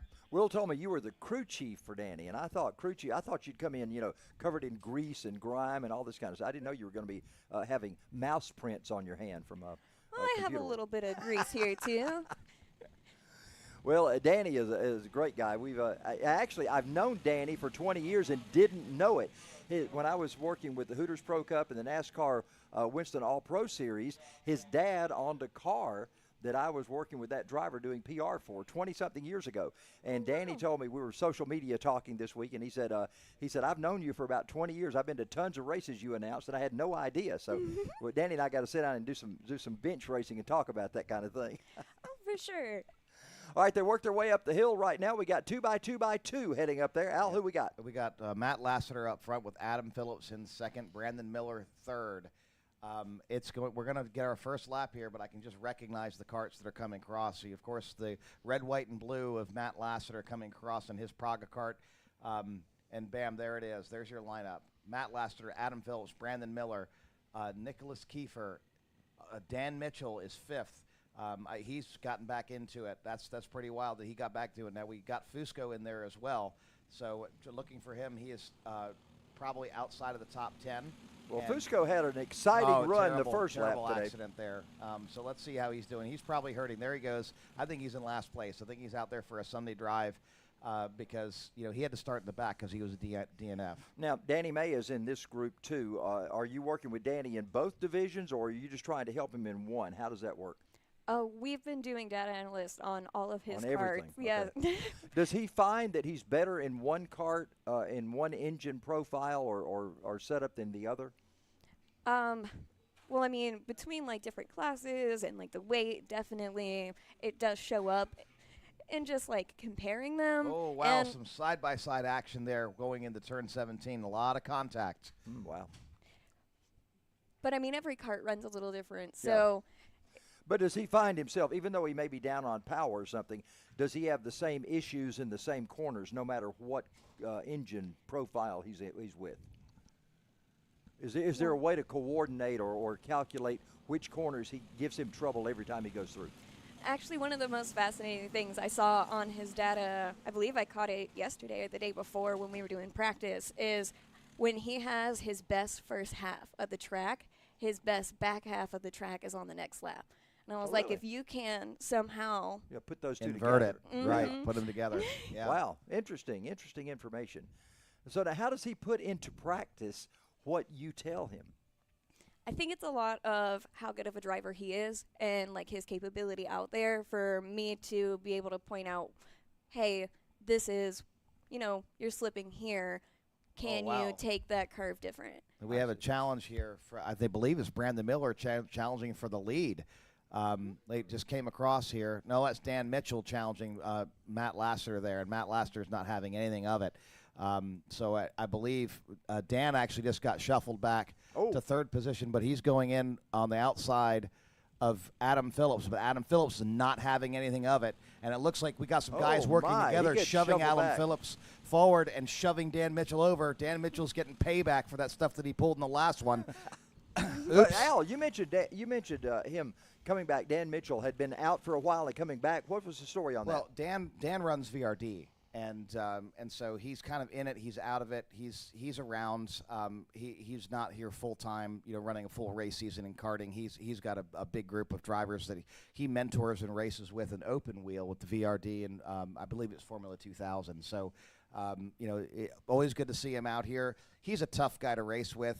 He gets very physical at times, and so that happened in the last race there. And I think some people just showed their disdain for that as they basically shoved Adam Phillips forward and shuffled him way back. Dan's back to seventh. He was second last lap. Exactly. Wow. So they're not having any of it, and so people are going to start running with their arms out, trying to keep. Here's what I'll say.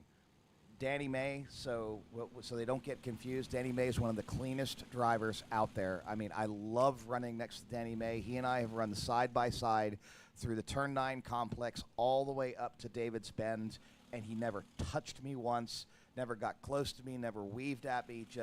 It was just balls to the wall racing. We really enjoy racing We're together. showing Danny third, but clearly he's running in second right now. That looks like Danny in second spot, doesn't it? I believe that's Danny May right there in second, challenging. Going for the Matt lead. Laster. There he is. He's passing on the inside, going for the lead. So now if he wins, you're going to take credit for this, right? Of course. Absolutely. Now, here comes Adam Phillips. Now, Adam Phillips is going to shove Matt Laster right back up. They're going to bump draft together. They're good bump drafting partners. Adam, again, being a seasoned racer, he's been in this for a long, long time. He's been coming up here pretty much since the beginning when he got out of dirt. And as you can see, now we've got a late break challenger going into turn 2 on Danny May. And here it is. It shuffles once again. That's Matt Lassiter up front. Danny May giving a little thump from the behind. And we got Adam Phillips doing that back and forth. That takes away your momentum and actually doesn't add to it, my friend. Stop doing that. Well, the guys going down into the kink right now as they head down there. Danny May now trailing Matt Lassiter as they go into turn number 9. Now, Rachel, last year on Halloween, you dressed up as the pirate. What are your plans for Halloween this year at Atlanta Motorsports Park? Have you thought that far ahead for your costume this year? I think I might go with like the pace car pixie this year. A pace car pixie? That would be fun. So you're going to be sprinkling pixie dust over everybody, right? Mm-hmm. My wife's going to wonder when I come home with glitter all over me. She said, "What strip club did you go?" No. Oh my gosh! Wow. Should I have gone there, Al? No, that's perfectly okay. We're not going to get up close and personal here. Hey, by the way, I enjoyed your success video, that little short that you did as you were walking up here. I was watching that. I'll admit, in the bathroom, and so that was really nice. I really enjoyed that. Well, as Winston Churchill says, success is nothing but a bunch of failures strung together, and That's you didn't correct. quit. And Exactly right. that's been me so far. That's right. So it's spread out a little bit. We have Danny May and Matt Lassiter with a commanding lead in first and second. We have Dan Mitchell mixing it up with Adam Phillips right there going into turn 9. We'll see if they can do it. Now, Adam Phillips will come right back on top of him. Again, Dan Mitchell is coaching some of the USF 2000 folks. Nikita, I can't remember the last name. And here comes Adam Phillips back on the inside of Dan Mitchell, shuffles him to the outside. That's another position change there. They're going to do this the entire race. That's just the way it's going to work. Well, we're coming down. We're past the halfway point right now. We're coming down to 7 laps complete. Danny May's running in second behind Matt Lassiter, and he's still got time to see if he can set up a pass, and I wouldn't be surprised if Danny doesn't try to do that. Right now they're down into turn 2, got to work their way back up the big hill. This is where Danny got passed a couple of laps ago. That's exactly right, and as I call him, Lieutenant Danny May. Yeah. We always have nicknames for people Lieutenant here. Dan. Lieutenant Dan. I only give it if I like a person. That's the only time they get that kind of a Well, nickname. you've never given me a nickname, so you've already got Yellow Hat, so I'm just going to stick with that one. I kind of came in with my own, right? You pretty much did. It's hard to top that with a top hat. Actually, somebody at the grocery store yesterday said, "Did you come up with that because your last name's Head?" And I'd never thought about that. I said, "Well, that's kind of cool, isn't it?" Now look at this gap that's opened up. Danny May is working together with Matt Lassiter. He's playing his cards right. He's actually back here just pushing Matt Lassiter. They're going to start dicing it up later in the race, I think. Yeah, Darrell Waltrip calls this co-opetition. Co-opetition. And, yeah. That's the bottom line is, Danny's really good at this. He's really good at sizing people up, and he's trying to find the weak spot. He is trying to get that data analytics that has been given to him by Rachel and memorize in his head, figuring out. But, here's the funny thing.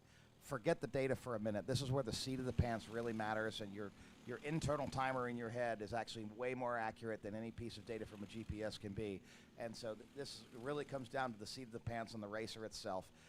Data analytics comes after the fact, where you can see what went right, what went wrong, and what kind of adjustments make a difference. Just like, here's the thing, and Rachel will agree with me, you don't know what you don't measure. And so, it's the same way with engines. We use a dyno for engines and data analytics for racing. And data analytics, this stuff that we're doing in karting, as simple as people think karts are, this was Formula One technology 10 years ago. Right? I mean, this is really serious compute power that's sitting in something that's the size of the palm of my hand. Yeah. And it's amazing data that we can get out of these things. Rachel, you can talk about that one more. Well, let's talk a little bit about this. When do the analytics come into play? I guess that's during practice. That's when you go out and you're running the track by yourself and you say, I've got to turn in on this corner better. I've got to brake at this point better. You can't really do that when you're in competition with somebody, because then you're racing them. But when you're racing the track, that's what practice is all about, putting these things literally into practice. And you can measure like gear changes, tire changes, what works best, how hot the track is, like all of the data really adds up together, especially because we started measuring like ambient temperatures, because Thursday was a wonderful practice day. Right. The track was cool. It was kind of fast. We got some of our best times that day, and today it's so hot. It's almost taken like a second off. Right. Yeah. The kart's all bound up, and it's really hard to get the grip out of the kart with these Vega tires, that's for sure. We're coming up to 2 laps to go right now. They cross the stripe right there, 10 laps complete. We'll see this battle starting to heat up a little more. So how long have you been working with Danny on this? Actually, just about a month. Oh, really? That's all? Okay. We've been putting in a lot of track time, actually. When we were out here, I believe it was Thursday, he did 20 laps with, I believe it was Brandon, and Eugene? Yes. Eugene Penyenko, yep. I think so. It was a whole bunch of people out there. It was a really good day, though. Yeah, so look at Matt Lassiter right there. Danny just looked back. Matt Lassiter is running that defensive line. He is not going to let anybody by him at this point. Now, here's the thing. I'll give Danny some feedback. When he looks over his shoulder like that, he usually steers to the right. You can look at that in the data analytics. And here he goes. See that Matt running that defensive line. He is not going to let anybody by if he possibly can there. And Danny's looking to get that little mini gear advantage, but he's laying back at this point. This is not a disadvantage. Danny's actually laying back a little bit, and he's going to try and get a run on Matt Lassiter. Here we go. The white flag. It's the final lap of the Lo206 Masters race, and here comes Danny May making a run for Matt Lassiter there. And it looks like he pinched him. What a nice lap. What a nice pass. Really nice dive bomb there into turn 2. We saw him, just as he came by start-finish, you saw Danny start to creep out to the inside to set that up. That's exactly right. Now, is Matt Lassiter going to be able to take it back from him? That's the thing. This is the final lap. Is Matt Lassiter going to be able to suck him up here and try and make a pass, maybe in David's Bend? It looks like he's got some momentum coming up. He's going to do a late break, which he's really good at here, trying to get back up on Danny May's bumper. Is he going to be able to pick up the draft again and get past him here in David's Bend? He will try if he can, but it doesn't look like he has it. Danny is so far ahead. I don't think he can. He's not. Danny's running that defensive. He looks behind him. The best we can hope for right now is for Danny to either break a chain or drive off the track, but it looks like that's not going to happen. Danny May is going to take first place as he comes across the stripes here in just a second, with Matt Lassiter in second place. Congratulations to Danny May. That locks up the championship for him, too. Well, we're here with our winner, Rachel Heiler. Rachel, tell us about your win here today. And we'll just say in more ways than one, she's a winner. It was a very competitive race. Yeah. But Matt was pressuring you all the way, right? Mm-hmm. What a great win for Danny. But you got to feel good about that. I mean, you've been working with him a month. Danny has struggled through the summer, and all of a sudden he comes away with a win. You got to pat yourself on the back for this. It's all about the data analytics, let me tell you. It is extremely Rachel important. Feeding him this stuff. They should live feed, kind of a cerebral mind That's meld. right. We're going to call her Mrs. Spock in just a second. I would say ESP, but let's say ESPN going through. Yeah. So Danny's going to be. You think Danny is going to celebrate you and thank you when he gets to victory lane? Yes. You think so? I think so. Okay. You want to put $1 on that? Are you placing bets? I won't place any bets on that one. We'll find out in a moment. Hey, Steve, don't put a bug in his ear and tell him this. I want to see if Danny just comes up with it on his own when he gets down there. We'll see him exit the cart in just a moment. Great race, though, by the way. We spent a lot of time talking, but, man, what a great race. Danny did a perfect job of setting him up as he came through turn number 1, made that pass right there in 1 after start-finish, set him up to the inside, and he takes the win, and an outstanding win for Danny May. Steve, let's go down to you, see what you got down there. Guys, we're here with our champion, Danny May. Danny, you're about to celebrate, but you've got another race to get to, so we're going to make this quick. Tell us how you did that, how you made that last lap pass. I kind of laid back on the second to last lap and didn't want to show anything, show where I was strong. And I didn't expect to pass him there, but I was like, let's try it. And it worked out. So. Well, congratulations, Danny. I know you have to get back to racing. I'm looking forward to your next race. I did not catch where you're starting your next division. So I'm starting Lo Senior in the back again. I started in the back in that one, came to the front, so let's do it again. Awesome. Well, back up to you guys. That's fine. And I speak for Danny May. And special thanks to Rachel Heiler for all of her goodies in coming up with all of the analytics there. Anyway, congratulations to Danny May. He'll get set for the next race. See, if he'd had longer, of course, he would have gotten to that. He just didn't have time in the interview. Mm-hmm. Yeah, okay. So now, Rachel, what do you do during the week? I know you're involved. You and John Matthews have talked about some of your meteorological stuff or whatever y'all do in programming. I don't know, whatever you do. But you're involved in the tech industry. What do you do? Well, my degree is for networking, like management, but I specialize in so much. I can do websites, I do networking, I like being hands-on, and I also like learning. And the one thing about IT is once you open one door, more doors follow. Yeah. And so... Well, so many of us work in areas other than my degree's in biblical studies, and here I am doing racing, so you never know. But it's been good to have you up here this afternoon. Thank you so much for stopping in. We'll see you at the main track soon. You're still going to be what is your vehicle of choice over there? I know you're in the BMW some, you're in the Mercedes some, you're in the I don't know what you're in. What is your favorite vehicle? By far the Aston Martin. Oh, really? Yeah. Bruce's Aston Martin was absolutely phenomenal. It was one of the F1 pace cars. Yeah, how about that? Absolutely stunning. Sleek car. See, maybe you'll get in one of those Pragas one of these days. I'll ask Rambo if I can use it for pace car. Well, Rambo's got an extra one sitting in there, man. You need to grab his car and use it. Well, it's wonderful talking to y'all. All right, thanks. Rachel. Rachel Heiler's been up here with us. She led Danny May to a big victory this afternoon. We're ready now to get going in our Lo206 Masters, and Danny May's involved in this one as well. Well, no, it's not Masters. They haven't changed. They haven't changed the. We are actually in our tag. This is X30 something. We should be in Ka100 Ka100 Junior. Yep, Sorry, yep. there we go. Ka100 Junior. Now we've changed it over. Oliver Nybert is up front in this one as we get ready to go racing. And we're going green, folks, with our...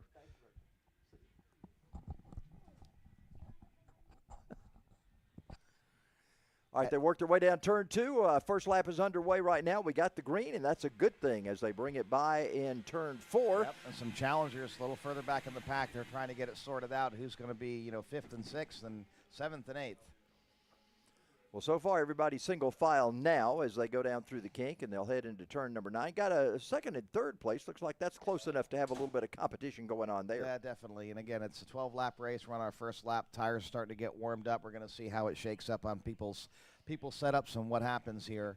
But it looks like those first 3 are starting to pull away from the rest of the pack.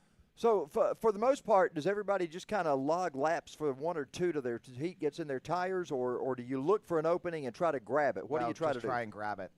That's the thing in racing. Take any advantage you possibly can, unless you're working together with a partner. But if things are not working out, then you've got to go by them. If you're faster, you're faster. That's just the way it is. So they come through right now in turn 4. So do you work with partners routinely? The guys in Wilbite Racing kind of work together as a team? Absolutely. Absolutely. And you saw that with Adam Phillips and Matt Laster in the last race. They were working together for a little bit until, Matt broke away with Danny May, and then it was just a 1-2, and they're competitors, right? They're not partners. But then again, those last 2 laps, that's where the end came, right? So when you were in New York this week, who was minding the store for you? Nobody. We locked up and closed, and sorry, folks, park's closed. Moose should have told you. All right, so Aiden Young, who led us to victory last time, is up front. Andrew Hamill in second. Oliver Nybert. Actually, Oliver, I think, was our winner last time, and Oliver's back in third. You see that brightly colored cart right there in third spot. That's Oliver Nybert. Yep, that means he set the, I do believe he set the fastest lap of the race so far. And Oliver has something here. See, he's just sucking back up. There he goes. He's going to go for a late break pass right here into turn 9. Is he going to get it? They're side by side, still going through the turn 9 complex. Oliver Nybert manages to stick it. Good job there, Oliver. Love that shot from the drone going down in there and following that action. Kilboy's shot coming through turn number 9. That's right. Now, if these two guys keep on dicing it up between each other, which they shouldn't, they're going to lose the first place driver, which is Aiden Young. And we don't want to do that. These guys need to start working together, get into a draft, and catch back up and do 1, 2, 3 and start dicing it up later in the race. So is the draft only effective on the straightaways, or is there any draft that you get in the corners? Well, you get, if you're stuck behind another driver, you always get a draft as long as you're picking up his pocket, that low pressure area. And people say there is no draft in two-stroke. That's absolutely incorrect. You can see it right here. He's in the draft, and he's just sucking right back up on his bumper, which plays, into your gearing choice, and you don't rely on drafting because you're not bump drafting and giving that guy that advantage, but you do draft, and so that can give you the opportunity to slingshot by when you're trying to make a pass, which we just saw. Gotcha. Well, they head out into turn number 16 right now, where we'll have completed 4 laps this time by. Aiden Young continues to lead this.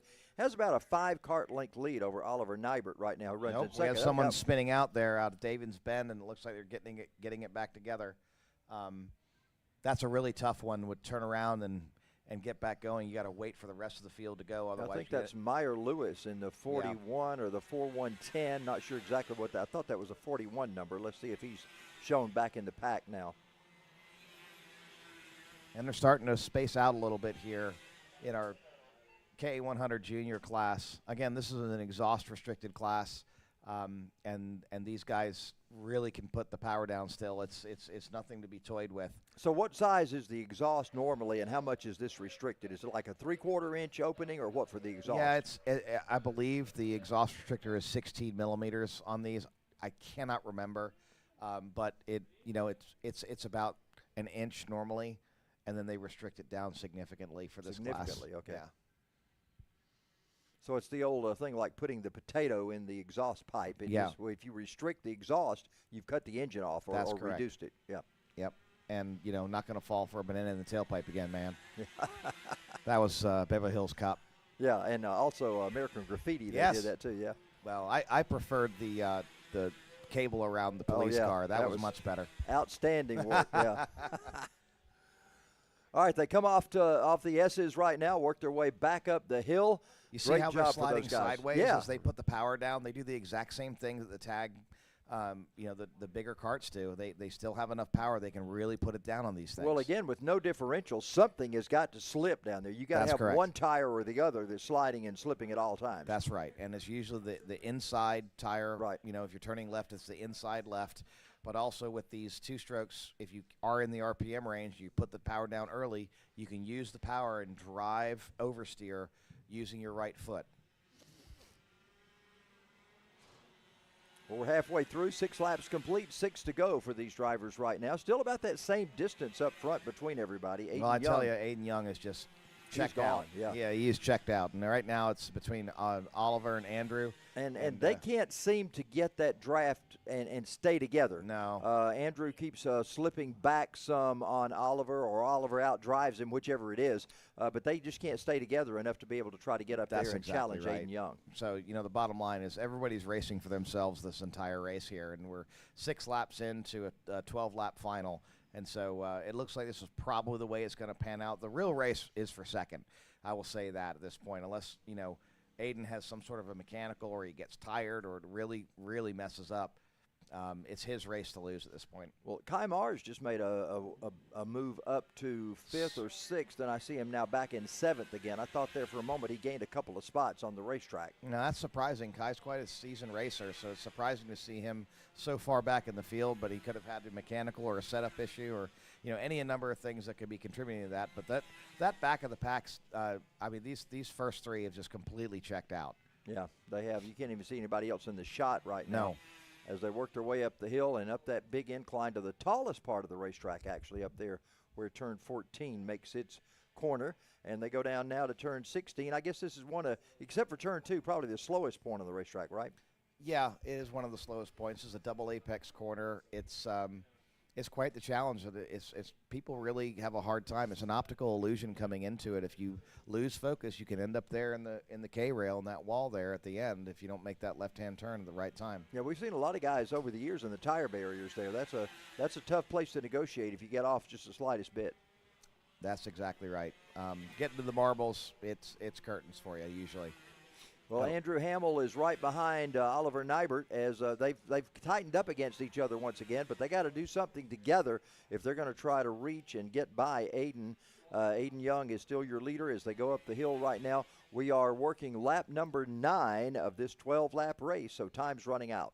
That's exactly right. So it's anyone's guess what's going to happen for the race for second at this point, but the way these guys have been driving very consistently, very deliberately, I believe it's going to probably remain the same unless we have some sort of a big shake-up here. Down into turn 2 they go. Everybody's still just about as same as they've been. Everybody negotiating everything pretty well. Those 2 in second and third just can't get together enough to get that draft built up. No, not at all. And that's just the way it works sometimes. Now, whose responsibility is it to try to get that draft going? Is it Oliver's to slow down a bit, or is it Andrew's to try to catch him? It's Andrew's to try and catch and keep up. And that may be impossible. That may just not be possible to do, right? As a matter of fact, we just saw going into 9, you may have caught it, just a little puff of blue smoke coming off both tires where he locked it up just for a split second, trying to do that late break to try and catch him. But if you look now, don't look now. Yeah. But here we go with Oliver. Might make a challenge to Aiden Young. He really, bam, hits him from behind, gives him a little thump. And I believe, is this the final? No, this is 2 to go at this point. He gave him a thump, and then all of a sudden he overdrove it a little bit there into turn 2, but he caught right back up to him. So I wish he had calmed down a little bit going there into 1 instead of giving him a thump and giving him an advantage. He could have just laid back a little bit and stayed in his draft. But here he comes again. He was going to challenge at the end of this race, it looks like. Yeah, it looks like Oliver has got something for Aiden. Let's see if that plays out here. We've got a lap and a half to go. And right now, Aiden Young brings him up to the top of the hill. Oliver Nybert trying to chase him down. Andrew Hamill is kind of out of the picture right now as far as the battle for those 2 guys up front. Yeah, he sure is. But he's done a late break himself. He's pretty good at late braking. You saw him recover from that little bit of a lockup. But here comes Oliver. Now right there, boom, he gives him a little tap again. But don't overdrive it going into 2. Stay right behind him there, and you're going to be able to potentially make a pass. But look at this. He's got some momentum coming up now. He's going to have to back off of it a little bit going through 4, but now he can make a run at him. This is where Oliver can make a run at him coming off the backstretch or a late breaking pass. Is he going to do it? He's going to go to the outside, actually. He's going to try and make a late breaking pass. Nope, doesn't work. Oh, my. Oh, almost. And, some contact there. Oh. He's going to have to settle for second place at that point because they made some contact as Andrew tried to take advantage of Oliver's attempt and stuck his nose in there, and they contacted each other. That's just a racing incident. That's hard luck there. And he can coast all the way home now for the win. Here comes Aiden Young. He gets the win. And hands up in the air. He's right. Happy. No hands, Ma, as he comes across the start-finish line. Oliver Nybert in second. Let's check that out once again. Here's the replay. Yeah, you see him there coming on the outside, and then Andrew comes, I'm going to go underneath. Nope. And literally touches, jumps over the back of him, and then just rolls out of it there. And so, when you run into the paint like that, you have to give the position back. He did the gentlemanly thing. That was great for Andrew Hamill, even though it did not work out for him. He did the gentlemanly thing and let Oliver take that second position. That was really great of him. Yeah, good job. Well, congratulations to Aiden Young, who gets the win. We'll be talking with him in Victory Lane in just a moment. Steve Newbold will have him down there, so congratulations to him. We'll find out in just a moment how his thoughts are on this race. It turned out he didn't have a whole lot of competition right on his bumper during the entire race. He was pretty much ahead once he got up front, and then, of course, that battle went on behind him for second and third spot throughout most of the race. But nobody to really challenge him. Oliver gave him a couple of shots there toward the end, last couple of laps, especially going into one, coming out of one, going down into two. But he didn't have anything for him after that incident over in turn number 9. That's exactly right. And so we're looking at the starting board. Oh, and this beautiful animal sitting right here. Yeah. Look at this beautiful puppy. He does not know what to make of the drone there at all. His tail's down, his ears are a little bit back. He's wondering, now he starts barking. He doesn't like that drone at all. Now that's, I believe that's Wes Bacon's mother. One bite and thousands of dollars could go away in a hurry. That's exactly right. Let's go down to Steve Newbold. He's got our winner, Aiden. All right, guys, I'm here with our winner, Aiden. Wow, what a race. And I know it's kind of emotional for you. Walk us through that race. I just have no words. I'm so happy. I've been waiting for that one for 4 years, and I just gave it everything I had today. And thank you to my mechanic Zero for giving me one heck of a fast kart. It was a blast to drive, and I put everything into that final and even the pre-final because I wanted that win. My birthday was this weekend, so I got a birthday present out of it. So let's go. That's awesome, man. Congratulations on your first win. Hopefully it means a lot being here at AMP. We hope to see you back next season. Hey, Steve, ask him what birthday it was. What year? What year were you born, buddy? 2009. 2009. So that makes this he didn't answer my question. He's 14 years old. Is that what we're looking at? Yeah, 14. Yeah. Okay. God, it makes me feel old, and I'm only 25. Really. Hello. Yeah, don't even ask up here. We're not going to tell you Here anything. we go. Thank you, Steve. It's nothing but trouble coming out here on the grid at this point. This is the Lo206 Senior class, and we heard them fire up, and now they are gridded up, ready to go. Hopefully we're going to go green, green, green in just 1 second. Well, the drivers talk about the seat of the pants feel that they get. Whenever these guys crank up underneath us, we can feel the seat of the pants feel up here. Boy, they are something. Lo206 Senior. And green, green, green. Here we go. Lo206 Senior. That's Nick Laferdo in first place. As usual, Nick Laferdo putting on a commanding performance here in Lo206 Senior. Well, these guys working their way, and they just all stay together as they come up. Oh, a little bit of trouble. Oh, a lot of contact there in the back. We see Danny May back there trying to make his way up, and he was involved in that little fracas that happened. So now there are two distinct run groups, the front group and the rear group. There's probably 30 kart lengths between the two at this point, so let's see how this shakes out. And they snake down through the kink and get ready to go into turn number 9. That first group is in turn 9 right now. They all stay single file as they come up through the S's. Same thing with that second group. You think the second group will be able to catch the first group? Yeah, they might be able to. It depends on the skill levels of the driver. I know Danny May's there in the back, and he was involved in that. So Danny May's got some making up to do to try and catch Nick Laferdo. Well, let's say you're midway of that pack. Can you, in some way from that position, can you help force that pack up? Can you push the guys in front of you and get them to go faster? Yes, figure out who's the faster runner and start bump drafting together. That's the only way to make that work. But let me tell you, that's a big front field. That's 1, 2, 3, 4, 5, 6, 7, 8, 9. The first 9 positions there with a commanding lead over the second pack at this point. So, yeah, I'd say a good 30 kart lengths in between the two packs.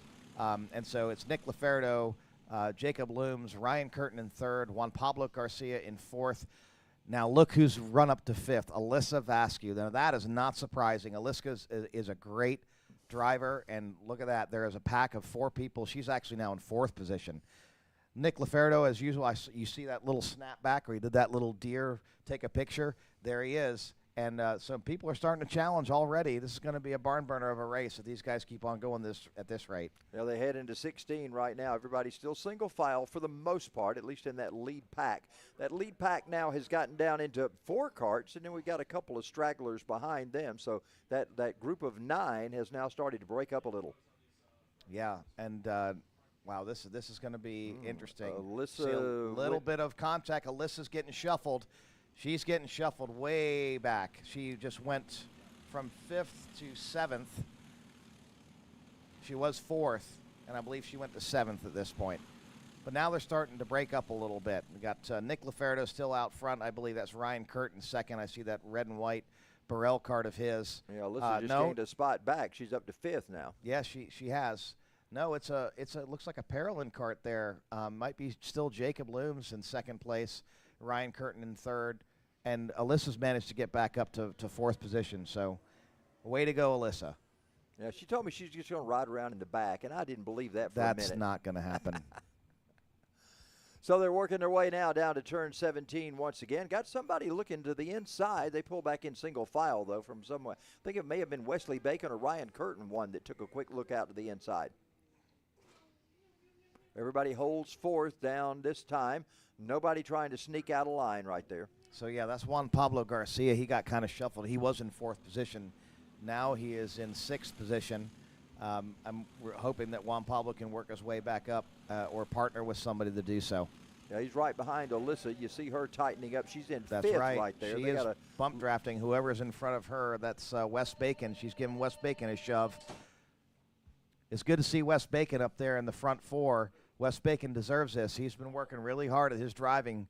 He's been practicing quite a bit. Let's see what Alyssa can do. If these guys can start working together to start doing some mixing up and passing. Well, they head off of turn 14 down into 15 right now. Here they come into a great passing zone. If anybody can set somebody up, but you got to set them up when you go That's in there. Exactly right. You see right there, Ryan Curtin pulling us out. Nope, you're going to duck back in. Don't lose the draft running that closely. It's really easy to lose the draft there. So they head down to 2 once again. 2's kind of been a nemesis today. We've seen a lot of guys going out wide or trying to make a move to the outside, and then they lose spots. 2 has not been a friendly turn today. No, it has not been. It's been, again, this is the final race of the season. People are going for their points. They're willing to take a little more risks, and it is what it is. And so turn 2 is where a lot of people feel that they can get an advantage. Fair or unfair or otherwise, and so it really is a risky place to take a chance. They wind through the S's up the hill right now. It's still Nick Laferdo who is out front, and he's got a group of people behind him. He's got 6 carts right there, or 5 carts right there. 5 carts behind him. He's got a gaggle. You saw him do that quick head check right there. Let's see behind me and Alyssa Vasquez looks like she was going to take a chance there. She might have passed Wesley Bacon. Nope, she's still in 5th place. So everybody needs to start driving consistently at this point. The tires are starting to heat up. Your setup is starting to get challenged at this point. So Wes Bacon, as you notice, has fallen back just a little bit. So he needs to keep that draft. And if Alyssa can give him some help, Alyssa can, nope, she said, forget it, I'm going to check you out.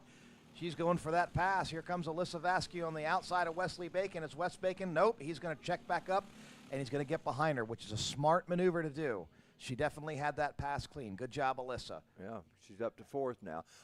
So on a day like today with the temperatures we've had, when are the tires at their maximum grip? 3 laps, 4 laps, 5, whatever? It all depends on your setup. It all depends on your pressures. So it could be your tires could come in on lap 2 and then go away in lap 10.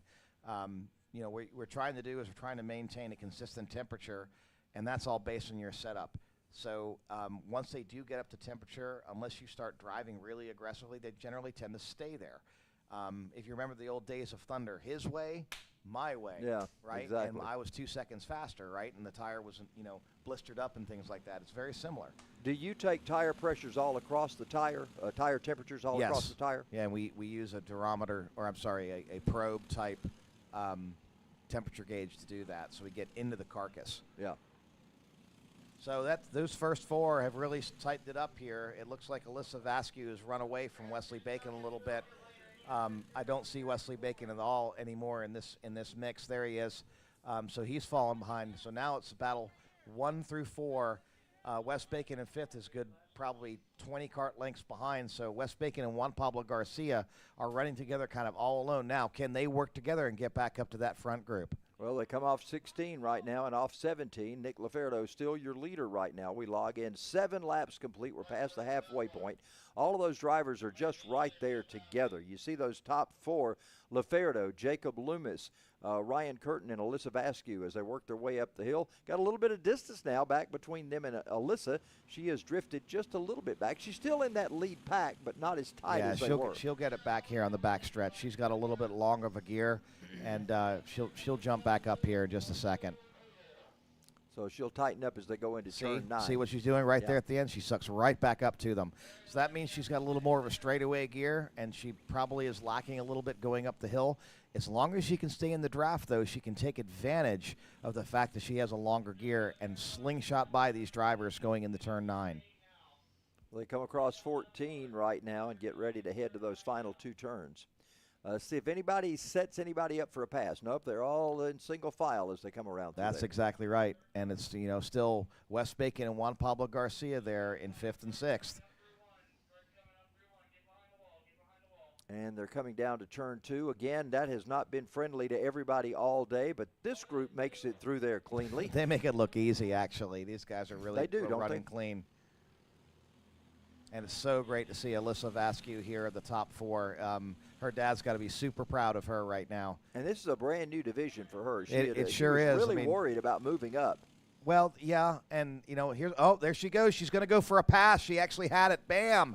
There she goes. Now she's by Ryan Curtin. Looks like she's gotten into a podium position at this point. Wow. Anything can change though, so let's see what happens. She is quite a talent. Absolutely. You see what she just did? That turn 13, checked over her shoulder real quick. Let's see what I just did to Ryan Curtin. Ryan Curtin it seems to be struggling a little bit here. As Ryan's won the last couple of races we've been here. Ryan's been on top quite a bit. Yeah, he has, and Nick's been a strong contender too. Nick's run 3/4 of the season, but it's always good to see Nick up front. Although we like people to mix it up a little bit. If you can beat Nick Laferdo, you beat a nationally ranked driver. Again, he's great to run against. Some people might not like his driving style, but he and I have always run clean together, and we have a lot of respect for each other. Right, they're down in. Here comes Alyssa Vasquez for a pass for second place. Oh, Alyssa! Wow, she gets that second place, nails it. That long gear is working for her, and she is behind Nick Laferdo. Alyssa, you're behind a nationally ranked driver, and you're going to mix it up with him. Watch this. Alyssa Vasquez is going to be going for first place, I promise you. Oh, and here comes Loomis to the outside, but no, you don't want to try that. So he might come to the inside. Nope, she's got the power on him. Yep. She's right behind in the draft of Nick Laferdo. And if she bump drafts with Nick Laferdo, they'll start pulling away a little bit. 2 laps to go right now, and it is impressive. my. Oh, and here comes he spins, no. And he contacts Alyssa. Alyssa shuffles back to 3rd position. That gives Ryan Curtin second. That gives Nick Laferdo a commanding lead. Wow, that was a hard dive bomb. Did not work. Man. Sorry, Charlie. Wow. Now, a tough break for Alyssa, but then again, Alyssa can pull a second place here. She's going to go for it. She's going for a second position and just rolls right by Ryan Curtin. Wow. And Ryan, get behind her and work. Let's see if we can mix it up and get to our last lap here and mix it up, but I doubt it because Nick is way out there. Yeah, it's and we are coming to 11. Coming to lap 11 here, the white flag will go out, and it's anyone's race for second. Nick Laferdo, unless he screws it up, he's got locked it up for the championship as well as this race. Well, I know Alyssa would like to win this, but she's got to be very pleased in her first race with the seniors to finish in second. Absolutely. So she just bide her time and go along here with Ryan behind her. That's awesome, and she's got a number of years here in seniors, so this is going to be great for her. Great to set this pace, and here comes Ryan Curtin on the inside up the hill. That's not a Will place he get to it? be, Nope, though. she's going to pull him up the hill. Not going to happen for Ryan. Sorry. And as you said before, going up 2 is what sets you up for 9. That's correct. So that's going to be a big thing when they get down here. It's going to be Alyssa for sure when they get into 9. See, and look at Nick. He runs to the inside, checks behind him. And here comes Ryan Curtin, makes a pass. I think she bobbled it. Oh, something went wrong with Alyssa Vasquez. Oh, no. She looks like she's had a mechanical. Oh, my. Oh, my gosh. No, now it's Ryan Curtin. That is a tough break for Alyssa Vasquez. Sorry to hear that. No wonder Ryan caught her going down. So who is that going to put in third? Is it going to be Wes Bacon or is it going to be – oh, it looks like it's going to be Wes Bacon taking third place, a podium for Wes Bacon. That's awesome. Even though it was circumstantial, that's still a podium. Here comes Wes by. Did he get? Oh, no, Juan Pablo Pablo Garcia got him. Oh, right wow. at the Well, line. Juan Pablo gets a podium. Wow. Good job, Juan Pablo. Juan Pablo got him right at the line. Be interesting to know what happened to Alyssa. Tough luck for her. She had a great race going, and in She second sure spot, did. what a good run for her, and then it was all quelched right there at the very end. I was really hoping she would give Nick Laferdo a run for his money. I wanted to see that. Man. See how much of a gentleman Nick was going to be with a new young lady at the wheel side by side with him. Wow. That would have been great to see. Well, from what is it? The agony of defeat, the thrill of victory, and the agony of defeat. And luckily, she did not go cartwheeling down the track. This is true. Yeah, here we go. Let's see what happens right here. They're going down into two. This is turn 2. This is where Ryan gets to the Ryan? inside. That's actually not Ryan Oh, that Curtin. was That's not Ryan. Loomis. That's right. That was Loomis, and that shuffled Alyssa back It sure right did. there. I mean, contacted her. That was a good recovery for her on that one. Man, what a bad day for her. But what an exciting day to be able to get out and run like that. I mean, when Well. you got a mechanical failure, you got to know I did everything I could, and she got up to second and ran a long time there. So a victory of sorts for Alyssa today, even though Of she didn't have it sorts. on a podium finish. That's exactly right. And that, my heart goes out. But you know what? That was a heck of a run. You got to be proud of it. Yeah. So now coming up next, that was our Lo206 Senior, Ka100 Seniors coming out next.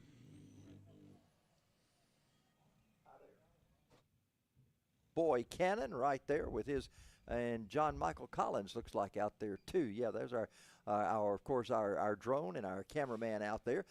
Steve's getting ready to have Nick Laferdo back talking with him once again. So we'll get down there to him in just a moment as the driver. Looks like we got some intense talk right now. Yeah, there's something going on down there. Yep, there sure is. Hey guys, let's all count to 10, and let's walk away, count to 10, and let Nick Laferdo talk about his win. There's Ryan involved, Juan Pablo. All right, Nick Laferdo. Come on, Nick Laferdo, let's join us over here with Steve Newbold, and let's see what happens here. All right, Guys, Steve, a what little you bit of got? drama here in the tech shed. Nick, what a race. You pulled out there and you ended up closing it off. You won the race. It was a good race. Tell us a little bit about it. Yeah, so I pulled out to the lead, and everyone fought behind me, but everyone stayed pretty close, and I was worried there for a little bit. I didn't know what I was going to have to do there at the end, and then I go into 2, and all of a sudden I hear just tire screech, and I didn't know if someone was about to hit me. But then I looked back, I had a pretty good gap to Ryan and Alyssa and Juan, so was able just to drive away and get a win. So we are being told that from the booth, you have actually locked up the championship with this win today. Yeah. As soon as you go through tech, we have to verify all that. Congratulations on that. How's it feel to win the championship? Feels pretty good. It's been a hard year because we had 3 DNFs, so I didn't even think I was – the last race I didn't even know I was still in the championship, but I won that last race and this one. And, shout out to Kinetic Karting Engines, Doug, all of his help, and my wife and kids over there, and my dad. So, yep. All right. Well, congratulations, Nick. Hopefully we'll see you out here next season. Thank you. Back up to you guys. All right, thanks, Steve. Thanks a lot there. Good job for Good Nick job, Laferdo Nick today. Laferdo. Ka100 Seniors are coming out on the track right now. We'll have them out in just a moment as they get set to go racing. Ka100 Seniors will be out. Of course, 12 laps for them. They'll be followed by our Lo206 Juniors and, of course, shifter carts. That'll wind up our day here at Atlanta Motorsports Park as round number 8 and the championships all being decided here today. Al, how many of your drivers are locking up championships? What does it look like? Oh, I honestly don't know. I know that Matt Lasser is going to be on the podium. He's a wheel bite guy in Lo206 Masters. I believe that we will have a driver on the podium in the championship for Lo206 Senior. But I have not tallied. Now, here's the thing. They haven't tallied everything yet. Right, you get to drop 2 races, so that really plays into it. It's actually best of 6. So if you only raced 5 races, you don't get any drops. Right, right. Right? You race 6 races, you don't get any drops. So only if you raced 7 races, you get 1, 8 races, you get 2. So, they will tally the points up as, right before our podiums here, and we'll see how this shakes out. So, a lot of people think that they have it, but then after the drops, maybe not. So there's a race within a race. Yeah, absolutely. And when championships are on the line, you never know. Whenever you get to drop races, that really puts an untold situation in there because you don't really know how everybody does until the very end. Yep. So something I've got to rub in some folks' face here as these guys come out.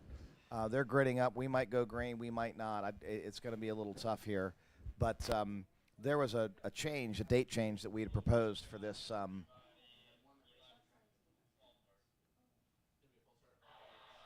And all right, Wigler's sorry got about some that. info here. Let's find out what we got going on there.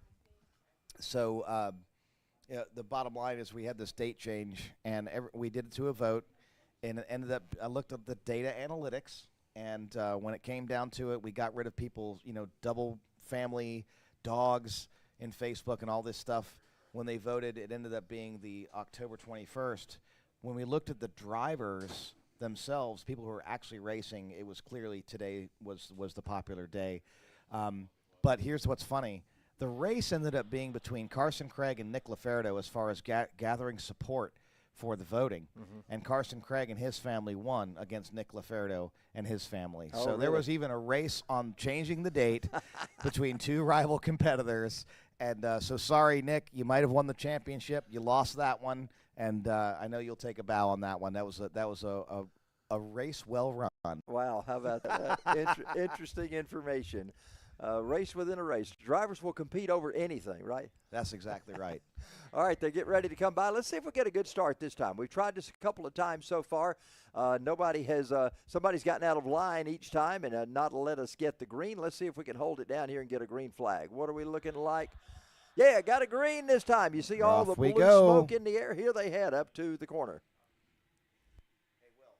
Everybody working their way down into turn number 2. It all looks good right now as they are working up the hill and going into turn 3 and, of course, into turn 4. Everybody's single file right now, so that's a good thing. As they single file it off turn 4 and down into 5, they go through the kink. We got a lot of drivers up there working themselves around in our Ka100 Seniors. These drivers got a good bit of power there. You see a little wiggle out of our second place car, and that's going to put, I believe that's Killian Spears that goes up to second. We'll have to find out when they come across the scoring loop. That's exactly right. I'm going to bid you guys adieu. Al, good to see you. Yeah, Thanks. Appreciate having you in here, Al. Thank you. Absolutely, my pleasure. You got jet lag today so far? No, not really. Just ready Well, to get north-south doesn't affect you so much as east-west. That's Yeah. when the jet lag comes Absolutely. in. Yeah. All right, guys. You guys Thanks take so care. much. Good to Bye-bye. see you. All right. Al Edwards has been our guest here. Check him out at Will Bite Racing and Will Win Racing, I guess it should be, right? So we're working our way right now as we come by in turn number 4. This is lap 2 that we're working out of 12. And up front, Jarvis Lee, he set the pace in the first race, got the win, and right now he's got a pretty commanding lead for these drivers as they head down to turn 9. Yes, he does. He is definitely comfortable right now, but this is a 12-lap race, and we're only 1 lap into it, so anything can happen, as we have seen all day today. And, man, you think about somebody having a good race and it going well. Well, look at Alyssa. Alyssa had that mechanical issue with a lap to go. So you never know until the very end. We tend to forget this is battle of man and machine, and that machine sometimes fails us. I think everybody up here in the tower let out a groan of pain when that happened. That was such a hard thing to watch up here. She was running such a good race, and to have that go down, such a shame for her. But fun to watch her compete up in a higher class. Oh, boy, they made a little contact there. Those guys in second and third spot. Here comes a fourth-place car. Makes a little contact as well as they go through the kink. And look at this as they are shaking it up. Jarvis Lee is all but checked out right now as they are making their way through turn 9. They've got a little bit tight as they work through there, and Jarvis Lee has extended himself over this deal right here. So Jarvis Lee well out in front of Michael Succo and Zach Frank. And Killian Spears runs in fourth. Oliver Piatek runs in 5th spot right now. So that's our top 5 drivers as they make their way Whoa, by. did you see that? He went Yeah. so wide. Man. Yeah, And it looks look like at he it. was able to recover. Yeah, somebody lost a lot of spots there. He lost Yeah, about he 8 spots. Cut away right as that happened. Wow. I wonder if we got that on the replay. I know that Jarvis Lee is well ahead. Here's the replay. Yeah, look at that. They're just rubbing fenders. He went a little wide there, got 2 off. And he continues to lose spots as they come by him. And, yeah, you don't want to remerge on track that aggressively with that many cars going by. That could have Wow. caused an incident. A lot of room to try to make up there. Not only that, but you also got all that grit and sand on your tires now that you got to get off. But right now we are back following, looks like 2nd, 3rd, and 4th place right now. Jarvis Lee, he heard there was going to be food and alcohol afterwards, so he was Apparently like, let's get so. this race done. Yes, sir. He is on the move. He is heading out because we've got that big reception, the season finale, or season-ending reception up at the main track once we get done with the races here today, where we'll be giving out podium awards for today and the season awards. So we got fireworks, food truck. Man, that's nice. Got a bar planned. It's going to be a fun celebration for these drivers. Jarvis Lee is turning in the Ooh, look fastest at that. lap, 52 seconds. Some more contact. Oliver Piatek just shoving wow. Zach Frank, and he goes to the outside. Look at this, makes the pass. Oliver just cleanly makes the pass on Zach Frank. And I was talking to him earlier today. He was up here in the booth with us, and he said he wanted to come by and talk with us. And he said after this race he'd come join us for the shifter race. So hopefully he maintains his position, has something fun to talk about when he comes up here. But right now, look at that. Jarvis Lee almost a full 2 turns ahead of them as the pack's going into 16. He's already exiting 17. Yeah, they're 2 7/10 seconds behind Jarvis Lee. That's an eternity on a road course. And he keeps building that. And I'm just getting word from CJ down there at AMP Kart Works that we are having a swap meet November 11th from 8 to 1. Free spots as long as if it goes to a kart, or as long as if it's a go-kart. And they pay guest fees if they want to drive on track. So, word from CJ, if you guys are listening, we're having a swap meet on November 11th. So they take it down into turn. Well, Jarvis Lee is already in 17, but the rest of the drivers now just entering turn 16. That's that 2nd through 5th that's battling right there. And you see a especially tight battle for 3rd and 4th spot as those drivers come around. And that's the drivers, that's Zach Frank and Killian Spears that are going at it for 3rd and 4th spot. Now they've caught up with the 2nd place car of Oliver Piatek as they head into turn 4. And that looks like Benu Yedla at the tail end of that pack. He's that kart all the way off to the back right now on screen. Oliver Piatek all the way in the front right now, and that is your mid-pack. That looks like 2nd through 7th place right now. And while we're talking about CJ over there at AMP Kartworks, they are also sponsoring the MVR Most Valuable Racer Award, and they're also sponsoring a Most Valuable Rookie Award. And they'll be throwing in a set of tires for all first-place championship winners this season. That's a big deal. So you know, tires lately, especially in kart racing, tires have just become that is such a wanted thing. I mean, tires are so expensive, and there's so many races to be won on tires and the way you prep tires. I've seen that from various dirt carts as well as on asphalt. And, tires a big deal. I was talking to a parent yesterday while we were setting up, and she was telling me that they actually came over here from dirt racing. They used to race dirt carts over at the Georgia Racing Complex. Oh, really? And she was saying that, you know, one of the nice things about here is the thing with the tires is you just put them on and go. Right. Whereas on dirt racing, they got to prep them. And if prep them all week long, yeah. And if, you know, if race ends up getting rained out, you've already got a set. You've already got, you know, wear on your tires. Yeah, matter of fact, I'm going to be announcing those races for Thursday for Thanksgiving Thunder at Georgia Karting Complex. We signed that deal last week, so looking forward to learning a little bit about dirt track karting. And somebody went wide there going through turn 16. That looked like Theodore Semenoff got offline, and he lost several positions. As right now we are following, looks like Zach Frank was able to get back in front of Oliver Piatek as well. Yeah, Oliver seems to be running 3rd right now, and then just behind him it's Killian Spears. But up front, Jarvis Lee is just checked out. No need in following him. There he is. He's gone. And Oliver Piatek, he's been one of those drivers. And Oh, here look he at goes Oliver. to the inside, but is there going to be a crossover? And Zach didn't make it. Frank, nope. Came in a little too hot. Zach Frank saw it, hit him with the crossover. And while they briefly changed positions, they are still running second and third right now. Well, and Oliver is trying his best to try to see if he can work by Zach Frank. He did earlier, but Frank immediately got right back by him again. Let's see what they do down here in 17. Nope, single file through there. And Oliver Piatek, he's been trying to get his road racing license this year. That's why we haven't seen him too much in the karting series. I had the pleasure of getting to sign off on a couple of those races in his provisional SCCA, logbook, because that's what you got to get your full racing license, your competition license. And he's joined us up front racing in Miatas a couple dates this season. Wow. So it's been fun to watch him make the transition. Obviously, we got to see Raiden Nickel do it a couple years ago. He's been running downforce all year, and getting to see Oliver Piatek kind of following the same pathway, starting with Miatas. It's great to see when these young guys make the transition from go-karts up to full cars. Yeah, it's nice to see that and see what they're going to do with it as their racing career goes on. And hopefully we'll get to talk to him about it more when he comes up Let's here hope so, during yeah. the shifter kart race. So Jarvis Lee crosses the line now and several seconds back. Let's see how many it is whenever Zach Frank gets across there.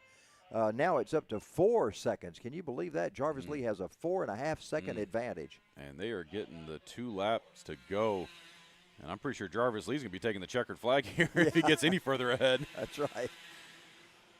It's 2 laps to go for Jarvis and 4 laps to go for everybody else. Look at that all the way at the now. top of your screen. He is about here's checked a pass. out. And here goes Oliver Piatek down the back straightaway looking to get around Zach Frank. Oh, he and got it makes this a time. clean pass. Oliver Piatek, your new second-place driver, as he leads that gaggle of a mid-pack there from second place on back to 7th. They head up to turn 14 right now. Oliver Piatek in second spot. Zach Frank is back in third. You'll see scoring and timing catch up as they cross the stripe. Yeah, that is Camden Trachtenberg at the back of that pack. Looks like Theodore Semenoff got left off to dry. He was in that pack earlier. Looked like he had some trouble, and he lost his drafting help. But look at this, the closest action on track right now, 2nd through 6th as they make their way up the back hill. 1 lap to go. 1 lap to settle this contest, Charles. Yeah, Oliver's now got a little bit of an advantage over Zach Frank, maybe 5 kart lengths, something like that. They go down into turn 9. Now that pack has tightened up. Can they draft and get up and do some battle with Oliver on this back side of the racetrack? We're going to have to see as they make their way through the S's into turn 13 up the hill. And Oliver's just pulling away from him right now. So if, what is it Al said earlier, barring a runoff course or losing a chain, yeah, he's and practically got it we in did the bag. see that. So anyway, look at it. No hands. Jarvis Lee got the win. Second spot. Oliver Piatek gets that one. Killian Spears moves up to third. How about that? He got past Zach Frank.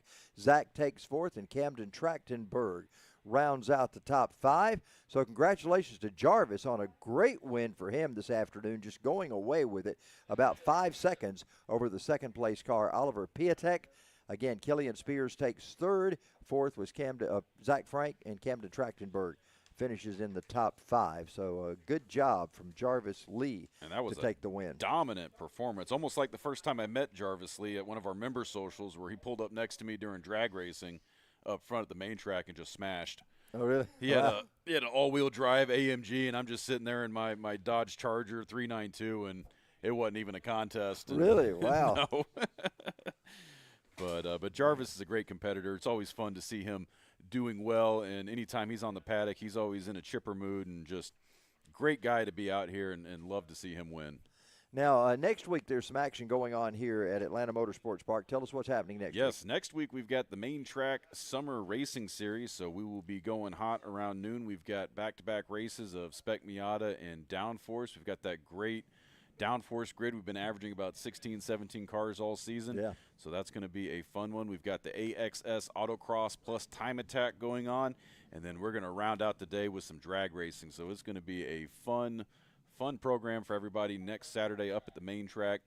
And it looks like we've got trackside reporter Stephen Newbold with your race winner, Jarvis Lee. Stephen, take it away. Hey, we're here with Jarvis. Let's talk about that 4.5 second gap you had on the rest of the field. Tell us how you're able to pull out and just run away with that victory. That is a good question. I mean, with DPC Motorsport, that's what we've been working on this for a whole year, to be honest. So hard work paid off. Congratulations. So is this your first victory in this division, or is this second victory? Awesome. Well, congratulations on your second victory. It looks like we've got carts coming out on track, so I'm just going to go ahead and hand it back up to the guys in the booth. Well, that might actually give Jarvis the bump here, just looking at the points. He is about 70 points behind Theodore Semenoff, but Theodore didn't have the best finish that last race. We're going to have to see how the points shake out. But Jarvis might be able to make a push from third overall to second with that performance. We're going to have to find out later when we do the championship ceremony. We got Lo206 Junior on the track right now, and we'll be getting those drivers ready to go here in just a moment. So it'll be an outstanding time for them, as not a lot of drivers, but boy, it's tough competition in this particular division. Yes, it is, and I'm going to have to actually start pulling double duty because Steve has got to hit the road. He's got a race he's got to cover tonight, so it's going to be you solo on the last lap while I'm chugging down there to do Victory Lane interviews. Got it, no problem. I can handle that. I worked solo for a lot of years. Well, it's yeah, nice to have somebody else up here now for a while. I was going to say, I'm not sure if you're the guy that can handle that, Charles. Oh, we'll figure out something to say. All right, they did not get a good start that time. We're going to see if we can roll it around and get – how can you not get a good start with 6 carts? I don't know. Well, these are the juniors, so these are one of the younger divisions out on track right now. I think we were talking about this earlier, the Lo206 Juniors, 12 yeah, they're like to 15. middle schoolers, yeah. So they're obviously eager and energetic to get this race underway, but that is part of the learning process, is they got to get woed down, got to get calm, and get this race started cleanly. Well, we got the green for sure. You can hear it in the background as green, green, green has been announced. They head off, and I believe we got somebody else that just moved past our race leader to start with. So we've got a new lead, and I don't know if we'll figure out who that is exactly until we get back around to the scoring loop. We're going to have to see when it ticks off that opening lap, but it looked like whoever that cart was running in 4th place got into a little bit of trouble on that start, lost a position, and we're going to have to see. I believe that might be Ian Patterson. I'm not sure. Yeah, we'll find out in just a moment. I have to see the number on it. That's the number 8. So that was Corman. So, yeah, he lost a position on that opening melee as they make their way through the S's, down the back straightaway, through turns 13 up the hill, and starting to spread out a little bit single file. Looks like Scotty Arnold is – got a little bit of an advantage right now, but with these Lo206 Junior carts, you know, being up in front is not necessarily the best, because if you don't have drafting help, the pack is eventually going to catch you. Yeah, and that pack is tightened up pretty well behind him. Scotty Arnold is your leader. John Mark Nunnally is in 2nd. Max Laura 3rd. Luke Corman is in 4th, and Ethan Shore is in 5th. And as you mentioned, Ian Patterson lost that early spot and has gotten back to 6th now, and he's behind that first group. And it is Scotty Arnold versus the field right now. You've got that pack of 5 trying to chase him down right now, although they're starting to spread out a little bit, so you're starting to see these lap times start to take their effect on these drivers. And look at this, a little bit of action right now for 2nd place. He's got it. Max Laura brings 3rd and maybe 4th along with him. Wow. Oh, they John the Mark door on that. Nunnally, man, he got left out to dry. Look at that. He went from 2nd all the way back to 5th. Or that might have been even 6th. So that's going to put Max Laura up to 2nd spot, I believe. We'll check that out in just a moment, but that looks like the way it's going to shake down. And Luke Corman will be up to 3rd spot. It looks like now. he got passed again on the inside. Ian Patterson getting around him. Let's see there. And, yeah, you hate to see it. John Mark Nunnally in half a lap went from 2nd all the way back to 6th. Wow. Pretty unbelievable. Here we got a pass being set up. But now that here has he not goes. worked Look out at well. Nunnally up the hill, getting back around Patterson, but he's not going to have enough time. He took that outside line, and Patterson knew he could just wait and be patient, because once they get to the top of the hill, he's got 2 left-hand turns there, and he was in position to get that back. And Corman and Laura trying to see if they could get something to happen. And here they've got it going on right now. Look at that. It's Luke Corman working onto the inside of Max Laura, so he will take away 2nd spot. And he grabs the position heading through turn 9. Let's see if Laura's got an answer as they make their way up the hill into that big off-camber turn 14. Let's see. Look at that. 2nd, 3rd, and 4th. That's practically a chain race right now. Yeah. Scotty Whoa, Arnold. Oh, my. Look at that into, oh, man, Corman into Laura. And they are both underway, but that is really going to shake up that mid-pack. Let's look at that again on check replay. This out. Let's see. Someone might have just braked a little too soon. Yeah. Oh, my. That looked like second place was just a little soon on the brakes, and third didn't catch it, went right into his rear bumper. And I think he knew it and panic braked, and that's why that back end snapped around, because I think he just stabbed on the brakes. Well, that put Luke Corman and Ian Patterson. Patterson had started early and gotten shuffled back. Now he finds himself in third. It's a war of attrition right now, Charles. You just turn laps, and you're guaranteed to have a good finish. Yeah, wow. This is almost like an endurance race. So they come up the hill right now. Those are your leaders. They're heading up the hill, and our leader is Scotty Arnold. He's well out in front of this pack. And, of course, the second, third, and fourth are just kind of evenly spaced out now. Nobody's close enough to do anything with drafting. And this is why we separated the LO Juniors and the LO Cadets, because this is turning into bumper cars right now. These guys, we saw that big 4-car pileup in the pre-final, and they wasted no time getting back at it with this final race.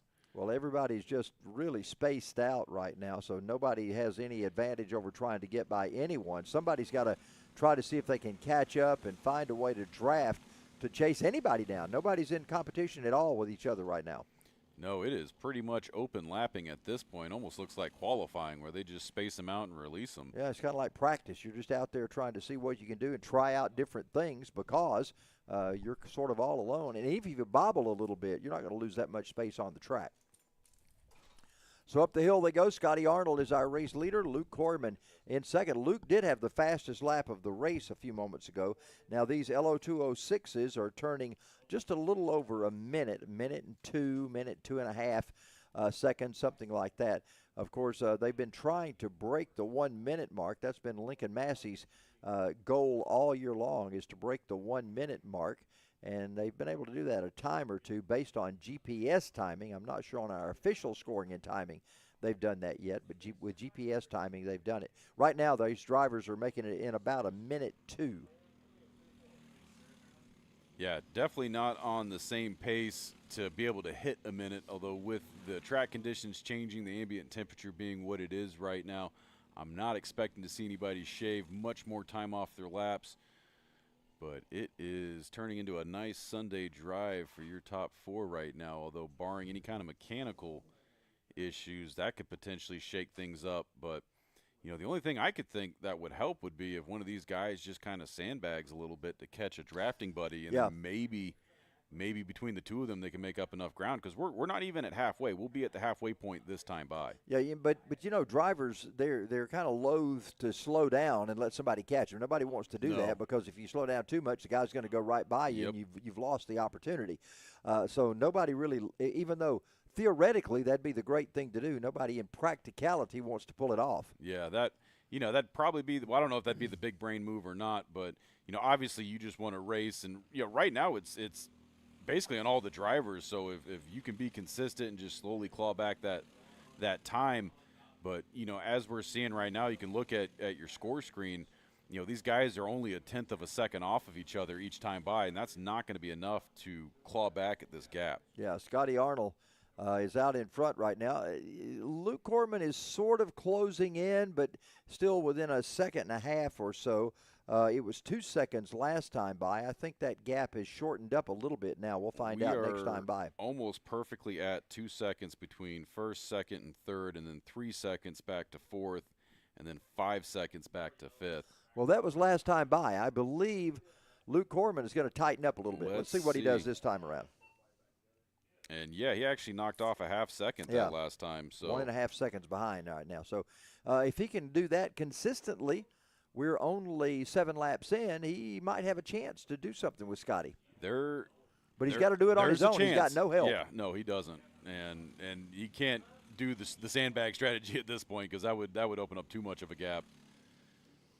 Well, there you see Scotty Arnold up front. You see Luke Corman. That's the battle for the lead, although it's not really a battle yet, but it could turn into a battle before it's over with. How smoothly does Scotty go through the corners, through the S's right there? Luke's tightening up, it looks like. But does Scotty have a taller gear? Is he going to be able to see if he can come out on these long straightaways? Corman's doing something because look at that gap is diminishing right now. Corman ran the fastest lap of the race that last time with a 102.123. And look at that. That gap just keeps disappearing. He must have found something out there. Or maybe Scotty Arnold just doesn't realize, how much he's slipping right now, because he's got to turn the gas back on if he's going to want to maintain this lead. Because look at that. Corman just lobbed off another half second. He's down within 1 second, and he's tightening it up even As soon further. as I say it's going to be hard, it makes me eat my words.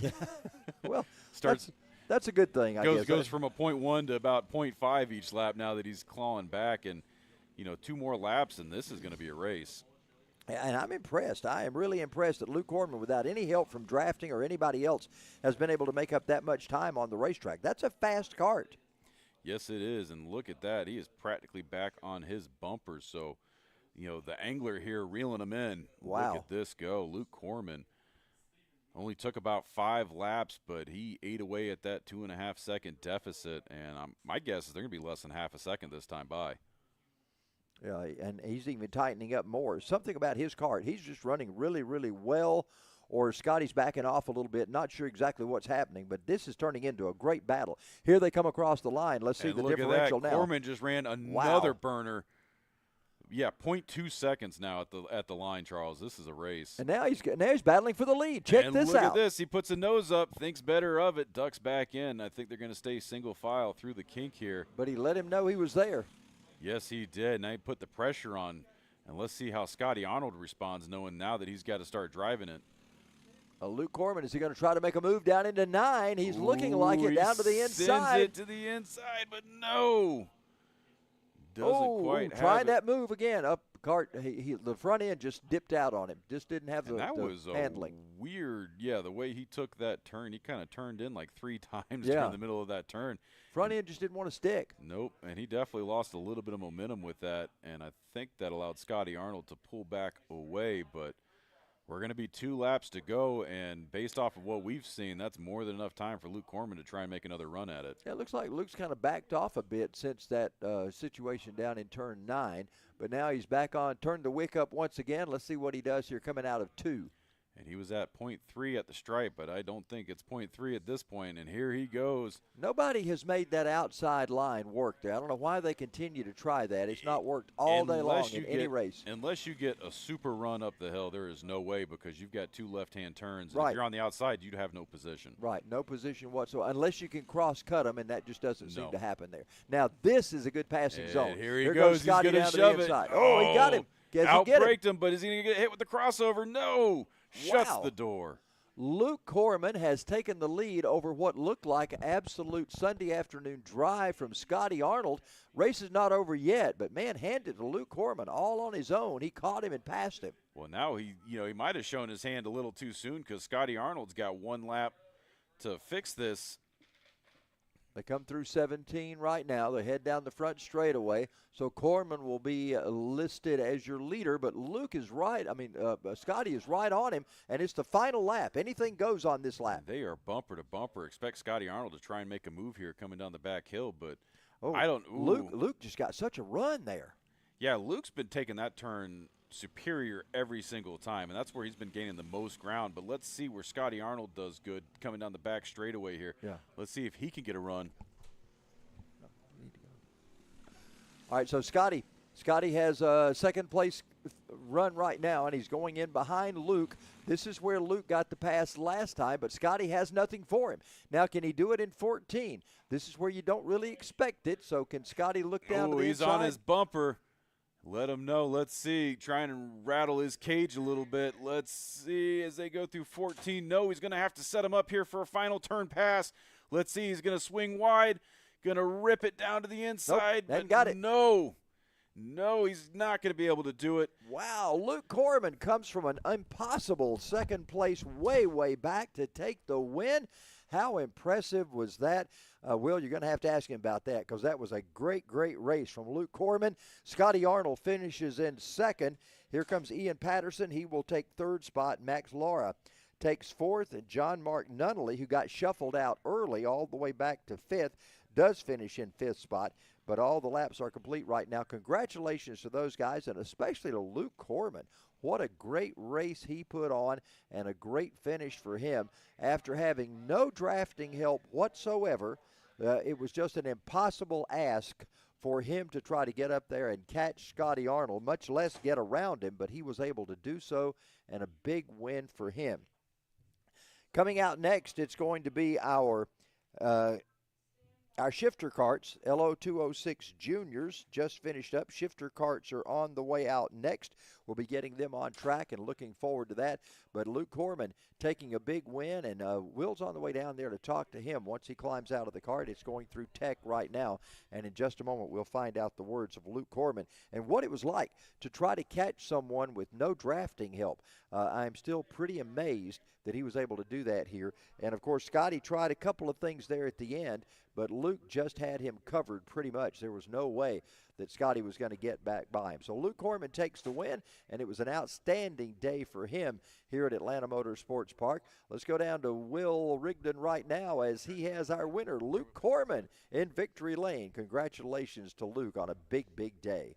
Yes, Charles, I'm down here with your winner, Luke Corman. Luke, that was an exciting race. I know it was a tough break during the pre-final.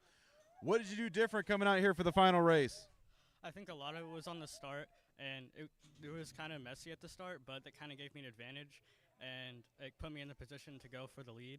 And, like, I wanted to go in striking distance but not get too risky, so I waited till the last couple laps past Scotty to reduce the risk of, like, getting passed again at the end, and I think that really did it for me. So now we noticed about halfway through that race, you just turned on the afterburners. You were maybe picking up 1/10 of a second per lap, and then you just started clawing away half a second. You got back in it. What change did you make mid-race to make that happen? I think it's just a lot of, like, excitement when you realize that you have a chance to go for the win. You kind of just, like, realize that you have a little bit to make up in certain sections, and in those certain sections, you just kind of go for it, and you can just make up time and go for the win. Well, it was definitely exciting to watch. You're going to come back for the Winter Series? Yeah, definitely. Well, there you have it, your winner, Luke Corman. Luke, congratulations. Thank you. Charles, we're going to send it back up to you. All right, thanks, Will. Alyssa Vasquez has joined us up here, and it's a bittersweet day. You told me you were going to run in the rear and just stay out of trouble and watch what everybody else did. You lied to me, Alyssa. You got up there and you ran your heart out. You got up to second, thought you were going to have a second-place finish behind an absolute pro, and then something happened. What happened? I believe I had some trash in my carburetor, so my cart started sputtering in the S's, and my cart just died. I mean, thought I had enough to pass him, but that little hiccup kind of punted me back. Yeah, but you got to be happy. Man, you got up there and you ran with the big dogs, and you did a tremendous job. So you got to be pleased about the day today. Yes, sir, I am. I mean, I love racing with them, and I'm excited to see what I can do next year. I mean, find some teammates maybe. I mean, might have a couple enemies, but, like, hope not. Frenemies. Let's call them frenemies. There you go, yeah, frenemies. Yeah. So now what do you do in the off season? Are you going to practice? You going to race somewhere else? What do you do between now and the time we have the first round next year? I'll do a couple practices, but other than that, I don't really do much. I mean, I don't really like racing in the cold because my hands get, like, all tense and all, and, I mean, it doesn't feel right racing in the cold because I'm used to being, like, so hot in, like, a suit, and then you come off track and you're, like, you feel humid and all. I mean, I'll practice maybe like once or twice, maybe one or two like winter races, but that's about it. Well, I am announcing Thanksgiving Thunder at Georgia Karting Complex on dirt. Any chance you'd ever come run dirt?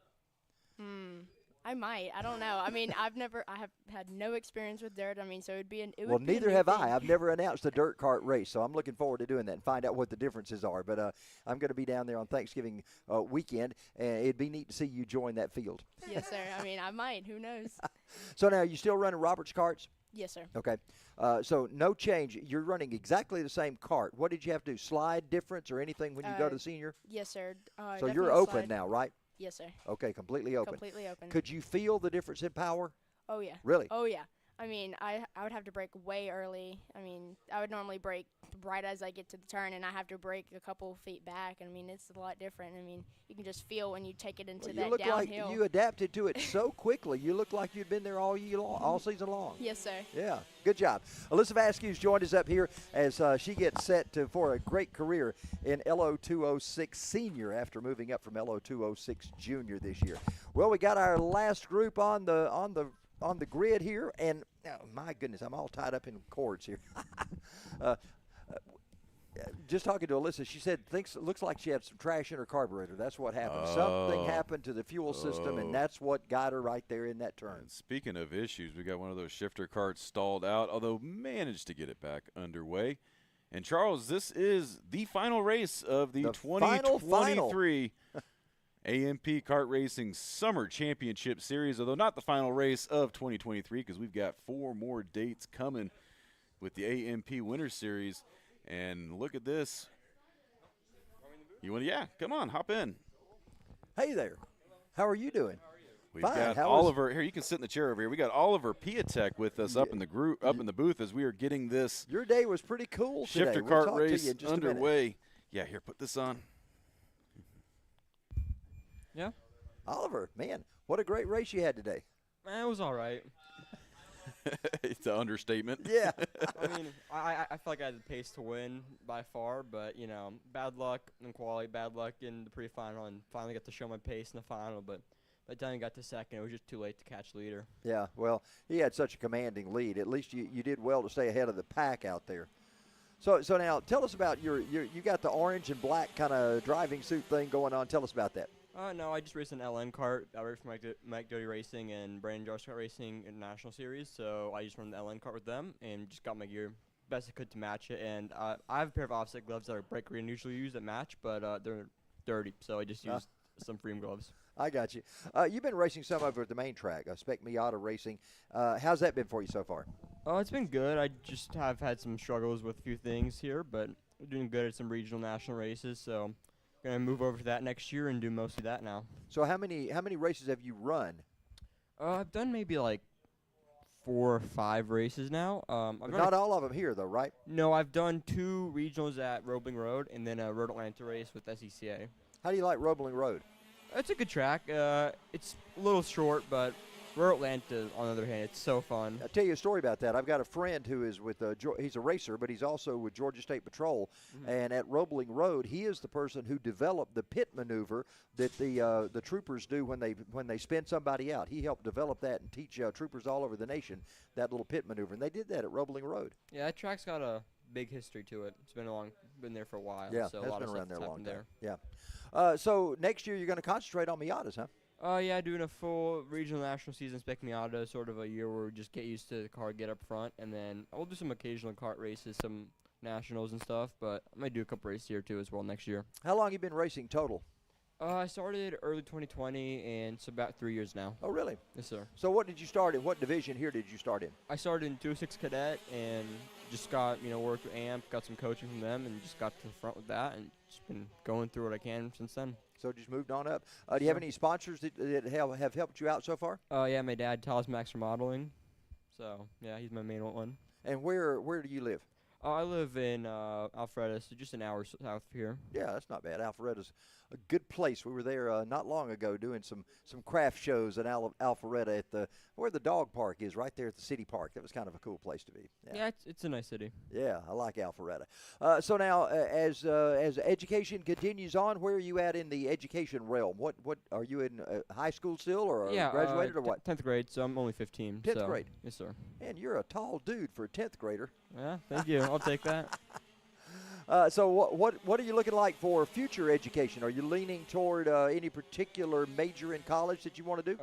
Probably just go and get my contracting license and help my dad out with his business. That sounds like a good thing. Contracting is a lot of fun. I did that for a lot of years. I did high-end kitchens and flipped houses and did all kind of things like that. So that's a fun thing. Got somebody off course down there. I'm not sure who that is. That is Sam Orvutsky. Oh, is that Sam? Oh, yeah, man, I hate it for Sam.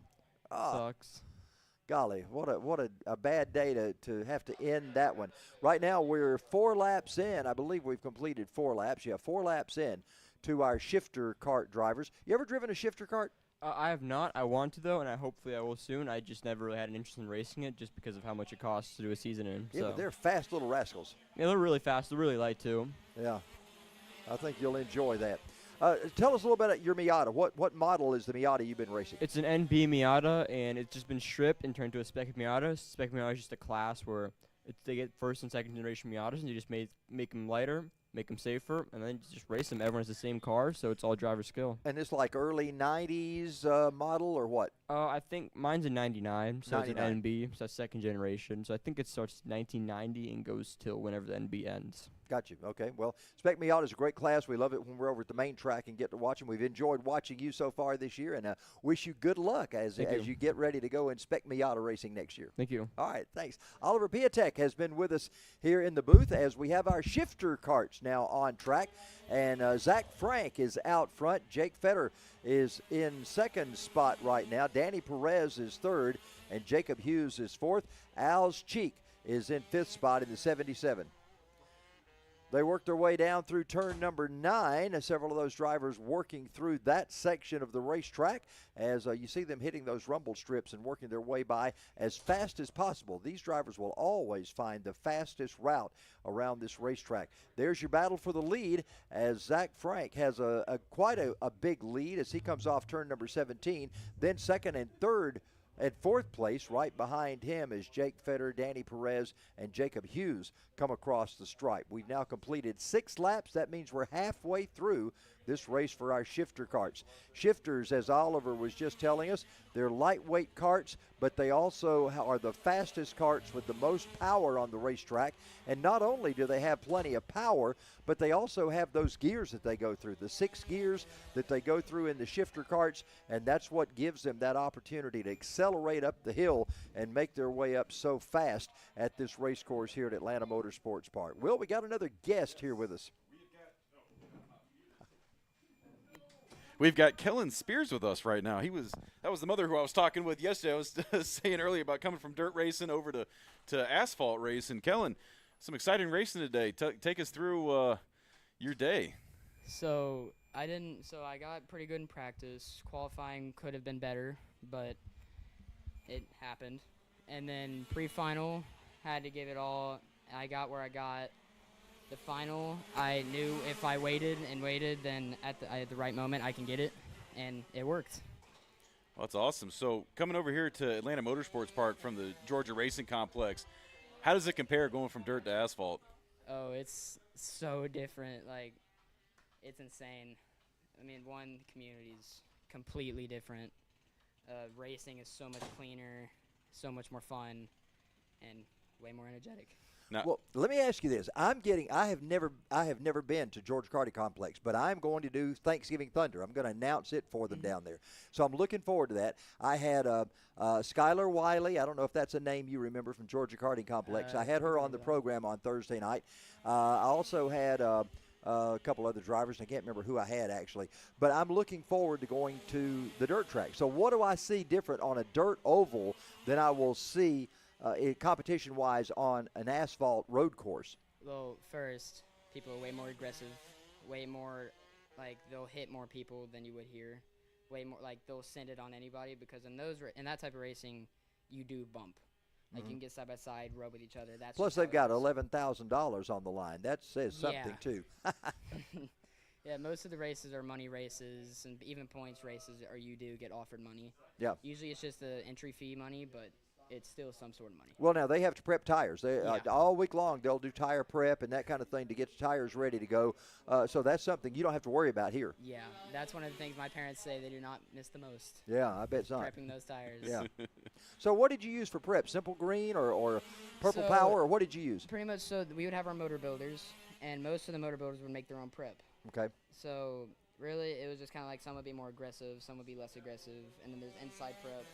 Right. That would go inside, and like once the tire, like the prep on the top of the tire would wear off, that's when the inside would kick in. I see. So does that make the tire softer to give you more grip? Is that what you're trying to do? Is soften that tire up? Yes. So pretty much that's what you try to do. It depends on like if it's soft, like if the track is really dusty, or if it's not. Most of the time, you would probably aim more for a soft tar. And so you're using what, Vega tires here, and you were using Maxxis tires there. Is that correct? Yes. Yeah. Okay. A few tire manufacturers anyway involved in kart racing, but it seems like that's pretty much the go-to is Maxxis on dirt and Vegas on asphalt. Yeah, pretty much. Okay. So tell us about your race today. An interesting race. It was very interesting, very fun. So today was basically the line of if I make it for first in championship or not.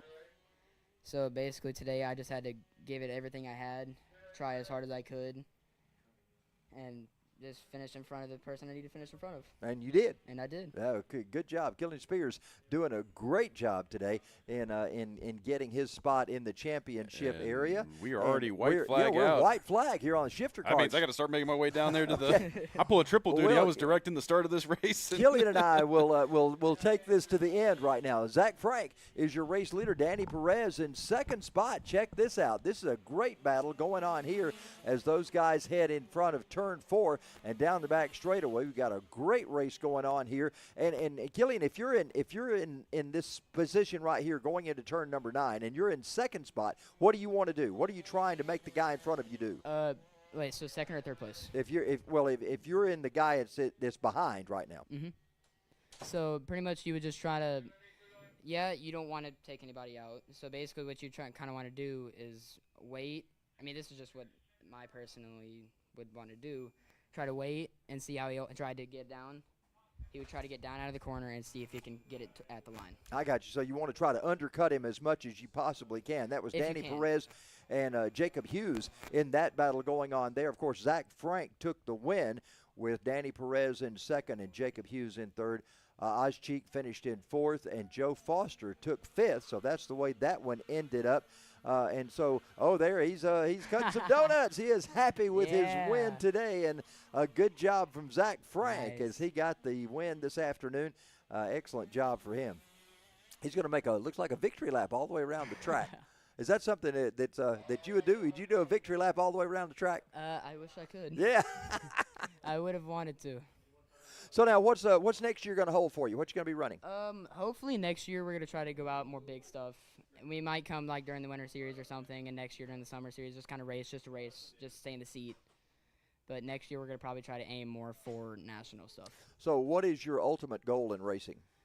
You're Get going to go somewhere the in cars. NASCAR race, the NASCAR route, or the SCCA route, or the NASA route, or where do you want to go? Honestly, anything that I can get, I will take.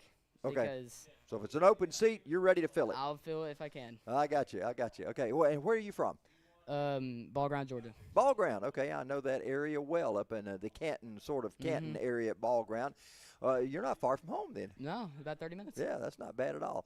I'm quite a bit further than you are. I'm in Toccoa, so it's Ooh. a little drive over there. But anyway, glad you had a good day today, and thanks for coming up and spending time with us. And we got more donuts going on the front. We might as well call us Krispy Kreme. We got so many donuts out there today.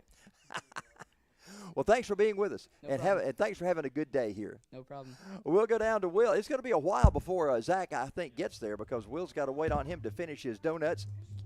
And we'll get down there in just a moment as Will continues our victory lane. Steve had to take off and go to another track tonight, so that's normally my thing. Tonight I don't have another racetrack, so I was able to finish out the day here at Atlanta Motorsports Park. So we'll get down to Will in just a few moments once he gets there. But Zach Frank having a great day as he gets the win here for the shifter carts here at Atlanta Motorsports Park. That's our final of the day. So that brings us to an end. Of course, we've got podium finishes. We've got victory celebrations. We've got championships. All of those things going to be settled a little later tonight. Will, you got anything you want to mention while you're down there as far as the action that's going to go on after we finish here at the kart track? Well, it's going to be nothing we can broadcast. It's going to be a lot of eating, a lot of drinking, a lot of fireworks, and a lot of awards and celebrating. You mentioned there was going to be a bar, so that pretty much says it all, right? Well, that's how we like to party here at AMP. Yeah, the bubbly stuff. You got the sparkling water for the young kids, and then you got something that's a little more sparkly for the adults, right?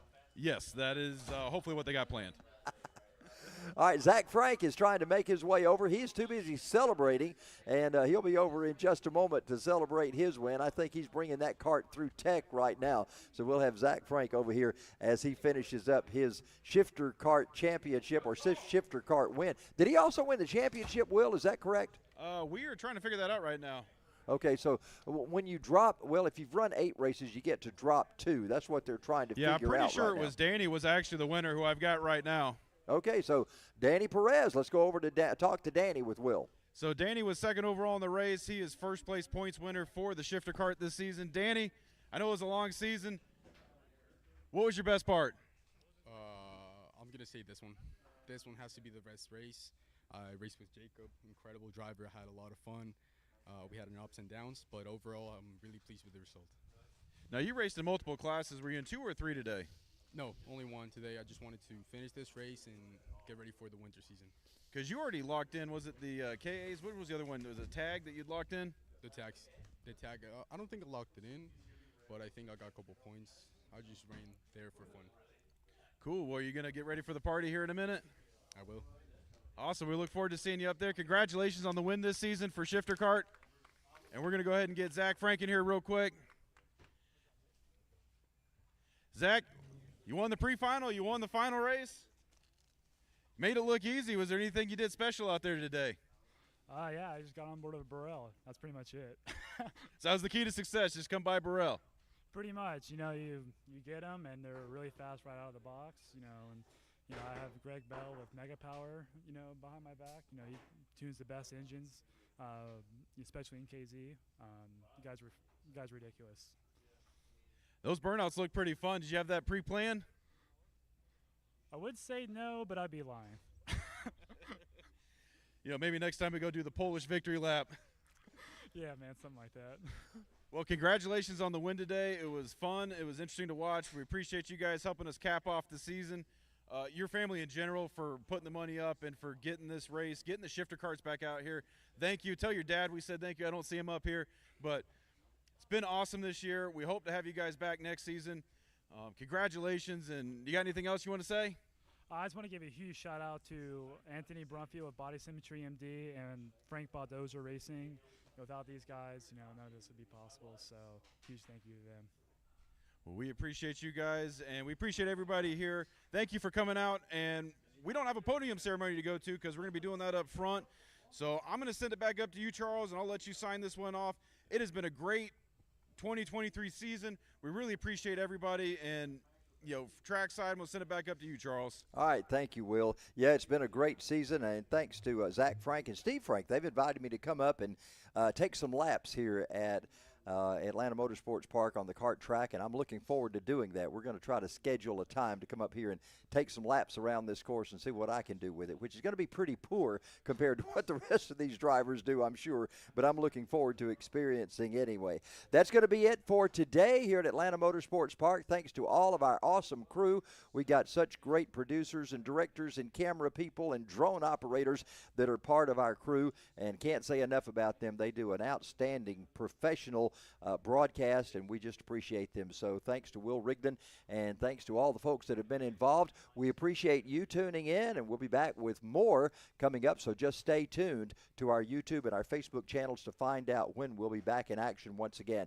at Atlanta Motorsports Park. That's going to do it for round 8 in the series championships ending today. Thank you so much. I'm Charles Head for Will Rigdon and the rest of our staff. We'll see you again here soon at Atlanta Motorsports Park.